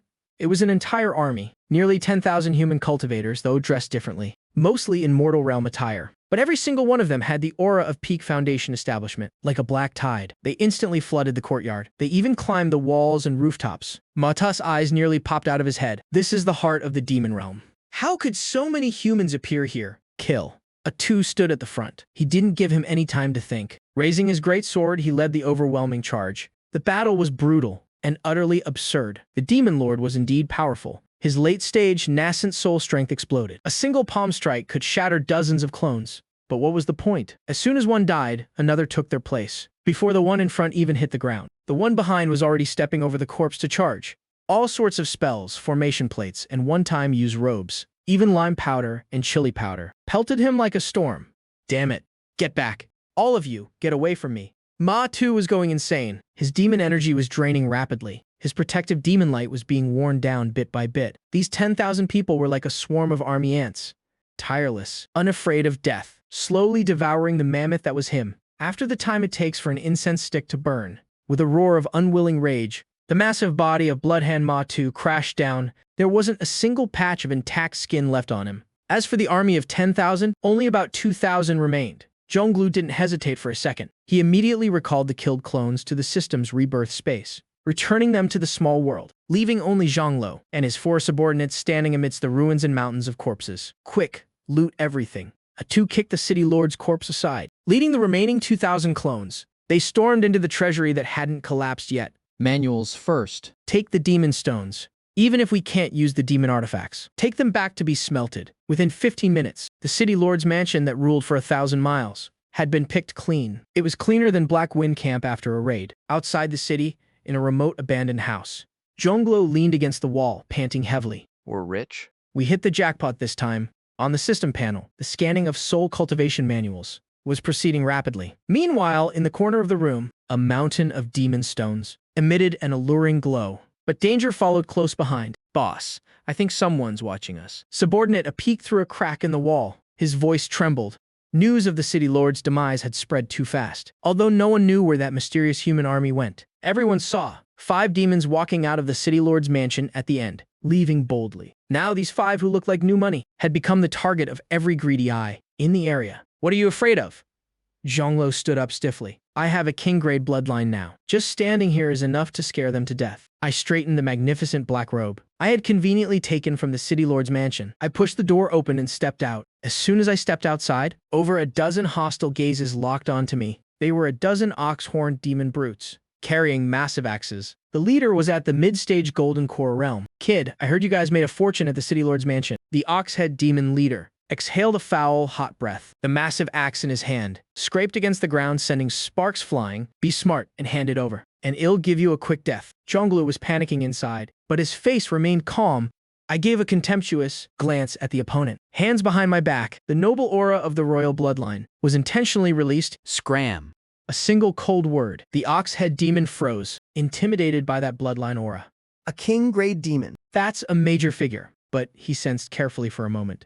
Wait, something's wrong. This kid doesn't have a single ripple of demon essence, only bloodline pressure. His body is like a dried-up riverbed. Forget the golden core realm. I can't even sense the demon energy of the chi refining stage. Ha ha ha. Turns out it's just an empty shell. The ox-head demon realized and sneered. Either has heavily injured and hasn't healed, or has a half-breed who stole a royal bloodline. Get him, boys. If we refine a king-grade bloodline, we can change our fates. Damn it. Zhonglu's expression shifted slightly. My current predicament is that my soul is that of a human. I only know the heaven and earth. Resolution. A righteous cultivation method in this gloomy demon energy. Once I circulate immortal arts, my spiritual power will be like a lamp in the dark. It's suicide, but without spiritual power. Relying only on my physical body, I can't beat these ox-head demons, these golden core stage brutes. Zhonglu gritted his teeth, preparing to summon the human wave tactic again, even though it would completely expose me and attract the demon realm's powerhouses to hunt me down. It's better than being hacked to death by these small fry.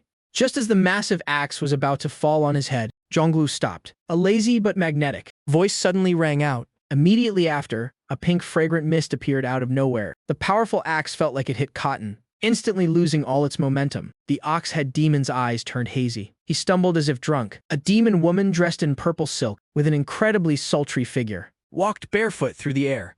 Behind her trailed a long scorpion tail. Her purple pupils shimmered with light, captivating the soul. This young master looks quite unfamiliar. The woman ignored the ox-head demons trapped in the illusion and walked straight to Zhonglu. She reached out a slender finger and lifted Zhonglu's chin. You have a king-grade bloodline but don't know how to use it. Which family's little runaway master are you? Zhonglu looked at the exquisite face, inches away from his own, feeling the cold sensation emanating from that finger. His brain froze for a second. Is this the legendary sugar mommy savior? That finger was icy, carrying a faint, numbing toxin. It slid from his chin down to his throat. Zhonglu lowered his eyes, looking at the woman practically hanging off him. Through the thin purple silk, her skin was almost visible. The barbed scorpion tail was moving restlessly around his waist. This isn't a sugar mommy. This isn't just some rich lady. She's clearly a lethal, venomous snake beauty. Those bull-headed demons were just shouting a moment ago, slaughtering everything in sight. Now every single one of them is as timid as a quail. Their leader is even kneeling flat on the ground, burying his head in the dirt. So Hez, the one lady Yuji has her eye on. This lowly one was blind and didn't recognize you. Well, leave at once. Please, we're leaving. Before Yuji could even say a word, the whole lot of them scrambled away, terrified of being a second too slow, afraid that tale would pierce their hearts with a deadly chill. Thank you. Zhonglu took half a step back, avoiding her finger as it slid down. His voice was cold, though he was panicking inside. He couldn't abandon his dignity as fallen royalty. Acting even more arrogant and resistant now would actually prove his status. If he bowed and scraped, he'd truly just be some pretty boy living off a woman. Yuji pulled her hand back and brought it to her nose, taking a light sniff. Her purple pupils constricted slightly, even without a trace of demonic essence. The bloodline aura hidden deep within his flesh still left her in awe. It was the suppression of a superior being, a class divide etched into the very bone. I've picked up a real treasure. No need for thanks. Yuji covered her mouth and chuckled, her expression full of charm. Judging by your attire, young master, You must have just faced a great calamity. You possess a king-grade bloodline, yet your spiritual power is drained. Wandering the demon realm in this state will get you captured and turned into alchemy pills. She turned around with a graceful, seductive air, leaving Zhonglu with a view of her swaying figure. My Narcissus Pavilion. I just happen to be short of someone to look after the young master. If you have nowhere else to go, why not rest at my place? Even a fallen phoenix needs a nest, right? Zhonglu didn't move, but the 4 clone attendants behind him were going crazy, gulping hard and screaming in their minds. Boss, say yes. These legs, no, this thigh is just too thick to pass up. We're exactly short of a place to stay. I rolled my eyes in our shared consciousness. Even though these clones were created by the system, who did they learn this useless, simp-like behavior from? Lead the way. Zhonglu signaled with his eyes, the curve of his lips, deepening into a profound smirk. Whoosh! 5 days passed in the blink of an eye. To the outside world, it was just a snap of the fingers. But for the clones inside the Heavenly Court micro-world, it was truly 5 days of hell. When the last travelogue was tossed into the book pile by Air, I felt like an entire universe had been stuffed into my brain. A massive amount of information exploded in my head, then slowly settled and organized itself. I closed my eyes and rubbed my throbbing temples, letting out a long breath. So that's how it is.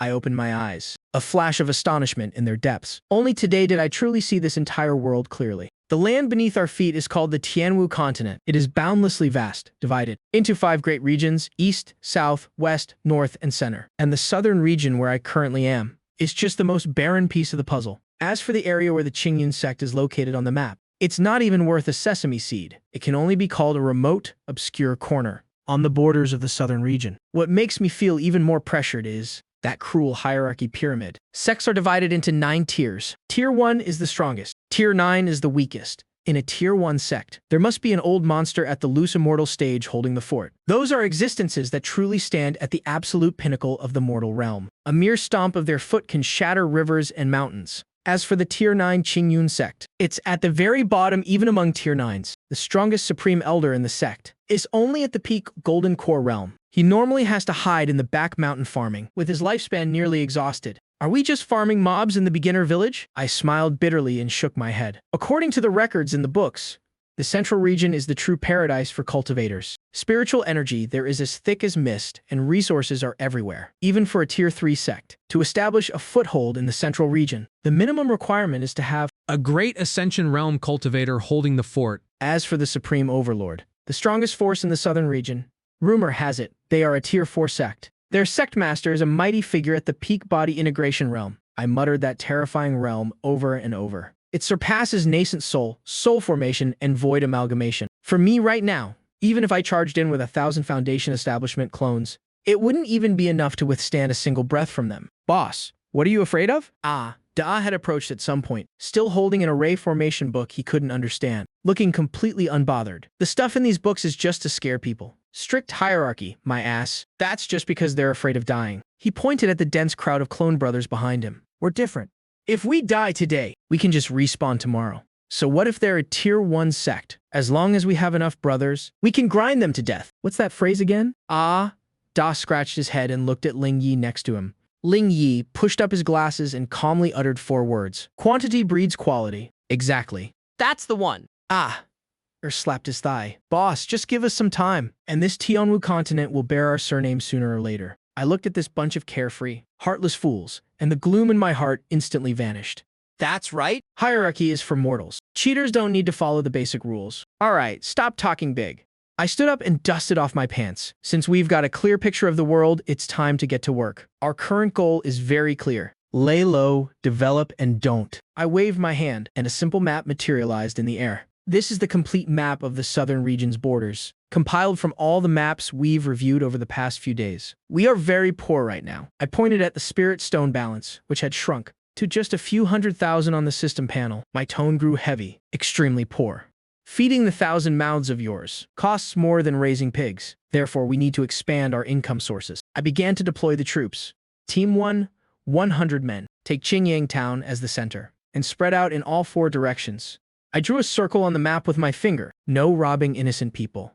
That is the bottom line, but my voice turned cold. Those demonic cultivators, evil cultivators, bandits occupying the mountains, and local tyrants dominating the area don't spare a single one of them. You guys go find them. I'll use the system's positioning to teleport. I want you to pull them up by the roots. This is called maximizing our resources.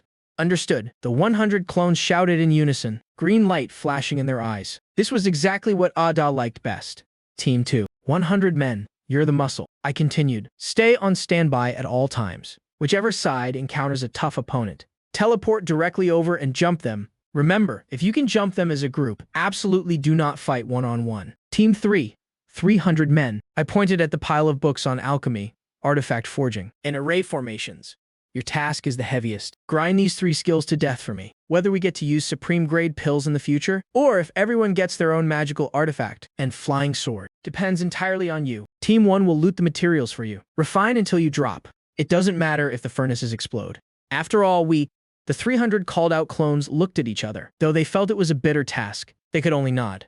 As for the rest of you, my gaze swept across them. The majority of the remaining people in the area, the 599 main forces, will go into secluded cultivation with me. Everyone looked bewildered. The Qingyun sect's cultivation arts are absolute garbage. I picked up the Qingyun art, which was considered a sect treasure, and casually threw it on the ground. This trash will only get you to the nascent soul realm even if you cultivate it to death. If we're going to walk this path, we have to walk the widest one. I want to pool everyone's wisdom, combine it with these thousands of secret manuals, and deduce a divine art that belongs solely to us. The goal flawless golden core. In the days that followed, the Heavenly Court microworld was completely bustling. Outside, a storm was brewing. The underworld forces within a radius of several hundred miles around Qingyang town met with disaster.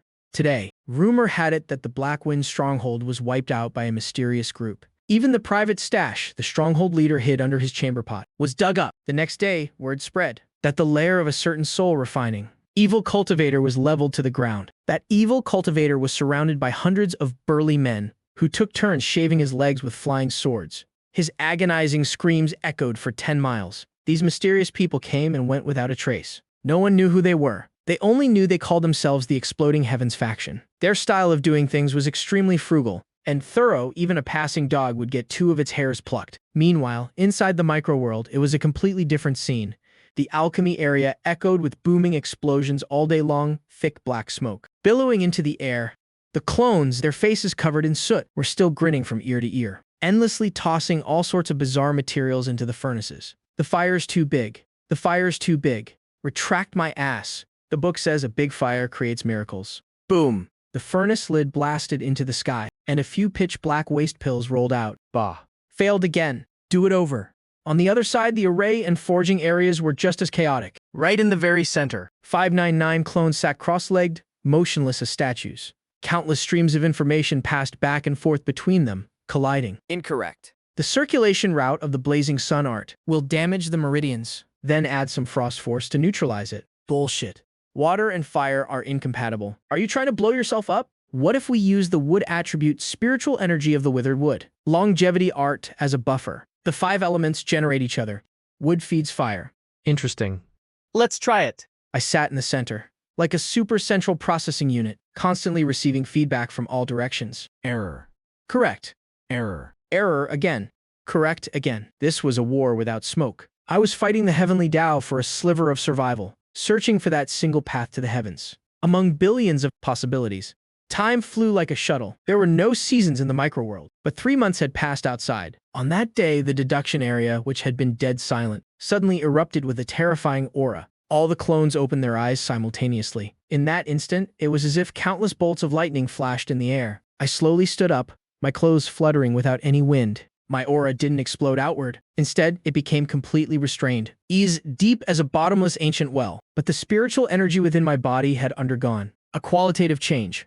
The once impure spiritual energy had now completely transformed into a liquid state. Every drop was incredibly pure, faintly, radiating a pale golden glow. Success. I opened my hand. In my palm, an extremely complex spiritual rune materialized. It was the crystallization of hundreds of different arts, the result of 3 months of effort from nearly 1,000 brains. System, appraise it. Ding. Congratulations to the host for successfully creating a cultivation art. Analyzing the grade and tier of the cultivation art. Grade. Earth tier supreme grade. Growth potential, evolvable. Traits. Spiritual energy reserves are 10 times that of the same level. Extremely fast recovery rate. Perfectly compatible with 5-element spells. Also possesses extremely strong body nourishing effects. Evaluation.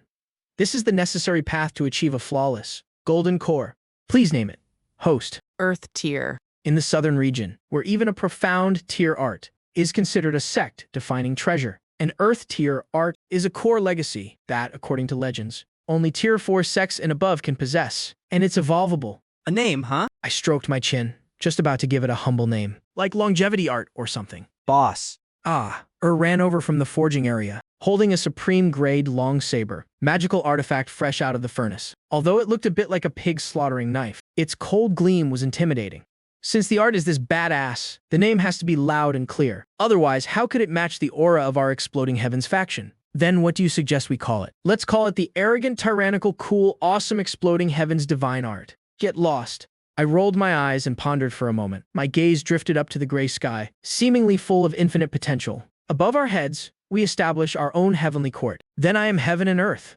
This art shall be named the heaven and earth art. As soon as the words fell within the micro world, a sound like the great Tao's thunder seemed to echo. At the same time, the accompanying martial skills also appeared. In the clones' minds, the nimble heaven and earth finger, the mighty heaven and earth fist, and the ever-changing heaven and earth sword art, coupled with the heaven patrolling steps, which fused the essence of countless movement techniques. At this moment, I felt that I truly possessed the qualifications to stand firm in this world. Congratulations, boss. Led a group of clones to flatter me right on cue. All right, stop kissing up. I checked the system panel again. Over the past 3 months, Team 1 had gathered quite a lot of resources, but it wasn't enough to cover the massive scale of this research, especially alchemy and artifact forging. They were absolute gold-swallowing beasts. Current balance, 12,000 low-grade spirit stones. Looking at that pitiful number, the smile froze on my face. Bankrupt right out of seclusion. Is this what they call wealth? Companions, methods, and land. In cultivation, I clutched my chest. The joy of creating a divine art was instantly extinguished by poverty. Boss, are we out of money? Asked cautiously. The local bandits have all been robbed clean by us. Now those local tyrants treat us better than their own fathers, voluntarily paying protection fees. We can't even bring ourselves to hit them anymore. I turned my head, my gloomy gaze landing on the familiar circle on the map. That was the main peak of the Qingyun sect. Out of bandits. Then let's go find the biggest bandit of them all. A dangerous smirk curled on my lips. What's in the Qingyun sect's treasury? San already got the map. We have the cultivation arts. It's time we go test the results of our 3 months of cultivation. Pass down the order. The entire army is to prepare. Tonight we're going to help the Qingyun sect inventory their warehouse. Remember the old rule? Even the spirit stone dust in the mouse holes must not be left behind. Yes, sir. Hurriedly replied. I couldn't be bothered with this guy. Aside from mastering the cultivation art over the past 3 months, the 300 support specialized clones also brought good news. Alchemy, artifact forging, and array formations, these 3 paths, built entirely on burning money and exploding furnaces, had all reached the profound tier low grade, although still not on par with grandmasters who had practiced for hundreds of years. In a place like the southern region, it was more than enough to establish a sect. Double blessings descend upon the house. This calls for a celebration. My gaze shifted into the distance, the corners of my mouth curling up. Just in time, our pockets are empty too. Time to go get some cash. All the clones moved in unison, a green light instantly flashing in their eyes. Ah, San sent word back. The Qingyun sect, because the Cultivation Art Pavilion was robbed last time, had heightened their security. Now inside the sect there was a post every 5 steps, and a guard every 10. Breaking in was doable, but it would take too much effort. I pointed at the pile of array discs, freshly forged on the ground. The array team hasn't been slacking these past few days either. Since we're going robbing, we need to be professional about it. These 999 array discs are all hybrid versions of the lesser 5 Elements Illusion Array and the Gravity Illusion Array. Though their grade isn't high, only yellow tier high grade, they make up for it in sheer numbers. Even a great Luo Golden Immortal stepping into 1,000 of these mousetraps would have to hop on one leg for half a day. Listen closely. My voice deepened. This time, we only take the goods. No killing. Loot everything. These array discs are a greeting gift, prepared for those old geezers. Ah, you lead the team. Receiving the order. Tucked his folding fan behind his back and casually grabbed his familiar sack. Brothers, we've got work to do. Remember the boss words other than the mice. We leave them absolutely nothing. Late at night at the Qingyun sect, the moon was dark and the wind was howling. The perfect time for murder and arson. Ever since the technique hall was cleaned out, the atmosphere at the Qingyun sect has been incredibly tense. The number of patrolling disciples has tripled. Even a mosquito flying into the inner sect would be subjected to an inspection. Deputy Hall Master of the Mission Hall, Fan San, was currently strolling confidently along the mountain path, leading to the central area. Hall Master Fan, still busy at this late hour. A patrolling Foundation establishment disciple greeted him politely. It can't be helped. The sect master ordered me to check the supplies. I have to report tomorrow morning.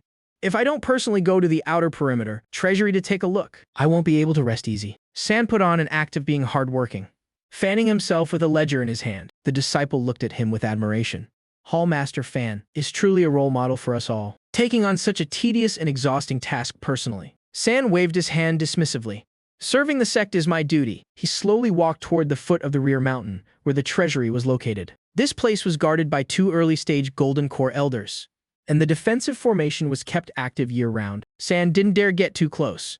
He stopped at a rockery, about 100 jang away from the treasury entrance. A moment later, the space rippled, and San immediately retreated, without any warning. 999 ghostly figures appeared out of thin air, almost the instant they landed. Every clone performed the same action, pulling formation plates from their robes and slamming them onto the ground. Spiritual power was instantly activated. Who's there? The 2 Golden Core Elders guarding the treasury reacted with lightning speed, sensing the spatial fluctuations. They immediately summoned their magical treasures, but as fast as they were, someone was faster.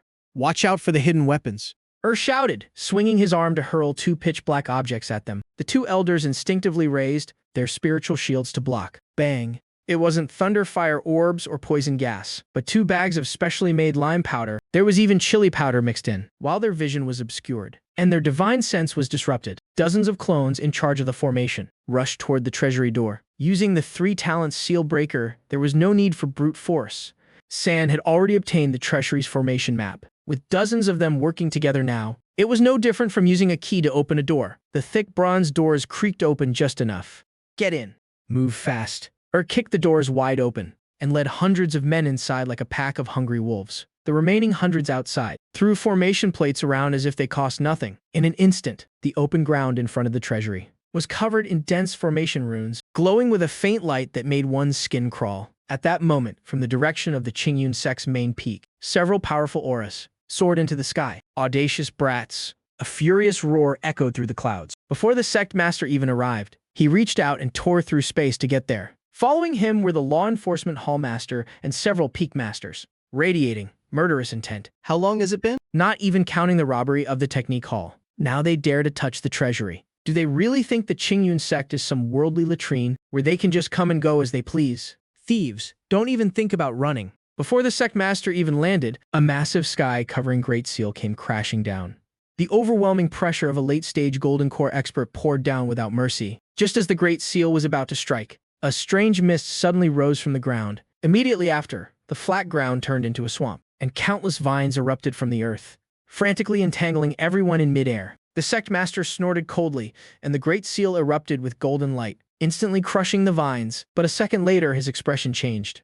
This wasn't just one formation. These were clearly countless overlapping formations. Crushing the vines triggered a poison mist. Blowing away the mist triggered an illusion. Breaking the illusion caused the gravity underfoot to shift. None of these formations could actually harm him, but every single one was designed to annoy him and stall him for a moment. 999 trapping formations, illusion formations, and maze formations were stacked on top of each other. Even a nascent soul ancestor would be dazed for half a day. Who on earth set up these formations? There is no logic to this, it's just chaos. An elder proficient in formations was so angry. His mustache was trembling, just as he unraveled a 5 elements formation. A self-destruct formation went off inside, leaving his face charred black. Stop trying to solve them. Break them with brute force. The sect master roared. If this keeps up, even the mice in the treasury will have moved out. The high-ranking members of the Qingyun sect began frantically attacking the formations below. Meanwhile, inside the treasury, hurry up, don't be picky. If your storage bags are full, stuff it in your clothes, or commanded efficiently. He was dumping crates of spirit stones into his large-scale storage rings. After emptying one, he realized the chest itself was made of giltwood. This could be sold for a good price. He didn't forget to take the spirit stone chests as well. The 1,000-year accumulation of the Qingyun sect was certainly no joke. Low-grade spirit stones were piled up like mountains. There were also several large chests of mid-grade spirit stones, and even some rare artifact refining materials and century-old herbs. The clones were like a swarm of locusts, wherever they passed, not just treasures, but even the night luminescent pearls were pried off. Found something good. A clone found a jade box covered in sealing, talismans in the deepest hidden compartment. My consciousness descended to examine it through the system. A line of red text immediately appeared. High-level energy fluctuation detected. No time for a closer look. Stuffed it directly into his robes. That's enough. Those old geezers outside are about to lose it. Sensed that the formations outside were on the verge of collapsing. He immediately decided to retreat. This time, there would be no self-destruct formations left behind. Just as the sect master finally smashed through the last layer of the maze formation and rushed to the treasury door, he happened to see the last clone tightening his belt. Stood in the middle of the empty treasury. It was so clean that not even a cockroach remained. He looked at the sect master, who was charging in with a face full of murderous intent. Instead of running, he elegantly straightened his collar. He cupped his hands. Much obliged, old friend. The Qingyun sect's delivery of supplies was quite bountiful this time. We are very satisfied. The sect master was trembling with rage. His finger, pointing at was also shaking. Green mountains don't change, and clear waters flow forever. Next time you restock some good stuff, remember to let us know. We'll be back. Grinned, revealing a row of pearly white teeth. He tossed a bag of lime powder. A white light flashed, and his figure vanished. The sect master looked at the treasury, which was cleaner than his own face. The empty floor seemed to mock his incompetence. Fury surged to his heart, and a sweet taste filled his throat. He spat out a mouthful of fresh blood 3 feet away. His whole body staggered, nearly collapsing to the ground. This is too much. Inside the Qingyun main hall, the lights were burning bright. This time, not just the high-ranking officials, but even the grand elders in secluded cultivation were disturbed. The treasury being cleaned out was no longer just a matter of losing face. This was an attempt to sever the very foundations of the Qingyun sect. A thorough investigation is required. The law enforcement hall master's face was so grim it looked like it could drip water. The treasury is protected by an anti-air formation. Aside from specific teleportation arrays, it's fundamentally impossible to just teleport inside. What did this imply? The elders looked at each other, a terrifying suspicion rising in all their hearts. An inside job.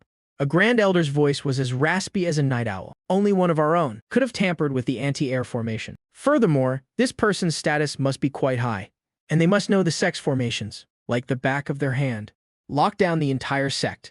From this day forward, no one is allowed to leave. Every disciple's storage bag must be inspected. The sect master's face was pale, his eyes bloodshot, regardless of whether they are an elder or a deacon. Anyone who dares to act suspiciously right now will be executed without mercy. In a corner, having just heard the news and rushed over, San's face was full of shock and grief. He quietly lowered his head, hiding the smile that was about to overflow from his eyes. These waters are officially muddied. Back in the heavenly court's small world.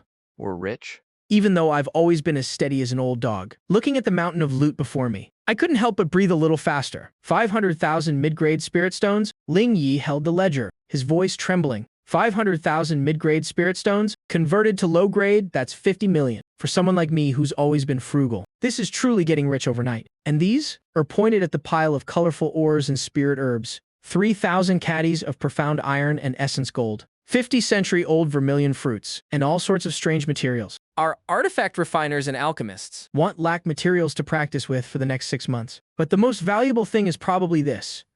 I reached out, and the jade box taken from the hidden compartment flew into my hand. As I removed the talisman An ancient aura hit me. Inside the box wasn't a treasure or a pill, but a palm-sized azure fragment. It looked like a shard from a mirror, or some kind of jade slip.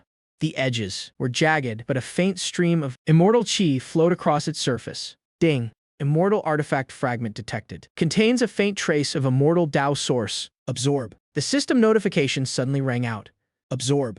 I didn't hesitate. In the next moment, the fragment turned into a beam of light and shot directly into my forehead. The entire small world suddenly shook violently. The originally gloomy sky suddenly cracked open, and a stream of purple chi descended, merging into the earth. The boundaries of the small world began to expand frantically. The concentration of spiritual energy surged, jumping from twice that of the outside world to 5 times. But the most shocking change occurred on the control panel. The cold system interface suddenly distorted. Then countless points of light converged before me, condensing into a girl as pretty as carved jade. She looked to be about 7 or 8 years old, with twin pigtails pointing upward, wearing a black gothic Lolita dress. A pair of small devil wings fluttered behind her back. As soon as she appeared, she floated in midair, arms crossed, looking around with a look of disdain. Is this my host?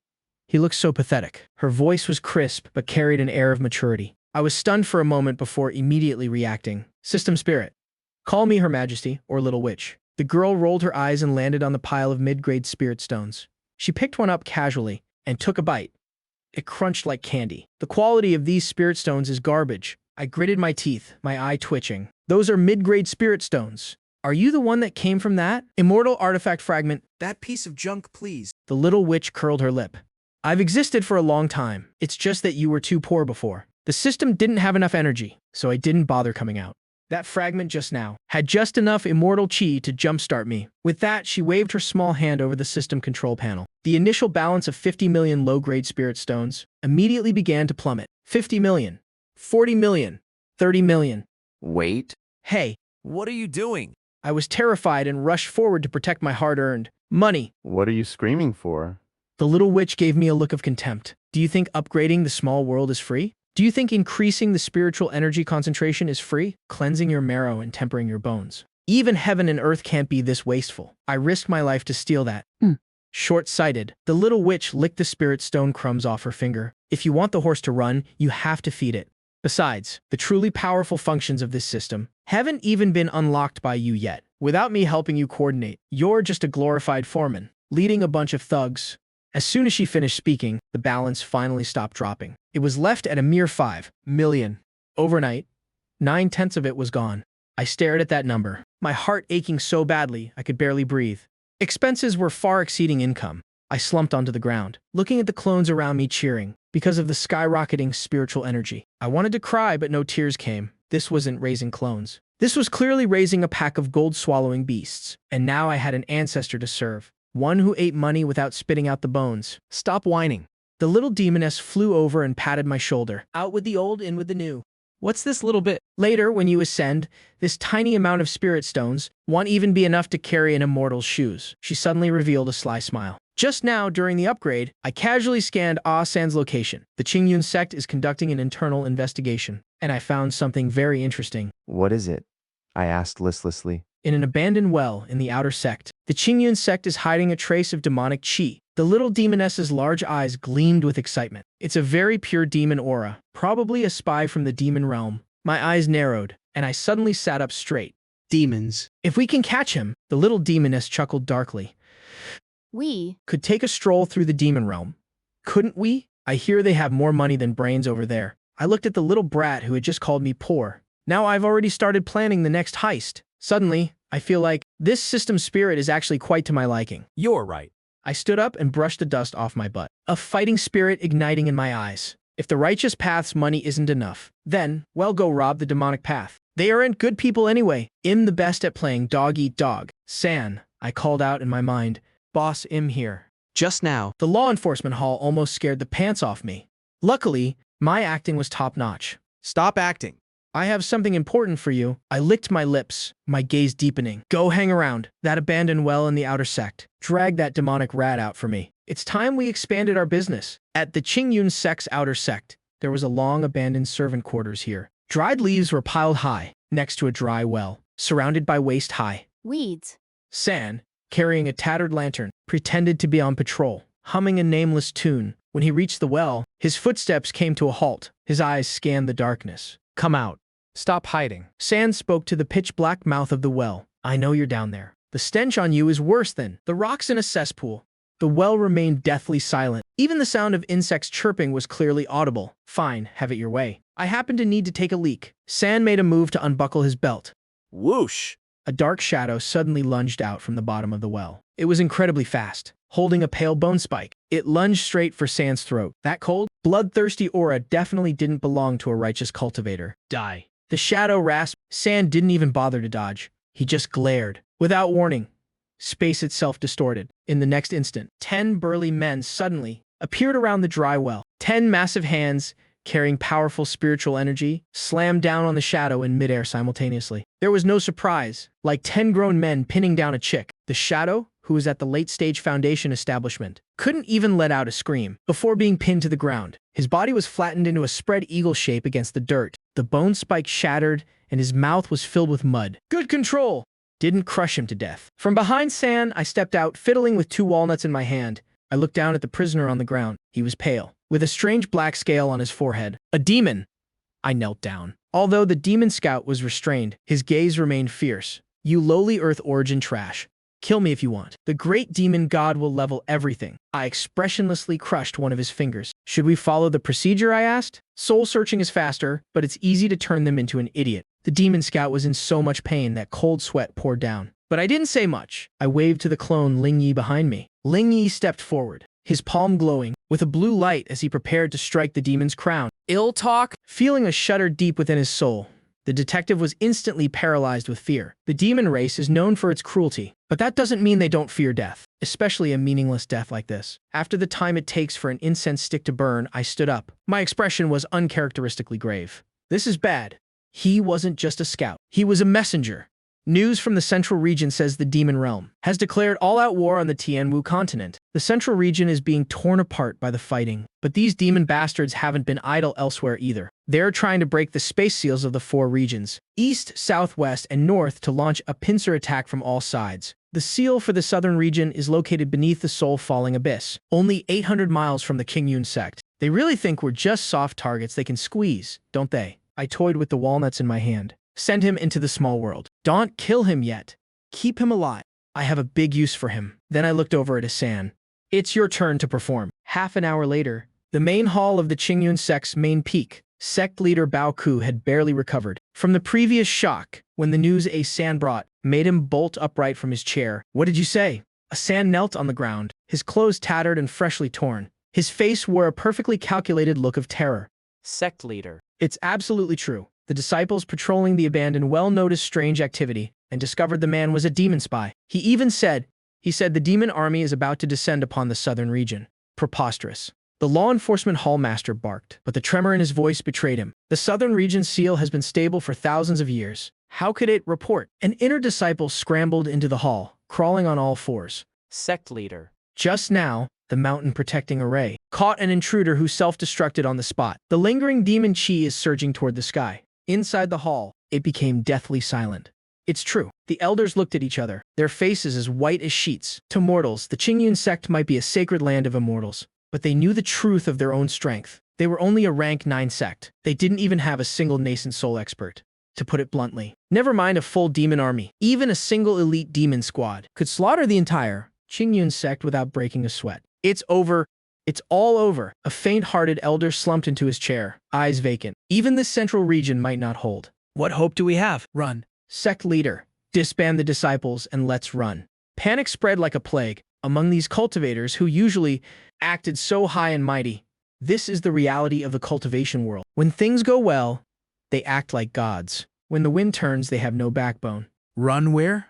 The sect leader laughed bitterly. Wherever the demons go, not a blade of grass grows. This is a war of extinction. The suffocating atmosphere of despair made it hard to breathe. Right then, a powerful aura erupted from the back mountain. It was the overwhelming pressure of the nascent soul stage. Though it felt a bit aged and waning, it acted like a stabilizing pillar, instantly steadying the crumbling morale in the hall. An elderly figure appeared in the center of the hall. His hair and beard were snow white, his eyes cloudy yet sharp. Ancestor. The sect leader and elders knelt in unison, tears of relief in their eyes. The Qingyun ancestor, a living fossil, 800 years old. To think he would emerge from seclusion at such a critical moment. A bunch of useless trash. The ancestor snorted coldly, his voice booming like a great bell. You haven't even seen a single demon whelp yet, and you're already in a state of chaos. If outsiders saw this, wouldn't they laugh their teeth off? His gaze swept over everyone, and finally rested on Asan. A flicker of approval flashed in his eyes. At least this little brat has some courage. Stand up, all of you. If the demons want to come, then let them. The Qingyun sect has stood for thousands of years. We won't be slaughtered like cattle. Activate the sect protecting array immediately. Recall all disciples from the outside, with the ancestor acting as their backbone. The atmosphere in the hall finally regained some life. It was still heavy, but at least they weren't cowering in the corners anymore. Asan bowed with an air of deep respect, but inside he was cursing up a storm. This old geezer is only at the early stage. In a real fight, he wouldn't even be enough to fill a demon's tooth. But this morale boost is exactly what we need. It should buy us a little more time. Heavenly Court, small world. The storm raging outside had no effect on the bustle here. So these demon whelps want to open a crack, huh? The little demon girl floated in midair, munching on a demon crystal shed snatched from the spy, with a loud crunch. This isn't an invasion. This is a resource horde delivering itself to our doorstep. I stared intently at the map. Since that spy wanted to open a crack anyway, why don't we just beat them at their own game? The little demon girl rolled her eyes, her face full of mischief. We just need to pull a few tricks during the process. Well, take some demon blood to help you create a demon avatar. When the time comes, this avatar can head to the demon realm. Hell, be a genuine high-ranking demon. Resources, techniques. Wait, I mean demon stones, won't they all be yours? My eyes lit up. Infiltrate the demon realm. Now that's a great idea, but there's one prerequisite. The little demon girl pointed at Ling Yi. Inside the space crack, it's nothing but astral winds. A Foundation establishment cultivator would be turned into mincemeat. He needs to be at the peak of the golden core stage at least, and it has to be a perfect golden core, with a deep, solid foundation, combined with the system's spatial protection. He might just barely make it across the border. Money is no object. I waved my hand with grand momentum. I just finished looting the Qingyun sect's treasury, converting it into 500,000 mid-grade spirit stones. My current balance is truly an astronomical figure. System. Deduct the funds. You got it, boss. The little demon girl rubbed her hands in excitement, consuming 20 million spirit stones, summoning 9,000 clones at the 7th level of Foundation establishment. All clones are being upgraded simultaneously to the peak of Foundation establishment. Rumble. The ground of the small world began to shake. On the once empty square, white light merged into a single sheet. 9,000 newly born clones, lined up in perfect formation like an army. Though they wore simple cloth robes, the combined aura of 9,000 peak Foundation establishment cultivators was enough to make the heavens change color. Still not enough. I looked at Ling Yi. He was my first cultivation clone, and currently my strongest. Bring out 3 golden core fruits. These were spoils from the ancient ruins. In the outside world, they are incredibly rare treasures. Ling Yi sat cross-legged in the center of the spirit pool. The 3 golden fruits melted the moment they touched his tongue. A massive surge of medicinal power instantly exploded. All clones assist Ling Yi. Nearly 10,000 clones sat cross-legged at once, their minds connected. It wasn't just a transfer of spiritual energy, but a massive, frenzied stacking of insights into the great Tao. The heaven-earth scripture circulated wildly within Ling Yi's body. His sea of spiritual energy, originally gaseous, began to collapse, compressing again and again. A golden core slowly began to take shape in his dantian. Most cultivators' golden cores are of the lower 3 grades, full of impurities and low potential. Genius cultivators might reach the middle 3 grades, but what the cheaters in the Heavenly Court were chasing now was the legendary 9-veined golden core. No, make it 10-veined. The great Tao was being supplemented in the small world sky. There were no dark clouds gathering, no lightning tribulation like in the outside world. Because this is my world, and I set the rules. The Immortal Tower wasn't some mortal tavern. It was the most expensive establishment in this chaotic demon city. They sold wine, meat, and lives. The moment I stepped inside, a wall of noise hit me. The first floor was a massive arena. 2 3-meter-tall demons were tearing at each other, blood spraying everywhere, sending the spectators into a gambling frenzy. Yao Ji led Zhonglu straight up to the most luxurious room on the top floor. The moment the door closed, the noise outside was instantly cut off. Speak. What do you want? Zhonglu sat down, sprawling across the wide chair with an air of dominance. He wasn't being polite at all. Yao Ji stopped pretending as well. She poured herself a glass of red wine. I've taken a liking to you. The 4 henchmen crouching by the door nearly spat out their lungs. Zhonglu remained expressionless, but his heart skipped a beat. Are all women in the demon realm this blunt? Don't misunderstand. Yao Ji swirled her glass, her eyes playful. I'm a businesswoman. Your bloodline is very pure. I don't know which branch of the royal family abandoned you, but as long as you can recover your strength, You're a walking billboard. I can give you resources. I can give you protection. Ill even. She licked her lips. Give you myself, the condition, once you've recovered. You help me kill someone. And if you ever regain your power, I want to be the sole resource supplier in this demon territory. This is a venture capital investment. I quickly did the math. This woman is ambitious. She's betting that a fallen prince, like me, can start over from scratch. Too bad she doesn't know. She's dealing with a human cheater, wearing a demon's skin. Deal. Zhonglu held out his hand. I want the best demon techniques in demon stones. As many as possible. Yaoji tossed out a black jade slip and a heavy bag. From her storage ring, this is the Asura blood-sucking scripture, a mysterious grade technique. It's considered top tier in this region. In the bag are 1,000 low-grade demon stones, enough for you to begin your Qi induction. Zhonglu took the items. He didn't even spare the woman a second glance. Get out. I need to cultivate. Yaoji froze for a moment, then laughed out of pure irritation. Hez eating her food and staying in her room, yet he acts like a spoiled young master. Fine.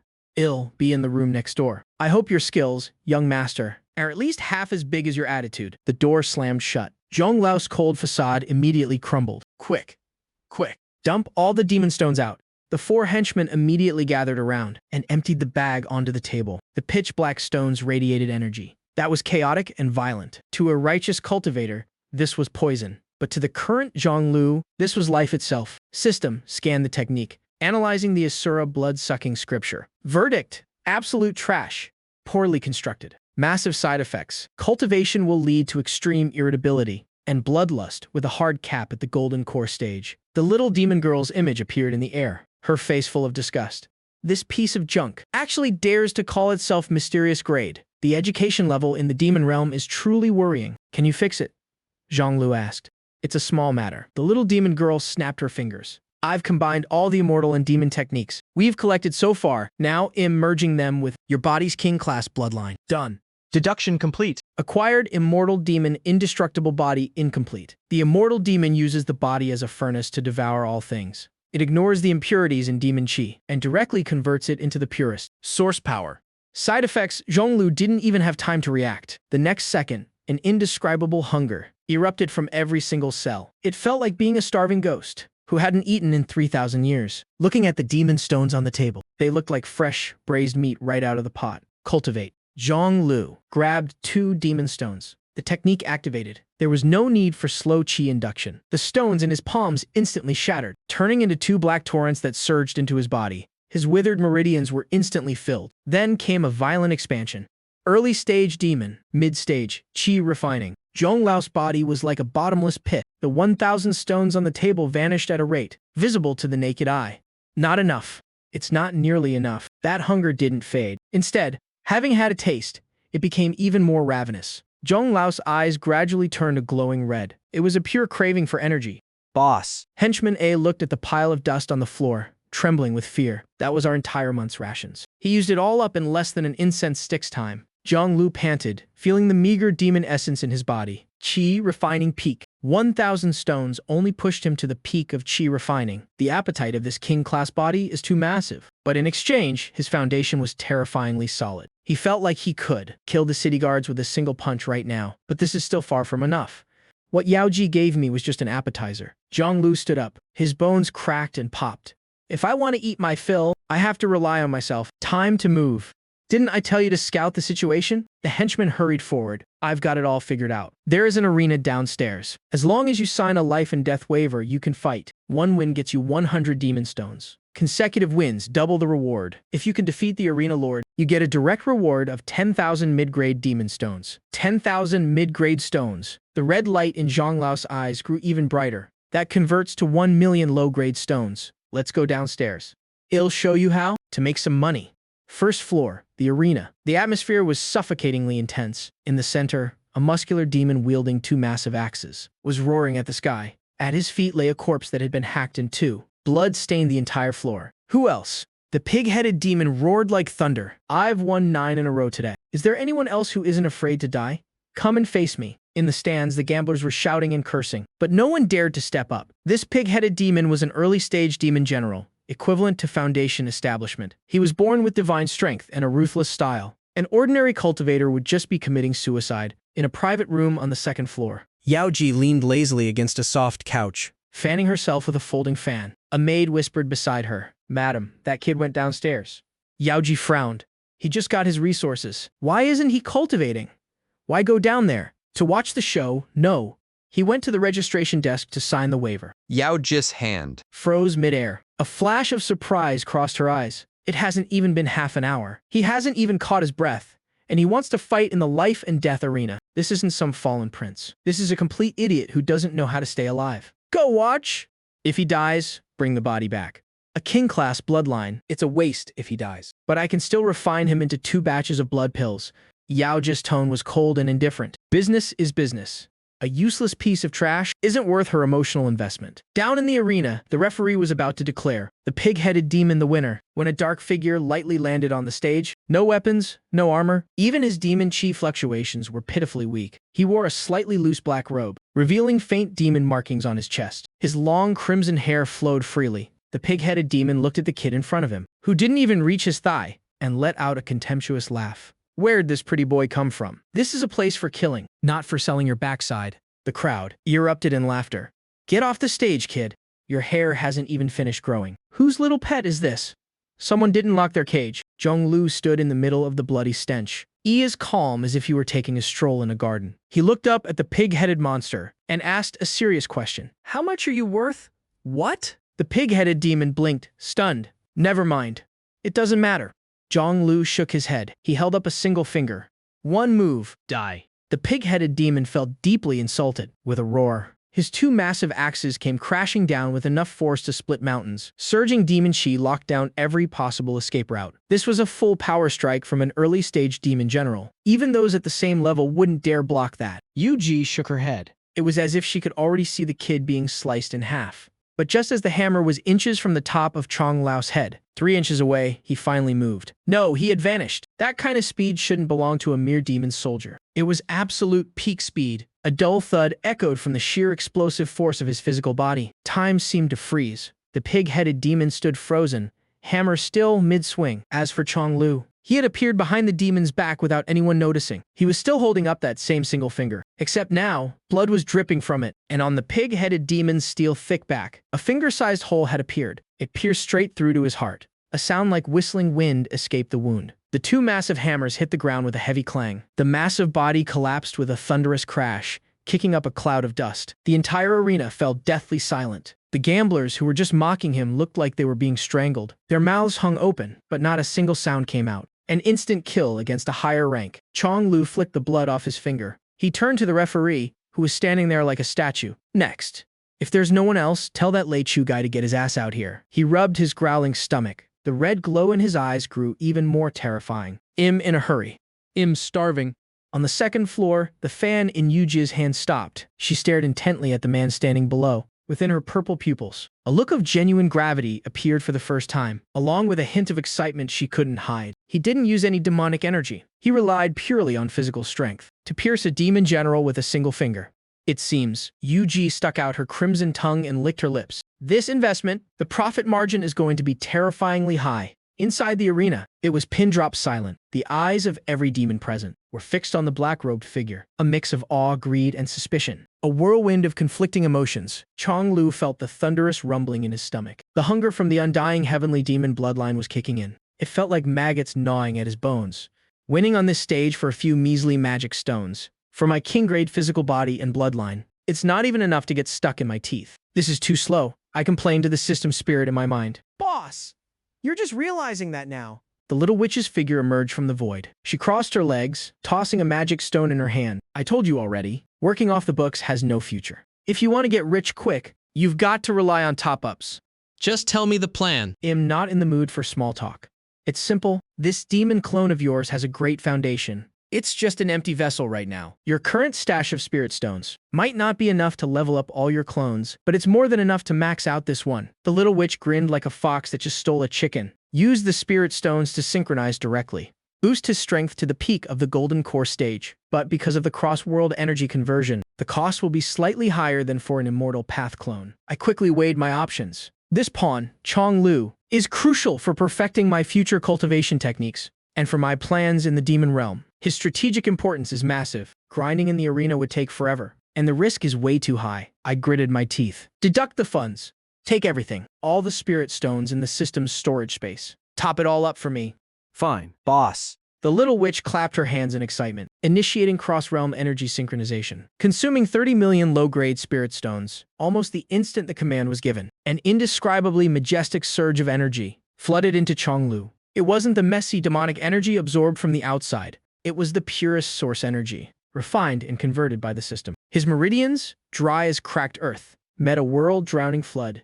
The demon soldier and foundation establishment barriers were like thin paper. They were shattered one after another. From the outside, Chonglu's previously weak aura suddenly exploded with terrifying pressure. Black demonic energy surged into the sky, coalescing into a faint but grand phantom of a demon god. Behind him, Demon General. Early golden core, mid-golden core, late golden core, peak golden core. The entire process took only a dozen breaths. That pressure swept across the entire arena. Every demon below the golden core stage was forced to their knees. They trembled uncontrollably. Even Yu-Ji, in her private room on the second floor, suddenly stood up. The fan in her hand was crushed by the invisible pressure. Her purple pupils constricted violently. She stared fixedly at the man in the arena. How is this possible? 1 second, he was a piece of trash with nothing but a bloodline. The next, Hez, a top-tier expert at the peak of the Golden Core stage. Was he hiding his strength all along? No, that energy explosion. That was definitely a real breakthrough. Chonglu clenched his fists. He felt the power boiling and roaring within his body. That damn hunger was finally suppressed. He looked up, his blood-colored eyes cold. He scanned the entire arena. Finally, his gaze landed on Yuji on the second floor. Yuji's heart skipped a beat. She read a warning in that look, along with impatience. Chonglu, get familiar with the demon realm quickly. Use your bloodline to find your kin. Collect demonic cultivation manuals at any cost. After giving the order to Chonglau's independent consciousness, I withdrew my main consciousness back to the Heavenly Court's small world. I opened my eyes and exhaled a long breath of turbid air. I could feel it clearly. Along with Chonglu's breakthrough, my understanding of the demonic path's laws had naturally leveled up. I glanced at the clones. They were still fired up, working on the Industrial Revolution. Recalling what I'd seen and heard about the demons in their realm, an unprecedented sense of urgency flooded my heart. Little witch, is there any way to speed up my breakthroughs? Boss, you've finally asked the right question. The little witch flew over. She looked like a teacher ready to give a lesson. Actually, de-educing future cultivation techniques is simple, as long as the database is complete enough. If you cough up some spirit stones, I can do it for you. But the problem is, she flew a circle around me and clicked her tongue. Your spiritual root is just too pathetic. If the system and clones weren't keeping you alive, you'd never reach the golden core stage in this lifetime. My face darkened. That really hurt. I always knew my talent wasn't great, but that's the first time someone's been so blunt about it. Get to the point. If you want to increase your strength, first you need to upgrade your spiritual root. After all, the spiritual root is the foundation. How do I upgrade it? I asked simply. Use heavenly treasures plus a massive amount of spirit stones. Just smash them together. The little witch held up a finger. With enough money, even a rock can be turned into gold. I looked at the system panel. Remaining spirit stones over 10 million low grade. After topping up Chonglu, I fell into deep thought. This little bit of money definitely isn't enough to upgrade myself. Then it's time for another heist. Little witch, summon 9,000 foundation establishment clones for me. You got it. A white light flashed and the square was once again filled with a new army of clones. Boost every single one of them to the golden core stage. Boss, we don't have enough spirit stones. The little witch spread her hands. The remaining funds are only enough to bring 5,000 clones to the peak of the golden core stage. Fine. The other 10,000 can only reach the early golden core stage. That's enough. A flash of madness sparked in my eyes. Hear my command. My voice echoed throughout the small world. Adae, take 2,000 early golden core clones. Scout every forbidden zone, every dangerous land and famous ancient cultivator's cave, within a 100,000-mile radius of the southern region. If you meet someone you can't beat, use the system teleportation and swarm them with numbers. Bring back everything down to the last speck of dust. Take 2,000 early golden core clones. Conduct a carpet search within a 100,000-mile radius. Every spirit mine and herb garden, regardless of who owns them. Dig them all up and teleport them into the small world. Asan, you don't need to be a mole at the Qingyun sect anymore. Take 2,000 peak golden core clones and continue the tax audits. This time, I don't care if they're righteous or demonic. If it's a sect or a clan, empty their vaults. If anyone resists, beat them until they submit. The rest of the clones, stay in the small world and continue your research. Alchemy, formations, artifacts, and technique deduction. Yes, sir. The response was like a mountain's roar. It made the entire small world tremble. The cultivators of the southern region couldn't have imagined in their wildest dreams that so soon after being taxed, They were about to face an unprecedented catastrophe. As they say, my neighbor hoards food, I hoard guns. My neighbor is my granary. Only this time it wasn't just small-scale skirmishes.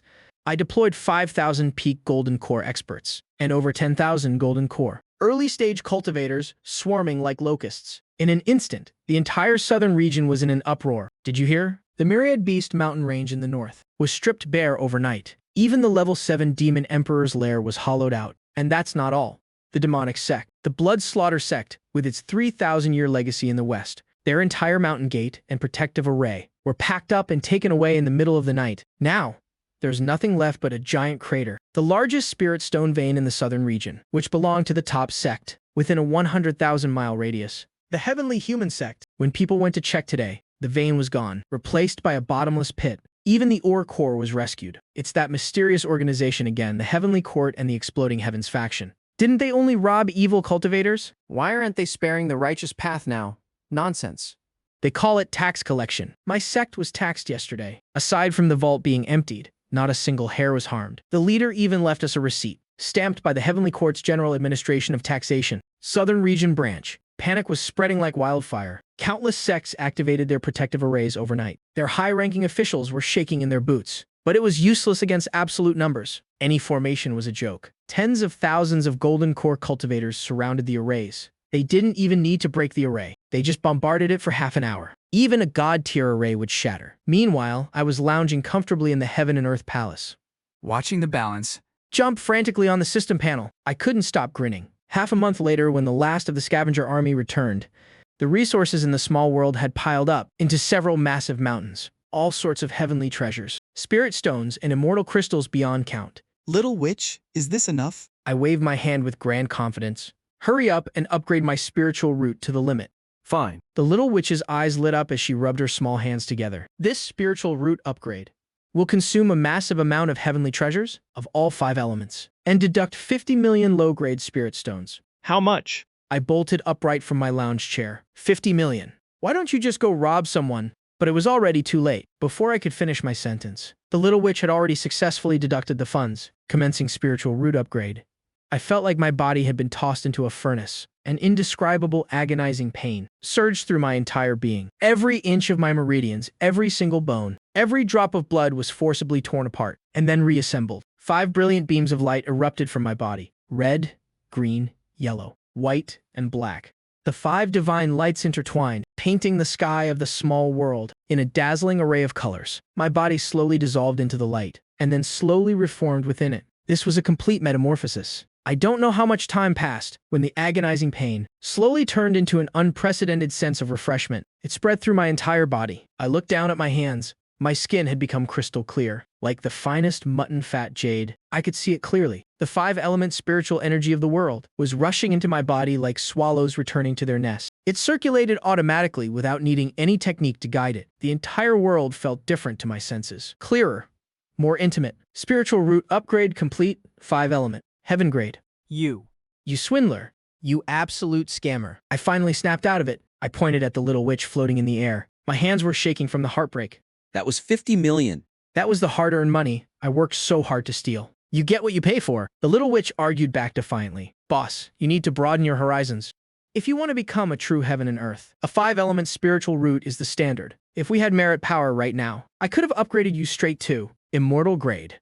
I clutched my chest, feeling my heart bleed, but I had no choice but to accept it. I could feel that with a heaven-grade spiritual root, my compatibility and the speed of my spiritual energy circulation had increased by more than several hundred times. This money was well spent, even if it hurts. But just as I was mourning, the 50 million spirit stones ID spent, above the sky of the Heavenly Court's small world, without any warning. A vast shroud of purple chi covered everything. The purple chi drifted in from the east, stretching for 30,000 miles, magnificent and boundless. Carrying a will as grand as the dawn of creation, it caused every clone in the small world to instinctively stop what they were doing. They all looked up. Boss, stop crying over your pocket change. Something big is happening. The little witch appeared beside me. Her usual playful expression was gone. Her small face was dead serious. This is the manifestation of the heavenly Dao's luck.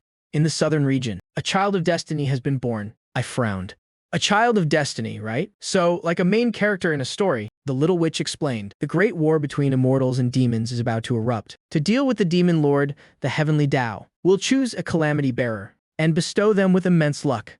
People like this, their cultivation speed is insane. Opportunities and fortuitous encounters just fall into their laps. They are the protagonists of the era. She paused for a moment. Her tone shifted. A calculating glint returned to her eyes. I suggest you find him immediately. Take him as your disciple. First, you can share in his luck. Second, when he grows up and suppresses the demonic calamity, you, as his master, can receive a massive amount of heavenly merit. 91-2051L up. It's countless times more valuable than spirit stones. I immediately understood the benefits. A child of destiny, the savior of the future. In my eyes, isn't that just a walking merit ATM? How do we find him? I didn't hesitate for a second. All clones, halt your current tasks. Form 3-man teams.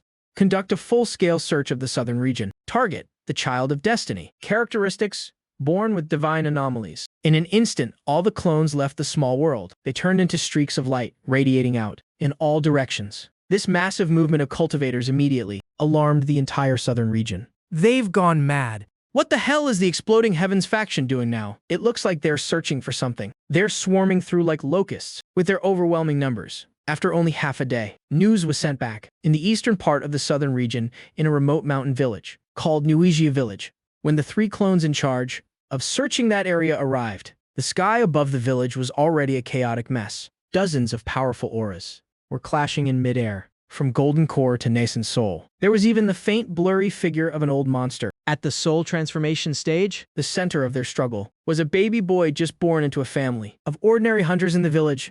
The baby boy didn't cry or scream. His pitch-black eyes were eerily dark. A faint layer of purple chi surrounded his body. This boy is destined for my heavenly eye sect. I hope you fellow Taoists will show me some respect. A nascent soul elder shouted loudly.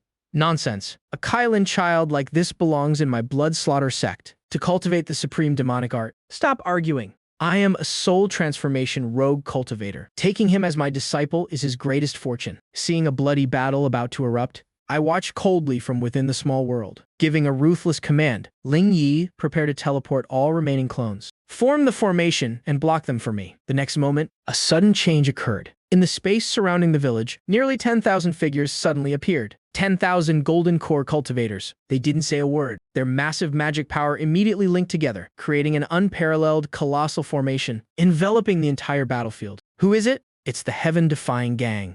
All the powerhouses fighting were stunned. They couldn't understand why these madmen suddenly appeared here, looking like they were ready to drag everyone down with them. Nearly 10,000 golden core cultivators, 5,000 of them at the great circle of golden core, striking as one, even if it was just a simple energy blast. Its power was enough to make even a soul transformation old monster turn pale. The hand of magic power condensed by that soul transformation rogue cultivator was torn to shreds the moment it touched this torrent. Dozens of experts on the scene, including the soul transformation old monster, were all forced back by this force. Their blood and chi roiled. A white light flashed. Ling Yi's figure appeared beside the baby's cradle, picking up the baby with one hand. He grabbed the couple with the other. The hunter was paralyzed with fear. The person beside him instantly vanished. Oh no, the baby's been snatched. Everyone finally reacted, but it was too late. As for the nearly 10,000 clones, after completing their mission, they couldn't be recalled in time. They were attacked by the nascent soul cultivators and the soul transformation, old monster, who were lashing out in rage.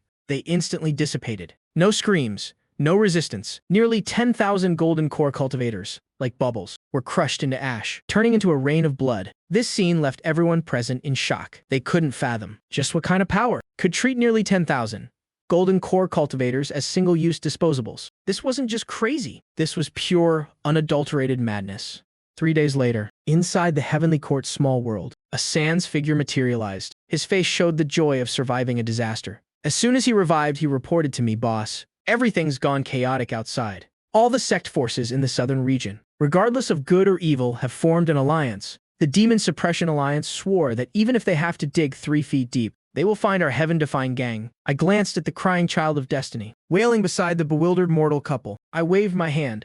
"I know.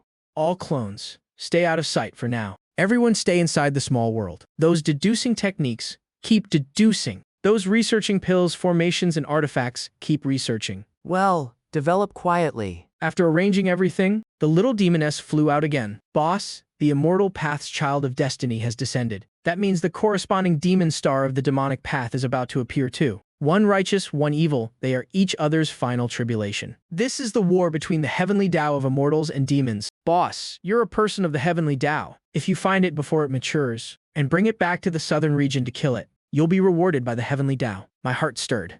That's right. Why should I wait for it to grow up? I can just find it and kill it now. I immediately use the consciousness link to give a new order to Zhang Lu in the demon realm. Zhang Lu, find a way to collect the blood of high-level demons as much as possible and as pure as possible. Demon realm, territory of the Blood Scorpion Demon Clan. Zhang Lu had already found his clan through his bloodline. After receiving the order, he utilized hidden information channels and his Great Circle Golden Core strength. Within a few short days, he obtained several barrels of pure demon blood from various branches of different royal clans. After I got the demon blood, I didn't hesitate to have the little demoness top up again, exchanging it for 5,000 Demon Clan clones, all synchronized to the Great Circle of Golden Core, and my system balance dropped by half again. 5,000 Golden Core demon clones appeared in the small world with a ferocious aura. I teleported them directly near Zhang Lu, then split them up, scattering them. Their mission was twofold. First, collect all resources, and second, find that so-called information. Zhang Lao's return to the clan didn't cause much of a stir. A member of a side branch wandering outside. No matter how pure the bloodline, without strength and a foundation, he wouldn't amount to much. He was happy to live a quiet life, never getting involved in any power struggles. Every month, he just stayed in the small courtyard the clan assigned him, reading the massive collection of immortal and demon records, copied from the clan's library. These records would all be synchronized by him to the Heavenly Court's small world, becoming the nourishment to perfect the cultivation techniques. One day, a guard in magnificent demon armor came to the courtyard. Young Master Zhang Lu, the patriarch summons you. Zhang Lu put down the jade slip in his hand and followed the guard to a majestic hall, built from the skulls of colossal beasts. On the throne of the great hall sat a middle-aged demon, his aura as deep as an abyss. He must be the patriarch of the Blood Scorpion Demon Clan, a true demon venerable, an integration stage powerhouse. Zhang Lu. The patriarch looked down at Zhang Lu, a flicker of admiration flashing in his eyes. You're very good. Though you're from a side branch, your bloodline is pure. You are the leader of this generation in our clan. But for the Demon Clan, bloodline alone isn't enough. Strength is what matters. He stood up, a terrifying pressure descending. The demon god has issued a decree. The great war of immortals and demons is about to break out in full force. All demon generals and clan members at the Golden Core stage or above must be ready for battle at all times. You still have time. Hurry and increase your strength. Don't disgrace the bloodline in your veins. Do you understand? Zhang Lu understands. Zhang Lu replied calmly. Good. Now go back and cultivate. Zhang Lu bowed and left, but internally he was grumbling. You think I don't want it? On the main body's side, the technique hasn't been deduced yet. How am I supposed to level up? A few months later, a clone lurking deep in the demon realm sent back news. Boss, I've found the demon star. I heard has been taken as a personal disciple by a demon emperor. Now has always guarded by a soul transformation demon lord and 4 nascent soul demon marshals. I received the news and told the clone to watch carefully. Don't get exposed. Little demoness, how much longer for the technique? Soon. Soon. Just missing a bit more data. The little demoness was a bit frustrated. Feed in more high-level techniques and martial skills. The more the better. Understood. A ruthless glint flashed in my eyes. I ordered all Golden Core clones in the demon realm. No need to hide anymore. For all the weak cultivator cities in your areas, execute a clean sweep policy. Use the fastest speed possible to collect everything of value. In an instant, the demon realm fell into chaos. Countless demon forces in remote areas were suddenly attacked and destroyed. These mysterious Golden Core demon cultivators were like wolves and tigers. They didn't take territory or resources. They only killed and looted all records, techniques, and demon artifacts, like a whirlwind, coming and going in a flash. Finally, through this bloody accumulation, after half a year, the heaven and earth art, indestructible heavenly demon, was successfully deduced to the late nascent soul stage. Good. Very good. Excellent. I was invigorated. I immediately had the little demoness teleport Ling Yi over all clones in the small world. Suspended all activities to fully support Ling Yi in condensing a perfect nascent soul. With a single command from me in the small world, over 15,000 Golden Core clones sat down cross-legged, sending all their insights and all their spiritual power through an invisible network, all into Ling Yi, who was at the center of the spiritual spring. After I upgraded to a heaven-grade spiritual root, all clones, including Ling Yi, had foundations far surpassing any prodigy in the world. In less than 3 incense sticks of time, the golden core inside Ling Yi shattered. A crystal-clear miniature figure, looking exactly like him, sat cross-legged in his dantian. A nascent soul. It's a success. Wait. The little demoness suddenly screamed. Keep condensing. Your heaven grade 5 elements. Spiritual root can condense a 5 elements. Nascent soul. I was stunned and immediately had Ling Yi follow suit. Massive energy continued to pour in. Very quickly. The second, the third, until 5 nascent souls representing gold, Wood, water, fire, and earth formed around the original nascent soul, merging the 5 different elemental nascent souls. They began to rotate slowly, finally merging into a single chaos-colored nascent soul. The aura of that nascent soul was more than 10 times stronger than before. The moment the nascent soul merged, the entire heavenly court small world shook violently. The concentration of spiritual ki exploded. The range of the small world naturally doubled, and a brand new mid-grade spiritual vein formed deep underground, intermingling with the previous spiritual spring. This is the reward of the immortal path for those who reach the limits of cultivation. And Ling Yi's aura, under the blessing of this reward, skyrocketed madly. Early nascent soul, mid-stage, late stage, finally stabilizing at the late nascent soul stage. I felt the immense power synchronized into my heart. My spirit soared with ambition. Little demoness, aside from the spirit stones, to upgrade a Da, a San, and Zhonglu to late nascent soul. Upgrade all remaining clones to early nascent soul. With my command, the already low spirit stone reserves in the system plummeted. But in exchange, I had 4 late nascent soul generals and a terrifying army of 15,000 early nascent soul clones. Having done all this, I lowered my consciousness deep into the demon realm, into the clones still carefully tracking the demon star. I looked at the youth protected in the center, like stars surrounding the moon in the distance. A cold smile played on my lips. Now it's time to hunt.